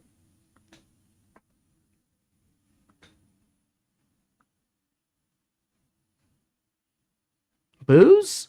No, no, no. So like, I'm not drinking when I do the podcast stuff that I've done for Get Kraken for the software as a team sport. I feel like if you yeah, it's just right there above your message right there, right? The Daniel Rowe thing. I'm not drinking when I do that. Like, come on, man, take it easy. Like, I'm a pro. No, come on, take it easy, dude. Be cool.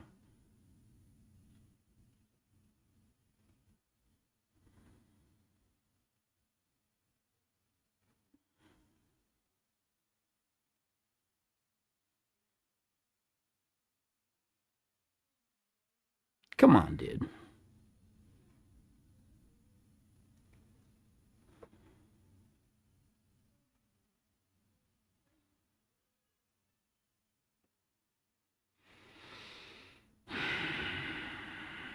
Mm-hmm.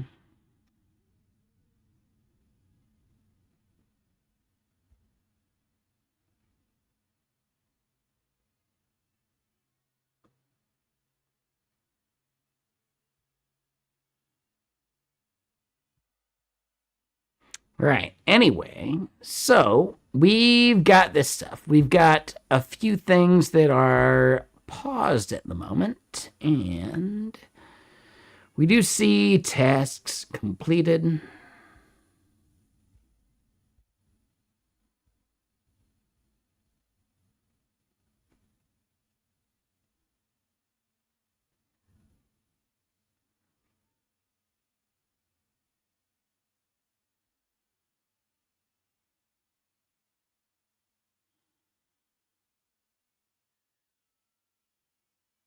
Hmm.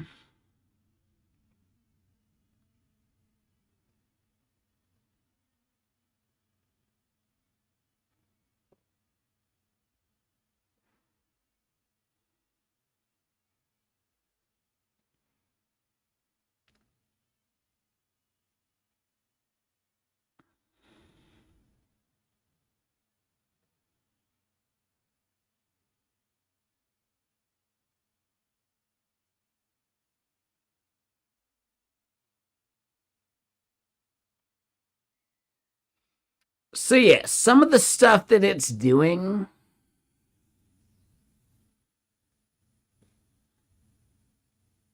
I'm not sure I'm a fan.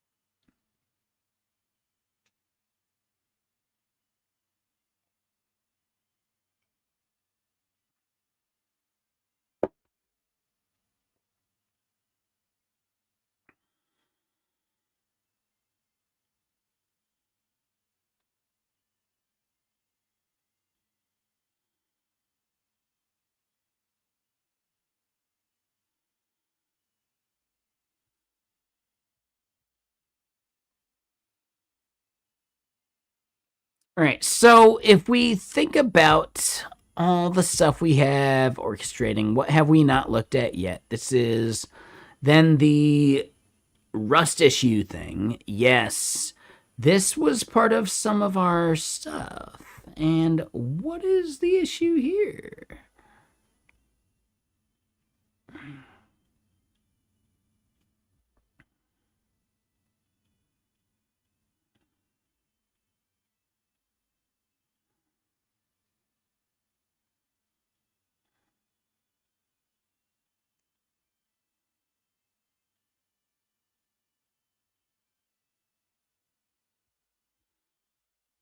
All right, hold on. Sorry, let me catch up.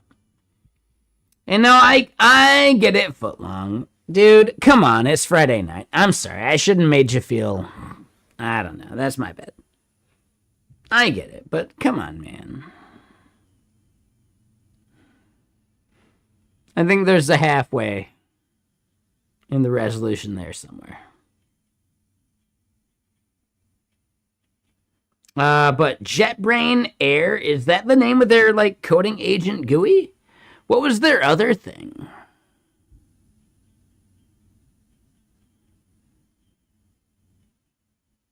Dude, even the other day I actually asked, but you left already, I'm pretty sure. Come on, take it easy, man.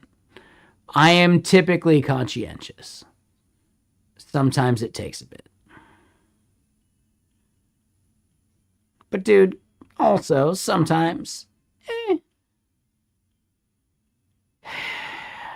that goes both ways.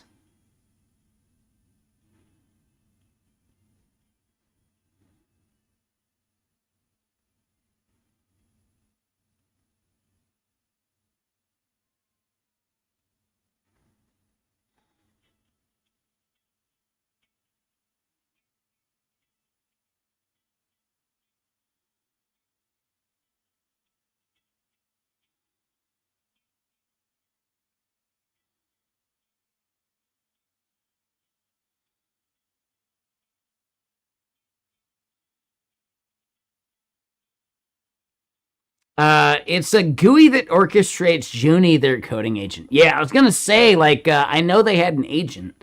Okay, so it's a thing that's wrapping the thing, like all these other things are wrappers to it, right? Like the Codex GUI is a wrapper around the Codex CLI, basically, right? Or at least like the Codex like core that's like the request response cycle and all that bullshit. Right? And that's the proper architecture. Some of these things are purely based on like the input and output of like the actual CLI, which is insane to me. Like, dude, build a proper core and fucking like, dude, just treat the output as like a rendering mechanism. What the fuck? Are we in the dark ages or something? Like, dude, did you vibe code your vibe code tool? What the fuck, dude? Like, yeah, and the answer is yeah, they did. In a lot of cases.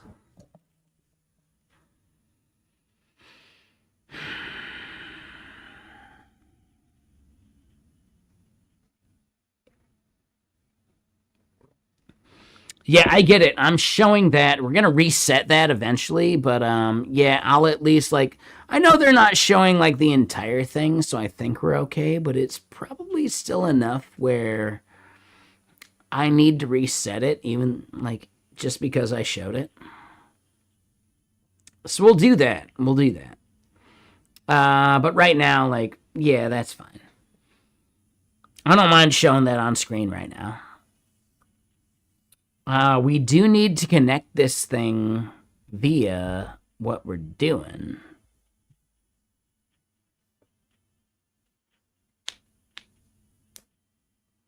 Yeah, I do need to figure out how does PostHog let you actually like reset that shit. That would be like a different thing too. That's like a thing to judge a platform by. How easy is it to reset a key because they're showing it in the docs? Because I didn't ask them to, but fuck it, they did it, whatever. So now I gotta reset it. Like, that's on them, but if it's not easy, like, well, fuck them even more, right? Don't put it in the docs. Like, dude, I can copy and paste a thing. I can copy and paste a thing. I don't need you to inject the docs for me. Like, do not inject my API key into the fucking docs I'm looking at. Please don't do that. Like, I've never wanted that. I've never asked for it. And if you want to do that, ask for my permission first. And then it's a very simple thing. Otherwise, just show me a fucking generic key and we're good to go. I can get my API key if I want to. Right? Ask me for it and I'll say no and then give me something fucking like autofilled. Right? Like, dude, there's just like a level of like no DX in some of these tools because they don't understand like people who are doing things in front of people or on networks they don't trust or on like blah blah blah and like in a place where like someone could be looking over their shoulder and like I don't know. Maybe just because I'm a streamer, I think about a thing that like really is maybe just like a less than a 10% problem. But I still think about it as if it's like a common problem. So like I get it, right? Why would they work on any engineering time for that? Well, because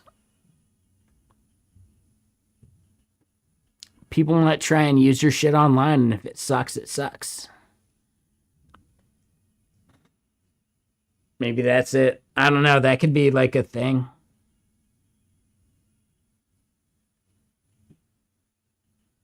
Make it work for everyone, or you're fucked, kind of thing. That actually just sounds like kind of a good way to just build applications. Like, dude, it should work for everyone. If someone loads your app and gives you a negative review, like, you deserve it. If it sucks and it doesn't do like the thing, right?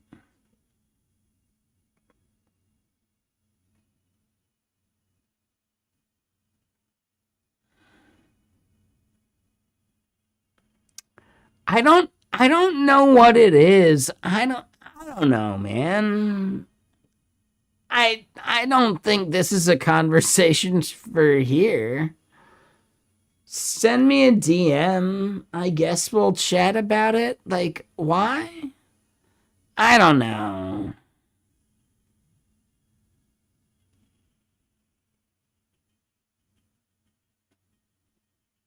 Did ya? Yeah. I don't know. I think my instinct is probably still then. I don't know.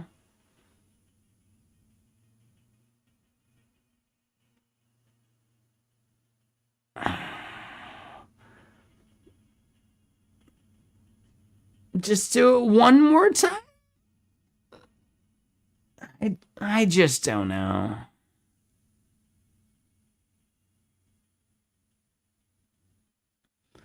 I feel like it made sense when you said it here, and then when you sent it, it was like, oh. But now I don't remember, and now I'd have to look it up, but it's like way back there. I'd have to go look back and see what it was. So yeah. Any ping just so I can know which thing it is so I can double check, and I'll give you a yes or no in that. How about that? Just like, I don't know.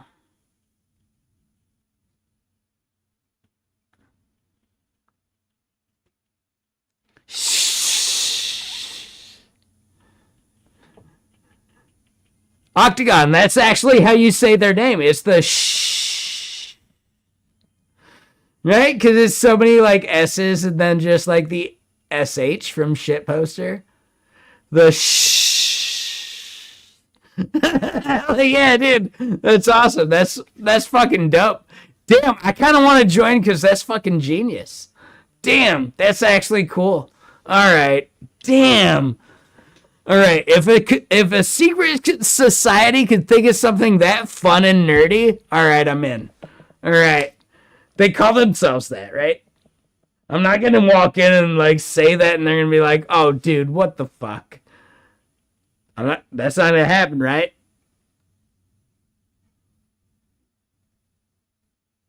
All right.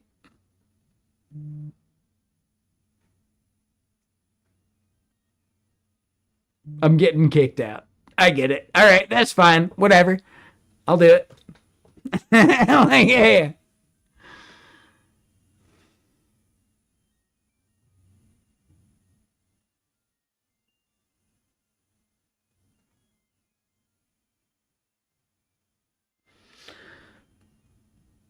Okay, okay. I'll check stuff later. Yeah, yeah.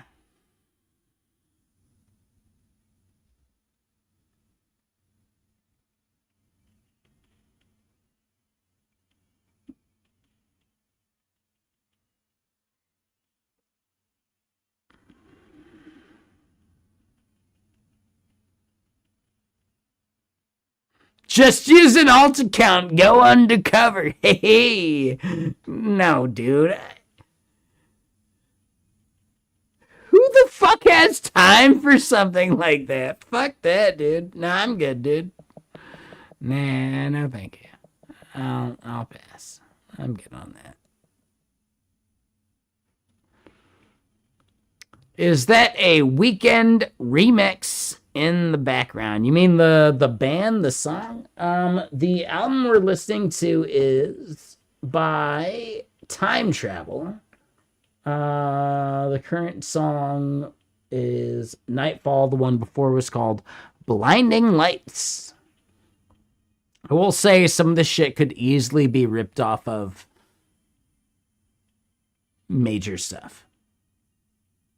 So yeah, that Blinding Lights song, I don't know, give it a listen. Right? Do the song command to get a link to this one, and then like you can do the one before it and then figure it out. Up to you. Like honestly, there's only so many fucking melodies that are actually like playable in modern music. It's been figured out by this point that like if yeah, you just do that. Otherwise, you like deviate, and it's like not considered a song anymore. You know, like dude, modern music has like really solidified on like what is the definition of music, and it's really actually quite limited. It's kind of bullshit, but you know, whatever.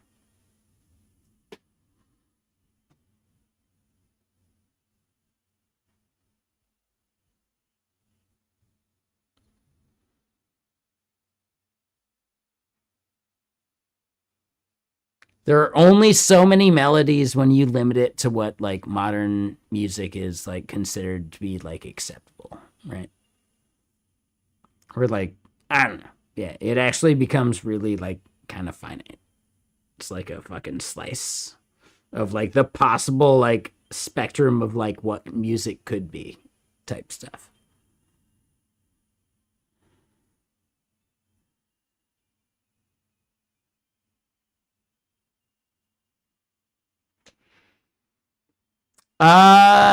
Get Kraken or get Lens? Well, it depends. I would say, are you a VS Code user already?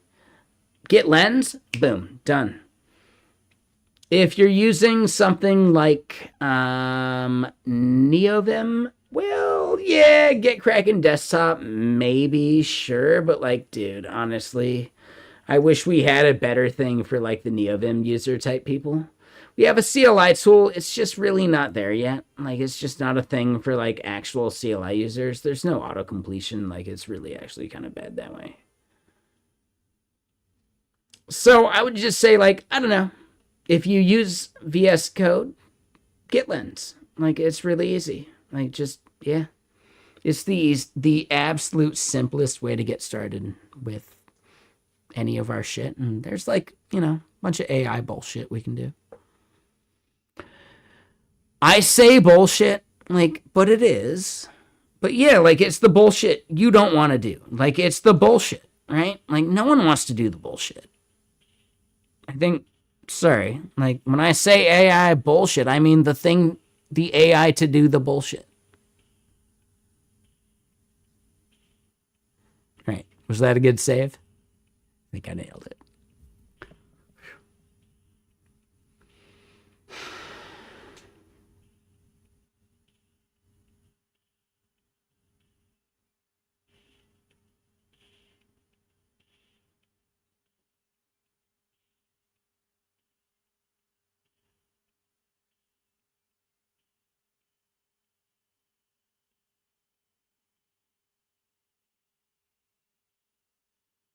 All right, so Kenny uses Get Kraken, like PRs and shit. Like, we do have a new PR thing that I think, man, if we can get some people that want to help us test it, it could be cool. But, you know, just let me know. Send me a message, wherever. I won't look at it, like, right now. Again, foot long, just saying. Thank you, but I don't read PMs during stream. So I'll check that shit here in a bit.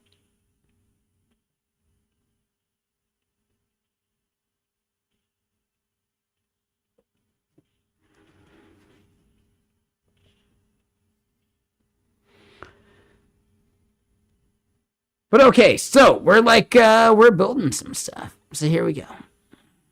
But yeah, so lost my plan. Again, you got my recommendation. Let me know.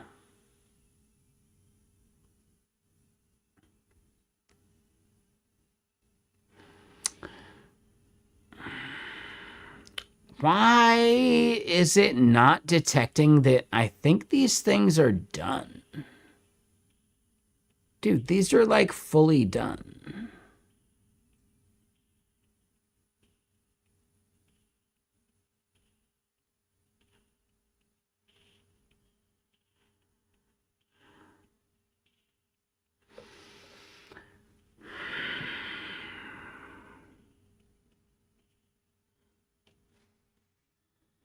All right, so Camapy, this is what you're talking about. You were having this same exact problem, right?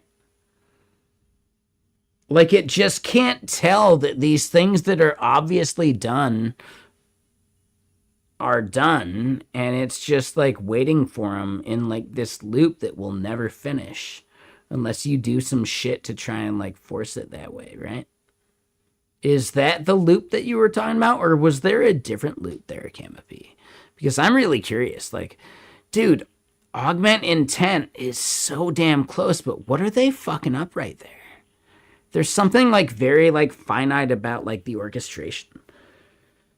Like, do I need to keep like restarting this shit? Dude, is this the same fucking problem? Like, Dude, does the app maintain a fucking context that I gotta keep resetting now too? Is it like context I gotta reset all the way down? Oh my fucking god. I don't know if I can live with this reality at that point. If that's it. Like, well, no, yeah. Like the Electron or Tori app that you spun up. No, you can do that, but you actually gotta kill it and then start fresh again. Are you fucking kidding me?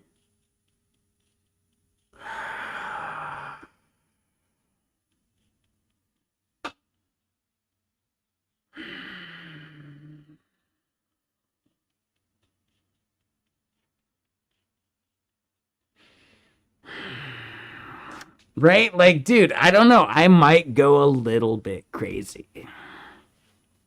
I think a legitimate crash out would be totally justified.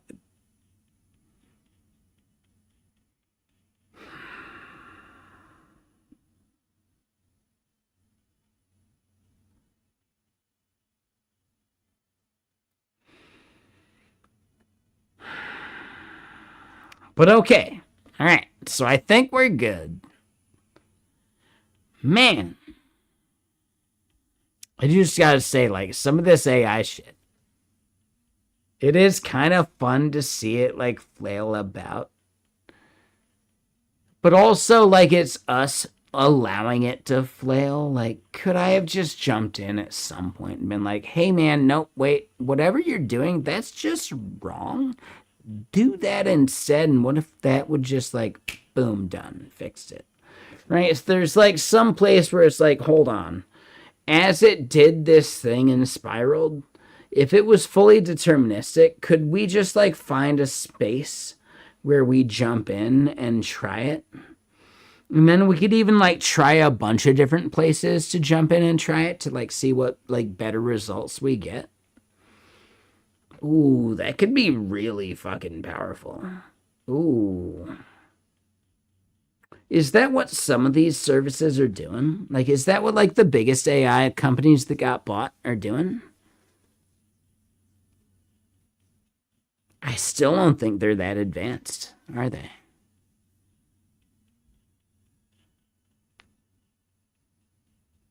Hmm.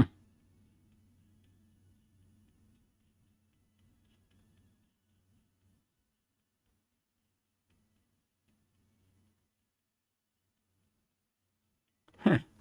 All right.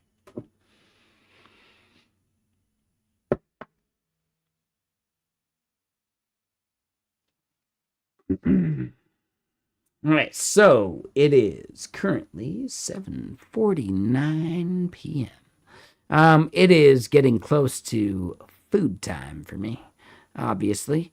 But what we want to actually do.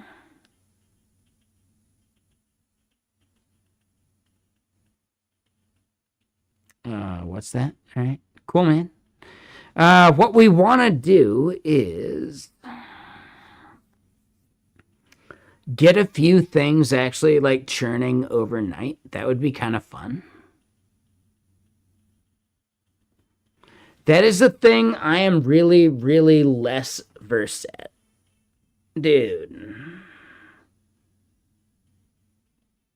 How could we like scaffold out things that do actually like run overnight towards like a specific goal? Is that really like the Ralph thing? Is that like some Gastown shit? Like, what is that? Like, I want like a really big specific feature for a thing, right? Like you'd have to do it for like a large enough thing that's just not encompassable for like whatever I've done. Like I'm not doing a large enough scope for anything I've ever done. So I can't imagine. I am not capable of imagining the scope in which you would need that shit. But it's a thing, right? Like an overnight thing. Are you kidding me? Like it's gotta run like for like 8 goddamn hours. Like number one, like oh the tokens. Like I hope you're on like the max tier or something, and you're just like trying to max it out because like fuck it, why not anyway? And I feel like they kind of know that at some point, and they just like burn that shit when it could have been way more efficient as well. I don't know.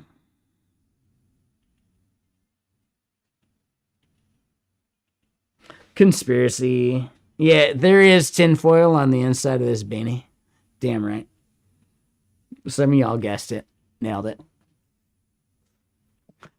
No, there actually isn't. I'm just kidding. That's the joke. But yeah. Anyway, yeah, for sure.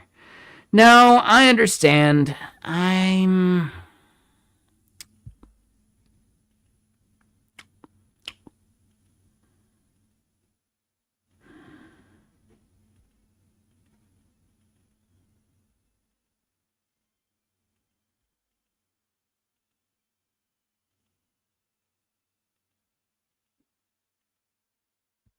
Wait, didn't we just merge?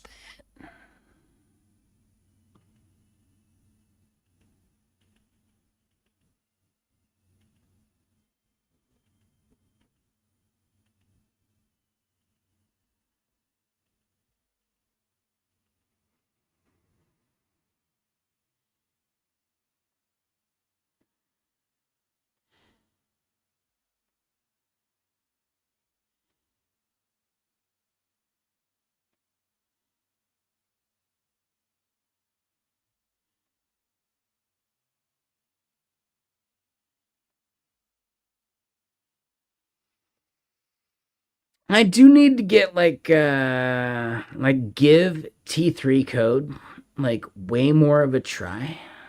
I do really need to do that. Like honestly, has anyone here actually used it? Like, do you have opinions? I'm really curious. It just seems like it's playing catch up. And I really think he needs to figure something out that makes it actually like good or different instead of just being like some aggregator. But maybe he doesn't need to. I think he has a big enough audience. He shouldn't listen to me. Like, no, he could milk that audience for all they're worth. Like, nah, that's actually a good idea. Fuck it, dude. Yeah, no, makes sense. My bad. I don't understand. Like, I am not capable of thinking about that part like that. So, like, I get it. No, you know what? He can basically just release anything with a subscription, and he will get enough people to subscribe to it that is totally worth fucking doing. Just statistically. And then if it's actually a good product, they will just like market it for him, you know? So yeah, it's a really good fucking like distribution slash like growth channel. Smart. Dude, like just being a streamer. I wish I were better. Like, I don't know. That's about all I could phrase it. Itchy ear though.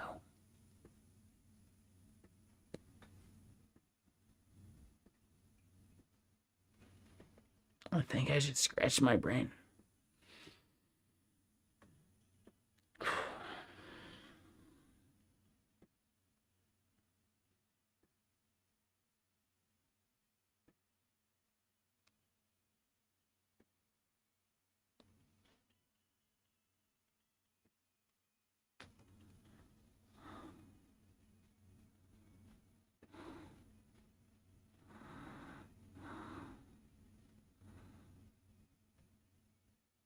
I'm so sorry. I know this is gross, but shit, I have the headphones in so much all day.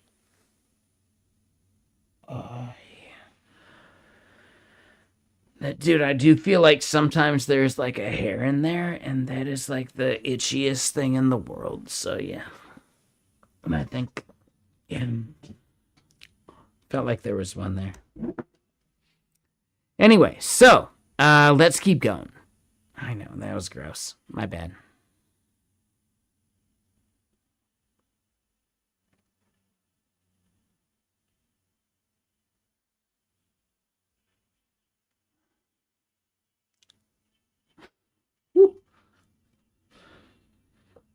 I do think I scratched my brain. What does error 7Q6CA mean? I have no idea. Where do you see that one?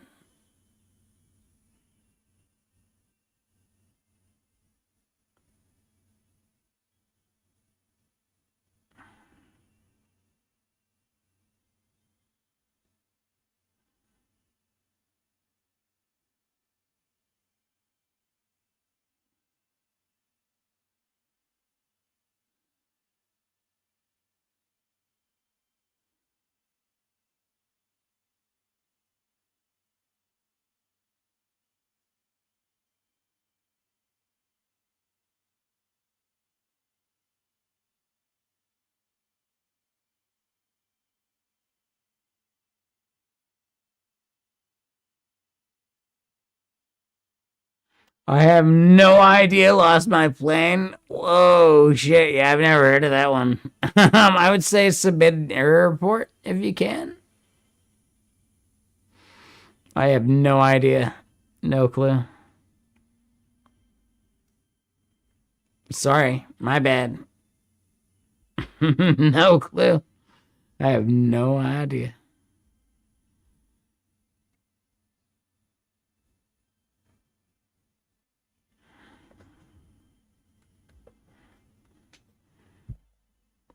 All right, anyway, back to this. So,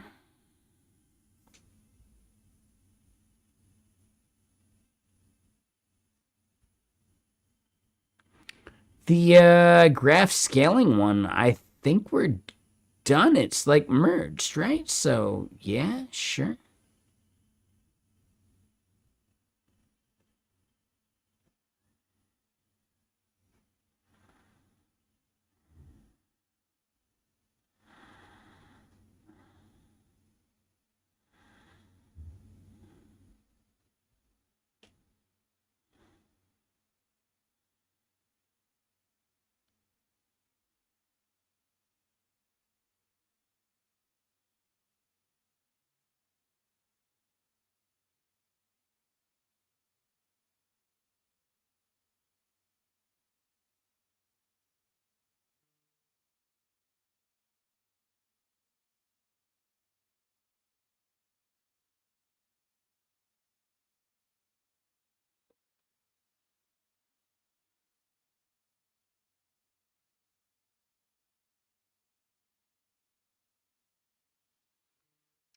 Right, so we kick that in. God, let me get more music going.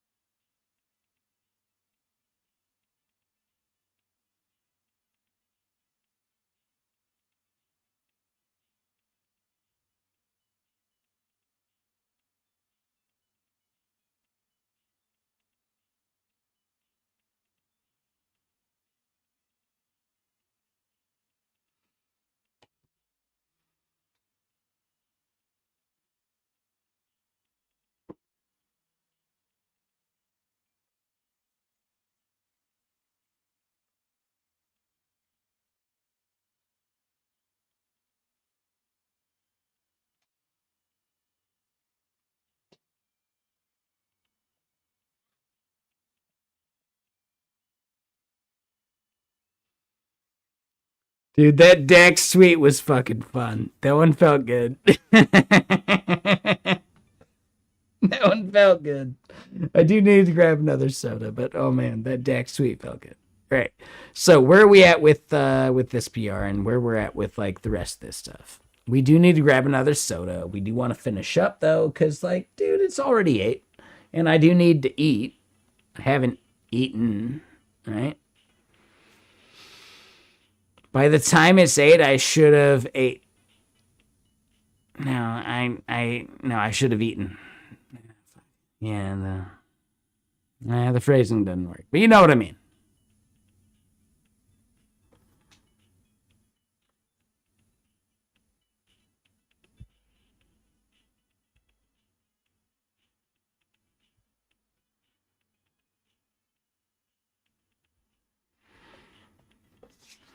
All right. Anyway, so yeah, let's just wrap this part up. So to me,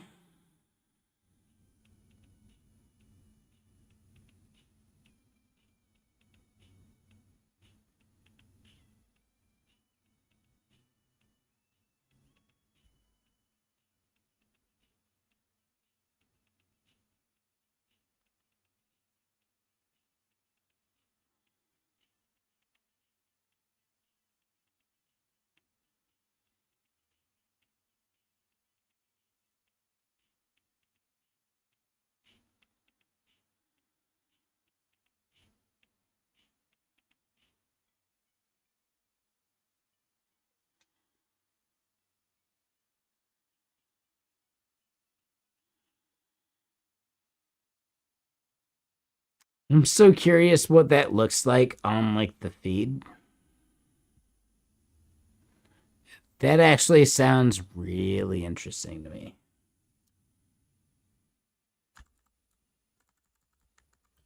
God, I wish we had more Sam.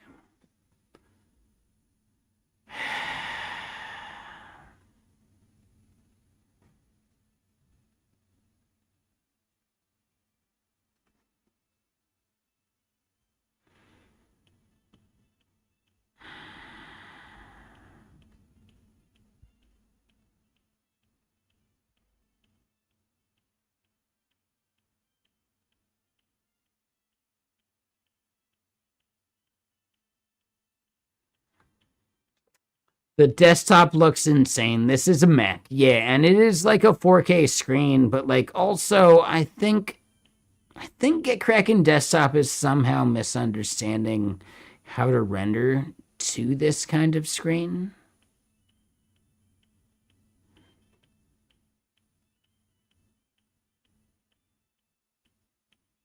That's my only understanding. Like I don't know how that could be actually like so. Dude, oh,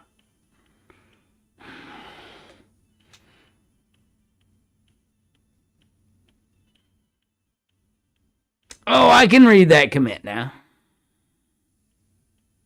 I'm kidding. I can read the others too, but that's what it feels like, right? Like, dude, motherfucker, why is that so small? Like, okay, I can read the commit message.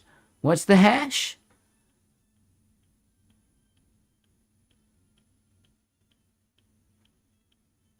You know, like it's ridiculous, man. And I feel like this is a thing that the people building GetKraken right now just don't experience, so they can't like they don't understand it. But this is a very real problem, and I got to figure out like how we do this. But I don't know, doing it here on stream, maybe not. I'll just record it separately. We'll do a thing, and that's on me. And have I reported it any better than this right now? No. So that's on me too. We'll get it fixed. I was actually just trying to figure out like how I could like prompt a thing to just fix it myself.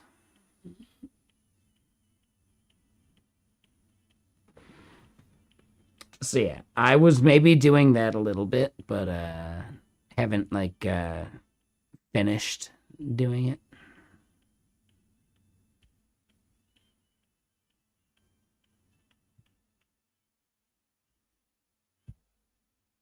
Anyway, so right, the idea being if we are on, it does say the codex message benchmark thing. Like, dude, the branch that we're on is weird.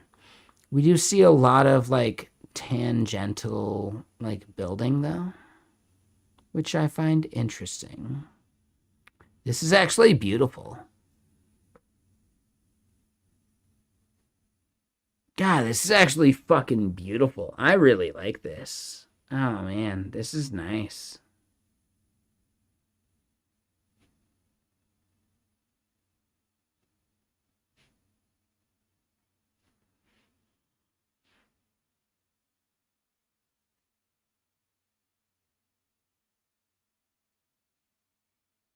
Hmm.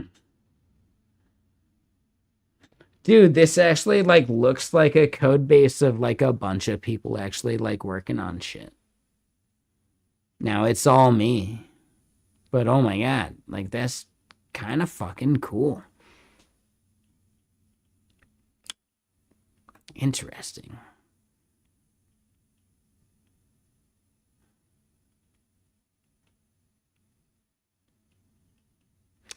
So at the bare minimum, by like orchestrating some shit, I can create more realistic like demos for like Get Kraken like things anyway, just because of how it just naturally works anyway. So that's actually something that's very nice to know. Interesting.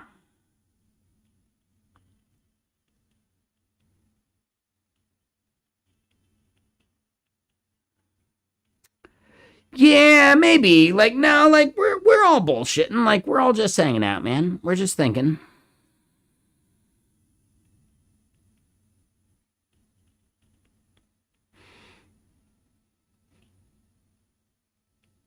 I do need to grab another soda. At the bare minimum. Let me just double check and flip the beef that I've been thawing. I'm gonna be making some pho for dinner tonight, I think. I think it'll be fun. Right? Like it'll be fun. But no, yeah, no, I got like the noodles stuff. What I want to do is get like a bulk thing of like the actual seasoning stuff, so I don't need to keep buying like the Costco portion of the bullshits. Like, could I just get like a tub of the shit I need to do and just do like a teaspoon of thing, and call it good? Like, oh my god, hey, we're set. Like, oh, nailed it. That'd be way better, wouldn't it? Like, that'd be way better.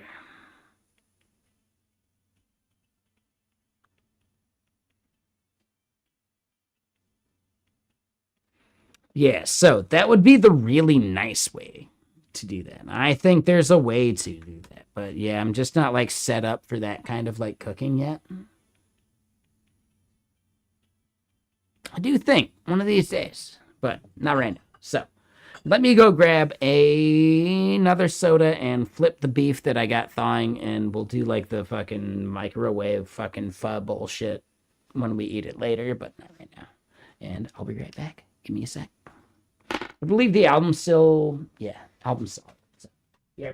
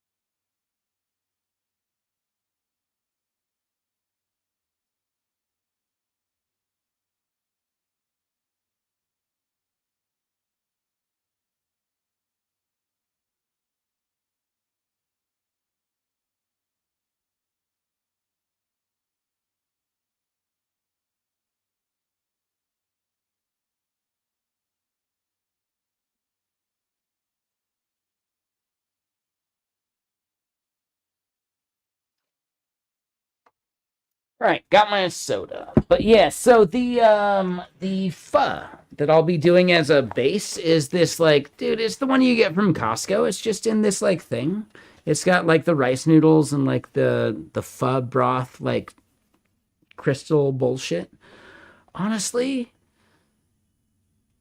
it's good. It could be better, and I think you could do it way fucking cheaper. And I'm trying to figure out how could I do it way cheaper. And not like cheaper just cuz, but like cheaper like more organic. So how do I get like the broth the right way without, I don't know.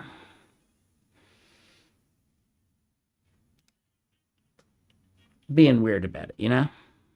Yeah, not sure. Whatever. We'll see. But that is the beef. Like the thing I'm thawing the beef for. It's going to be like 2 things of those noodles and it'll be good.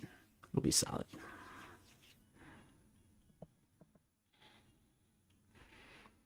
Right, but this is actually kind of cool. Like, I do kind of really like the idea that AI does cause this. What the fuck is this, dude? Are you kidding me?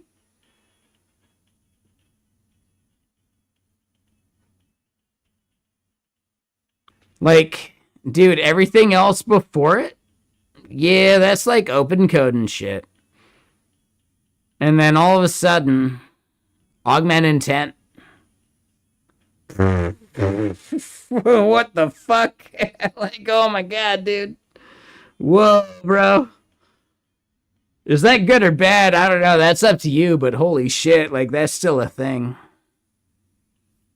Whoa, man. Are you kidding me?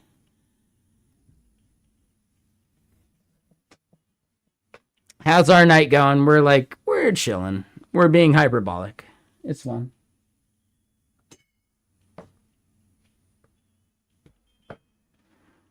We're exaggerating.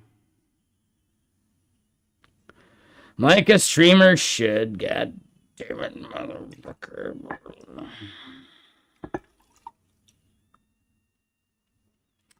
Right? I'm messing up. I'm exaggerating the disgruntled part.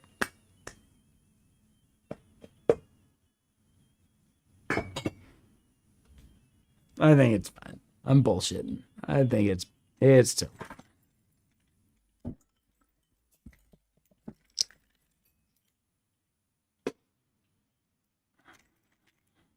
I just got done gaming. What game were you playing? I started playing some Diablo 2 Resurrected, and then I remembered that when you die, you lose your shit, and I almost lost my shit. Like, not in the game, I mean, like, figuratively. I almost lost my shit. I forgot totally about that. Like, fuck that. Like, I don't know. Yeah, dude, I was so bummed.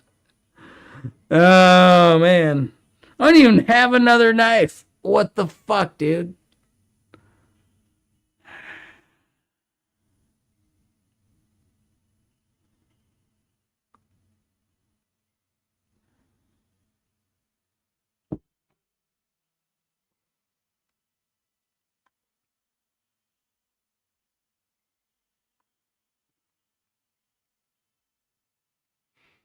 All right. Anyway, let's keep going. So, let's get stuff to the right places. Change places. God, the Indian food last night was amazing. But yeah, I don't want to abuse it. After having already abused it, I don't want to abuse the Indian food like more. And I got food I can do here at home. And like honestly, the stuff we're thawing, yeah, no, the pho, it's gonna be fine. It'll be okay. It'll be fucking great.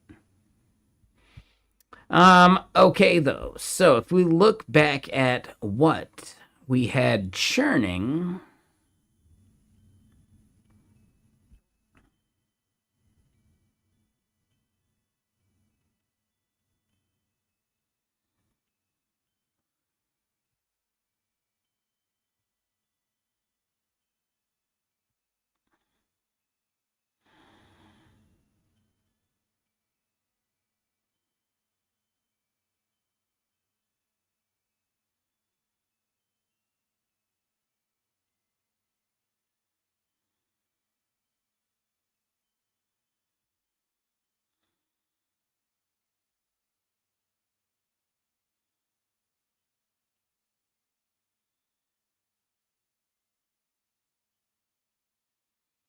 So wait, why has this not finished?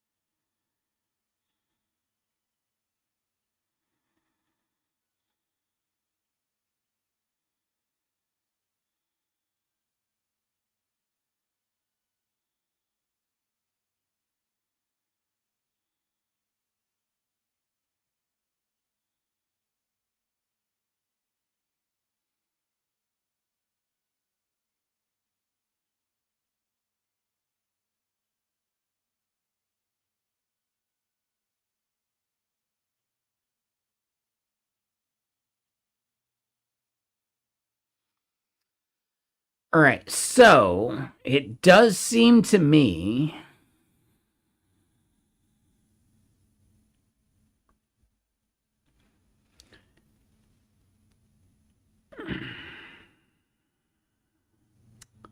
So hold on. Is this entire like system predicated on like the rate limiting that the provider gives you? So if OpenAI through Codex or whatever tells us like we're requesting too quickly, we just use the number they give us before we try again, right? Like, and that's like just working under the hood inherently. And I would assume so because, yeah, I would prompt it to do so. But holy shit, like, is that why some of these things take so goddamn long to resolve? Because we've actually hit our limit and it wasn't reported to us in this tool? That would be a bummer because I would like to know that. Like here, where it feels like we're stalling out. Like this feels wrong for some reason, right? Like, yeah, still waiting. Yeah, it could be a network. It's not my network. Fuck you. What the fuck are you talking about? Are you kidding me? Are you kidding me? Shit.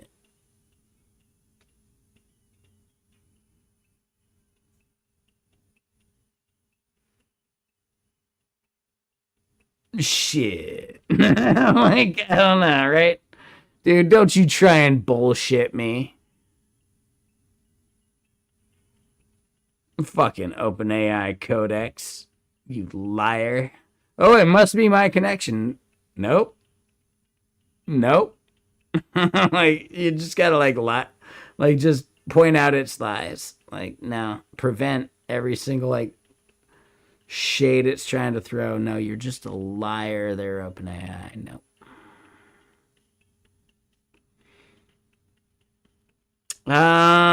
Turbo PP5. Wait, what the fuck was that one? Hold on.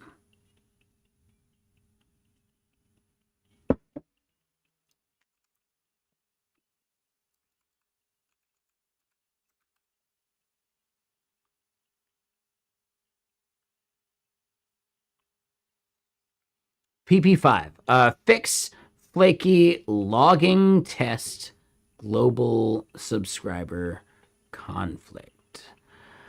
It's just like a random test. It really does keep getting hung up on that.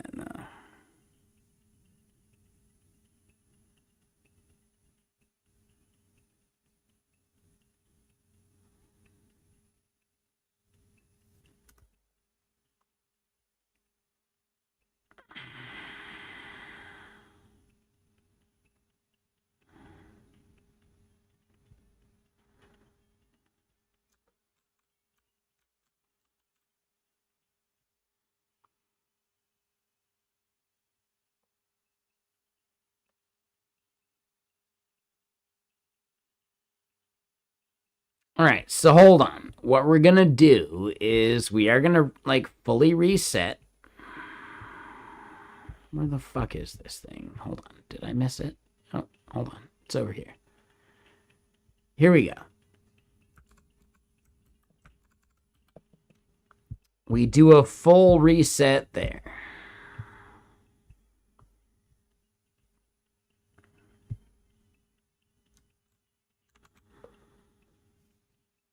Wow, and this even just like fucking recovered too, which is kind of cool. Like, damn. That's actually like well written. Damn. Yeah, good job, AI. Just like fully adapting to the fucking monitor DB existing or not, and then like recreating it and bullshit. Like, oh my god. That's fucking huge, dude. That's smart. That's well done. I know plenty of devs that wouldn't have solved that edge case.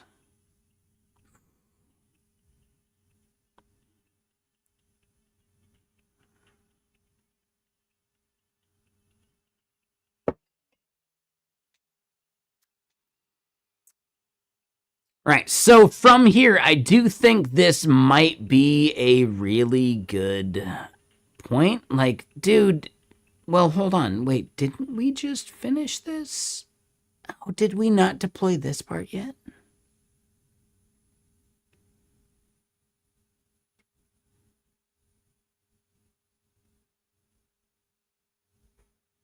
Damn it. All right, hold on.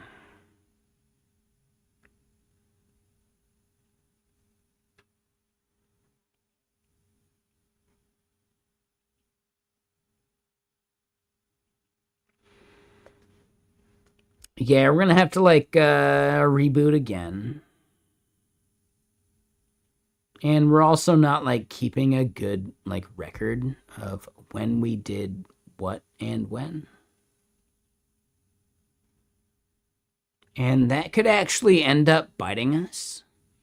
But we'll fix it eventually. Like, honestly, I'm gonna have to like dive into the Rust code by hand eventually, right? That's just it.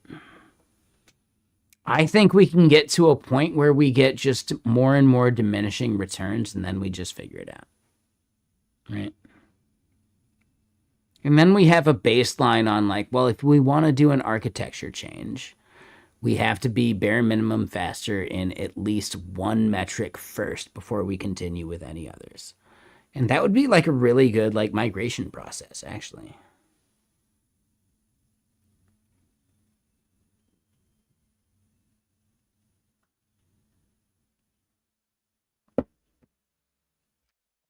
Could actually see that being like a really like maintainable migration process between like vibe coded and just fucking like, all right, let's do it. Because it's the same thing you'd do if you were like doing like, well, yeah, we generated our SDK and now we actually like want to maintain it. Well, we're gonna build out like and make sure that we're at least like better and faster than at least one fucking method, right? And then we just spider out from that. That's maybe like a worse example because like it's like oh if it's just abstracting like a REST API, that's a bad example. I don't know what good SDK I'm thinking of. But whatever. Yeah, whatever.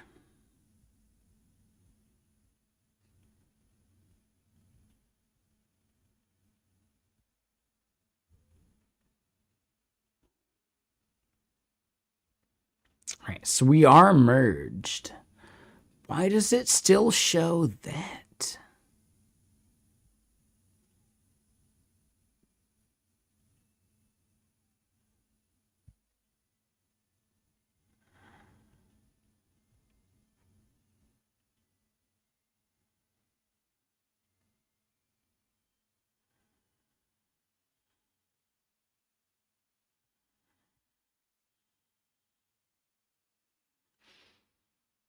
Yeah, they're all merged. They're gone.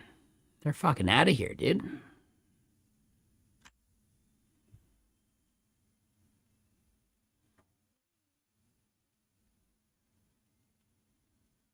I think we just do that.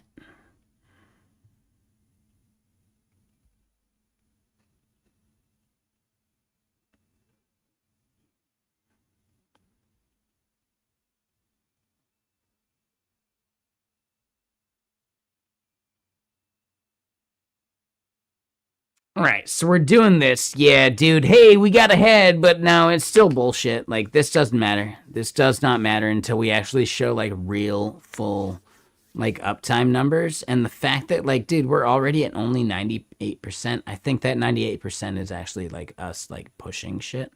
So we'll reset it just to be sure.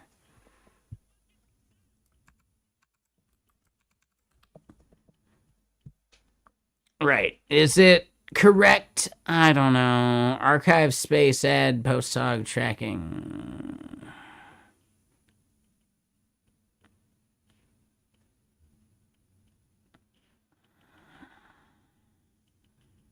Oh no, that's separate.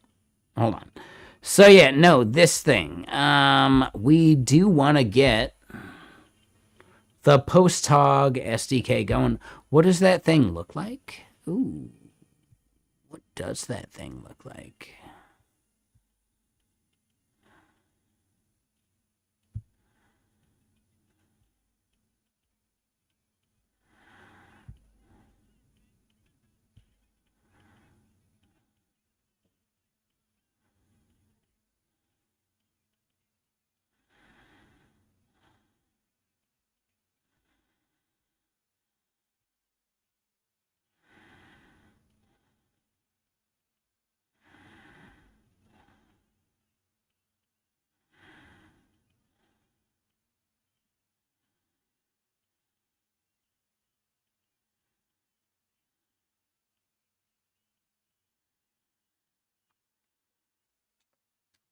Post hog API key.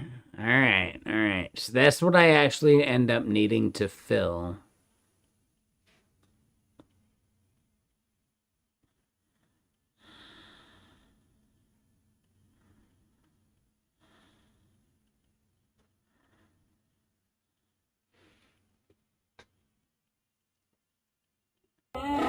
Give me a sec.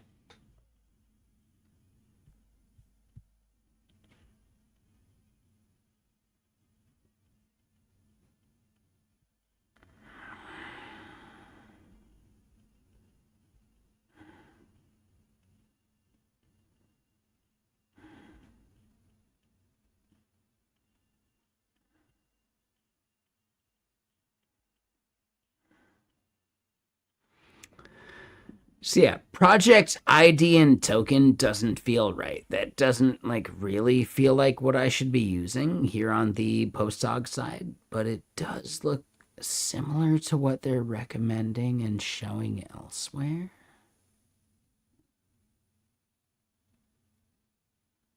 I'm trying to like speak out loud about the stuff I'm seeing just to make sure like how am I doing?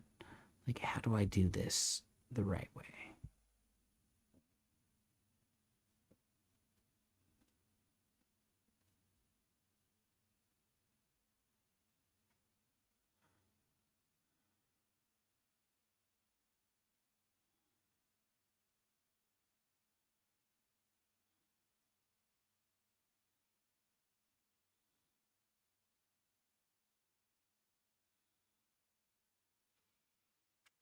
Safe to use in public apps. Write only key in client libraries.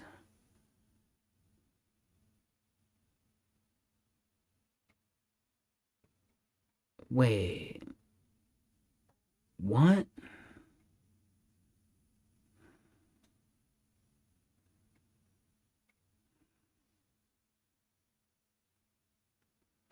Okay. All right. Hold on. Let me get an album going. I think I'm just now getting this. Wait, really? Like I think I'm kind of blown a little bit away by the fact that that is actually how that works here.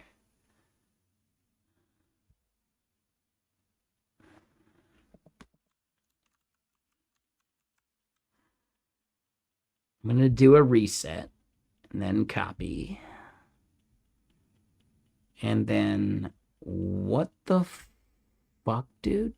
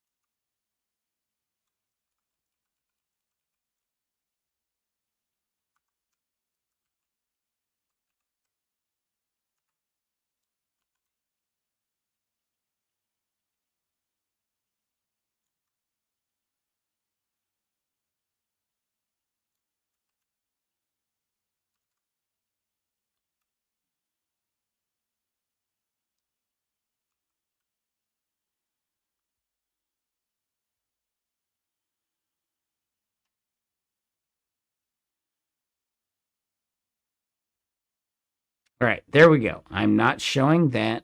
I just want to make sure it's if they actually say I can show that.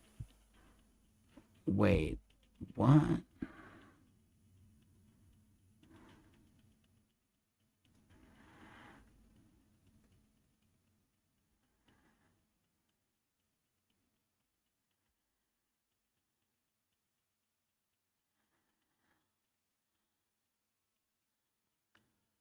Huh. Okay, so I think we're still like actually good. All right, so then we do this. Let me double check. I'm not leaking anything. I know they leak like part of it right there. I'll copy something, sure. I don't mind them showing it. If I show something, I'm gonna be super bummed. But yeah, so the idea is that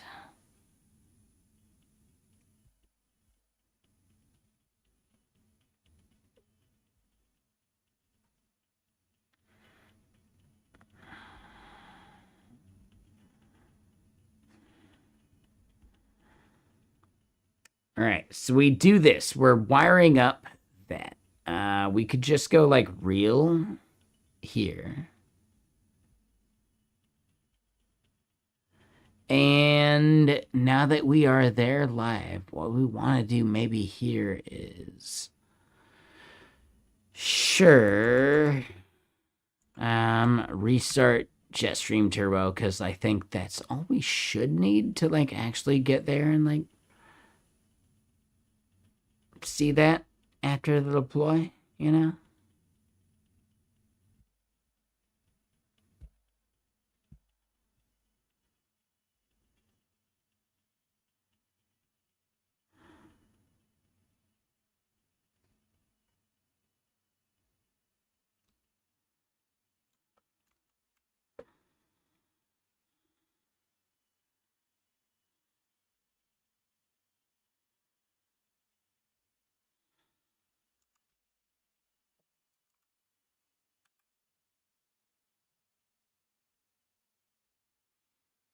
All right, so that is the Turbo Stream itself.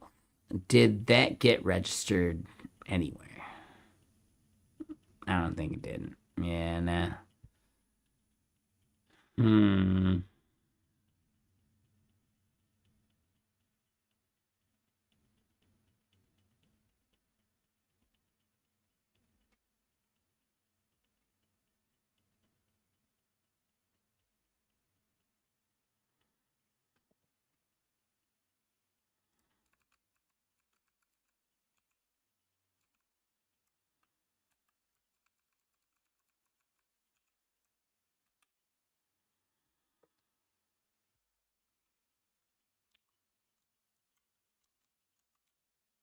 All right, so we start fresh and we got this. So there we go. We got this thing running. They are ahead of us. Yeah, that's the thing.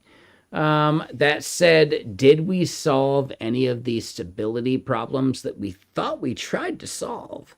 I think, I don't know, man. We got them running. We'll see what happens over like the course of the next day until we get back to it.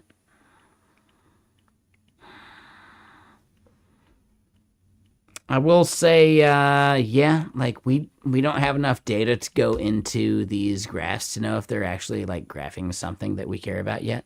I do think we like prompted it, and we should see some like a like actual solid like, oh, that comparison should actually be like visual at some point. We'll see. I don't know. I think it was still like the little bit that I did see was actually not that great. So we'll have to like check it, critique it, like really expand on it. I don't know.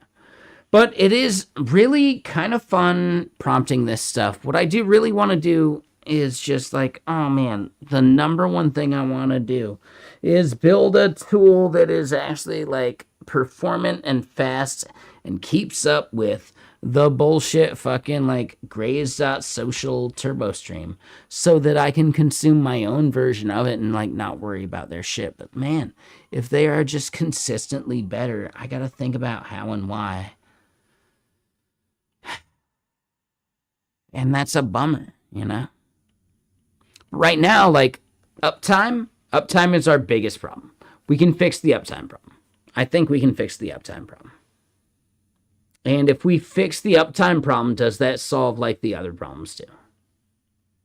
Maybe, I don't know. I do really have an instinct that there's some shit going on, and I would love to talk to some people around that. And I bet I could just get permission to like spawn one more concurrent fucking like session and alternate between the two. And then, oh my God, are you kidding me? I would eat their fucking lunch. And I think they're maintaining more than that, but even 2 concurrent sessions to juggle like the request per minute to be a little higher would like, dude, that would change the goddamn game. I'm really curious about that. I do want to talk to some people about that. And I can. I'm lazy. Whatever.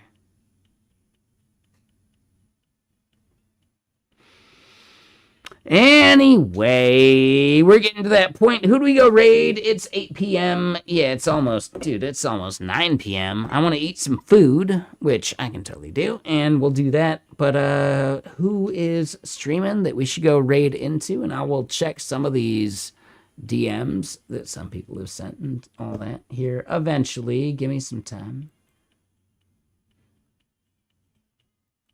But yeah, who is actually streaming right now? Z.A. Shaw. Solid.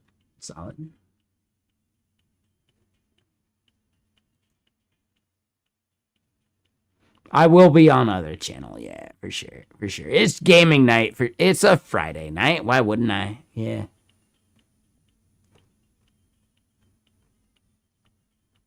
I'm not even gonna like pass off the illusion like I might go snowboard tomorrow. Like, no, I don't ride weekends, so now there's not even like the possible attempt. Like, no, that would never happen. So we don't even have to worry about that. Like, no, we can just do other stuff.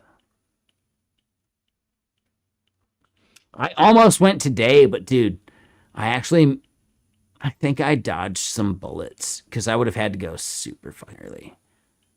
Go help Sly. Oh, is Sly still going? No way. Sly's still going? What?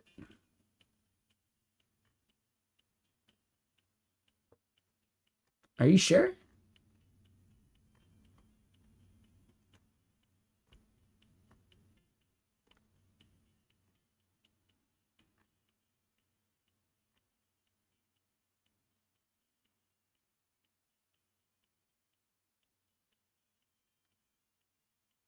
I don't see Sly streaming, man.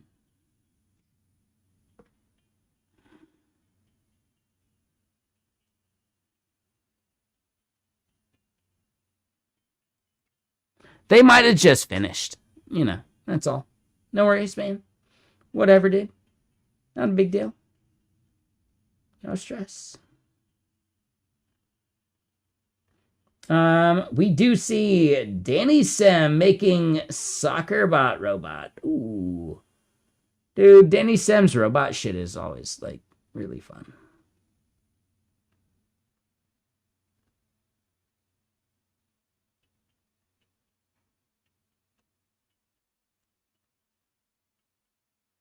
All right, Danny Stem or Z.A. Shaw?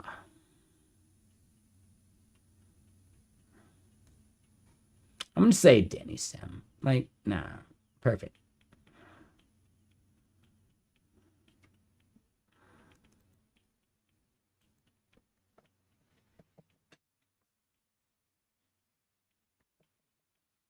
Worse.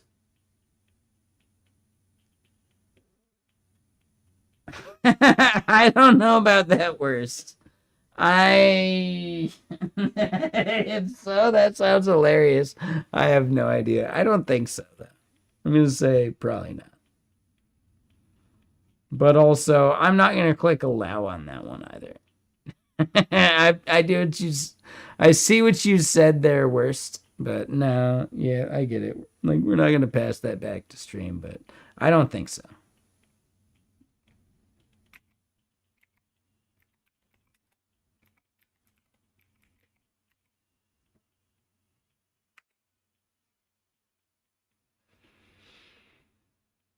All right, so we are rating Danny Sem. Danny Sem's doing some like robot shit. It's really cool.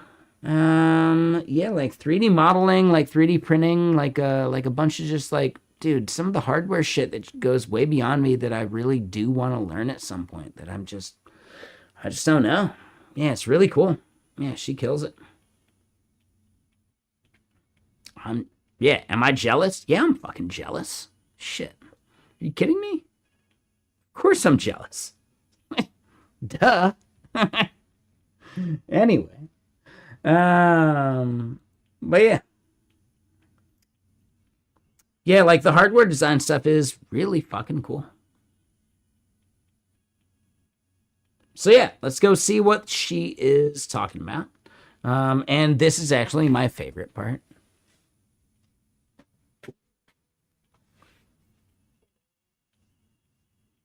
There's a lot of content on our stream. This is my favorite content on our stream.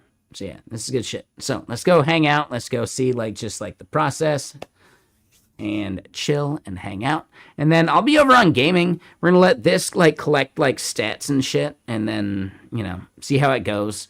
I think we might be there, but man, all we want to care about is like the stability. And if we are just stable, we're good. Oh, and sorry, my bad. See you tomorrow.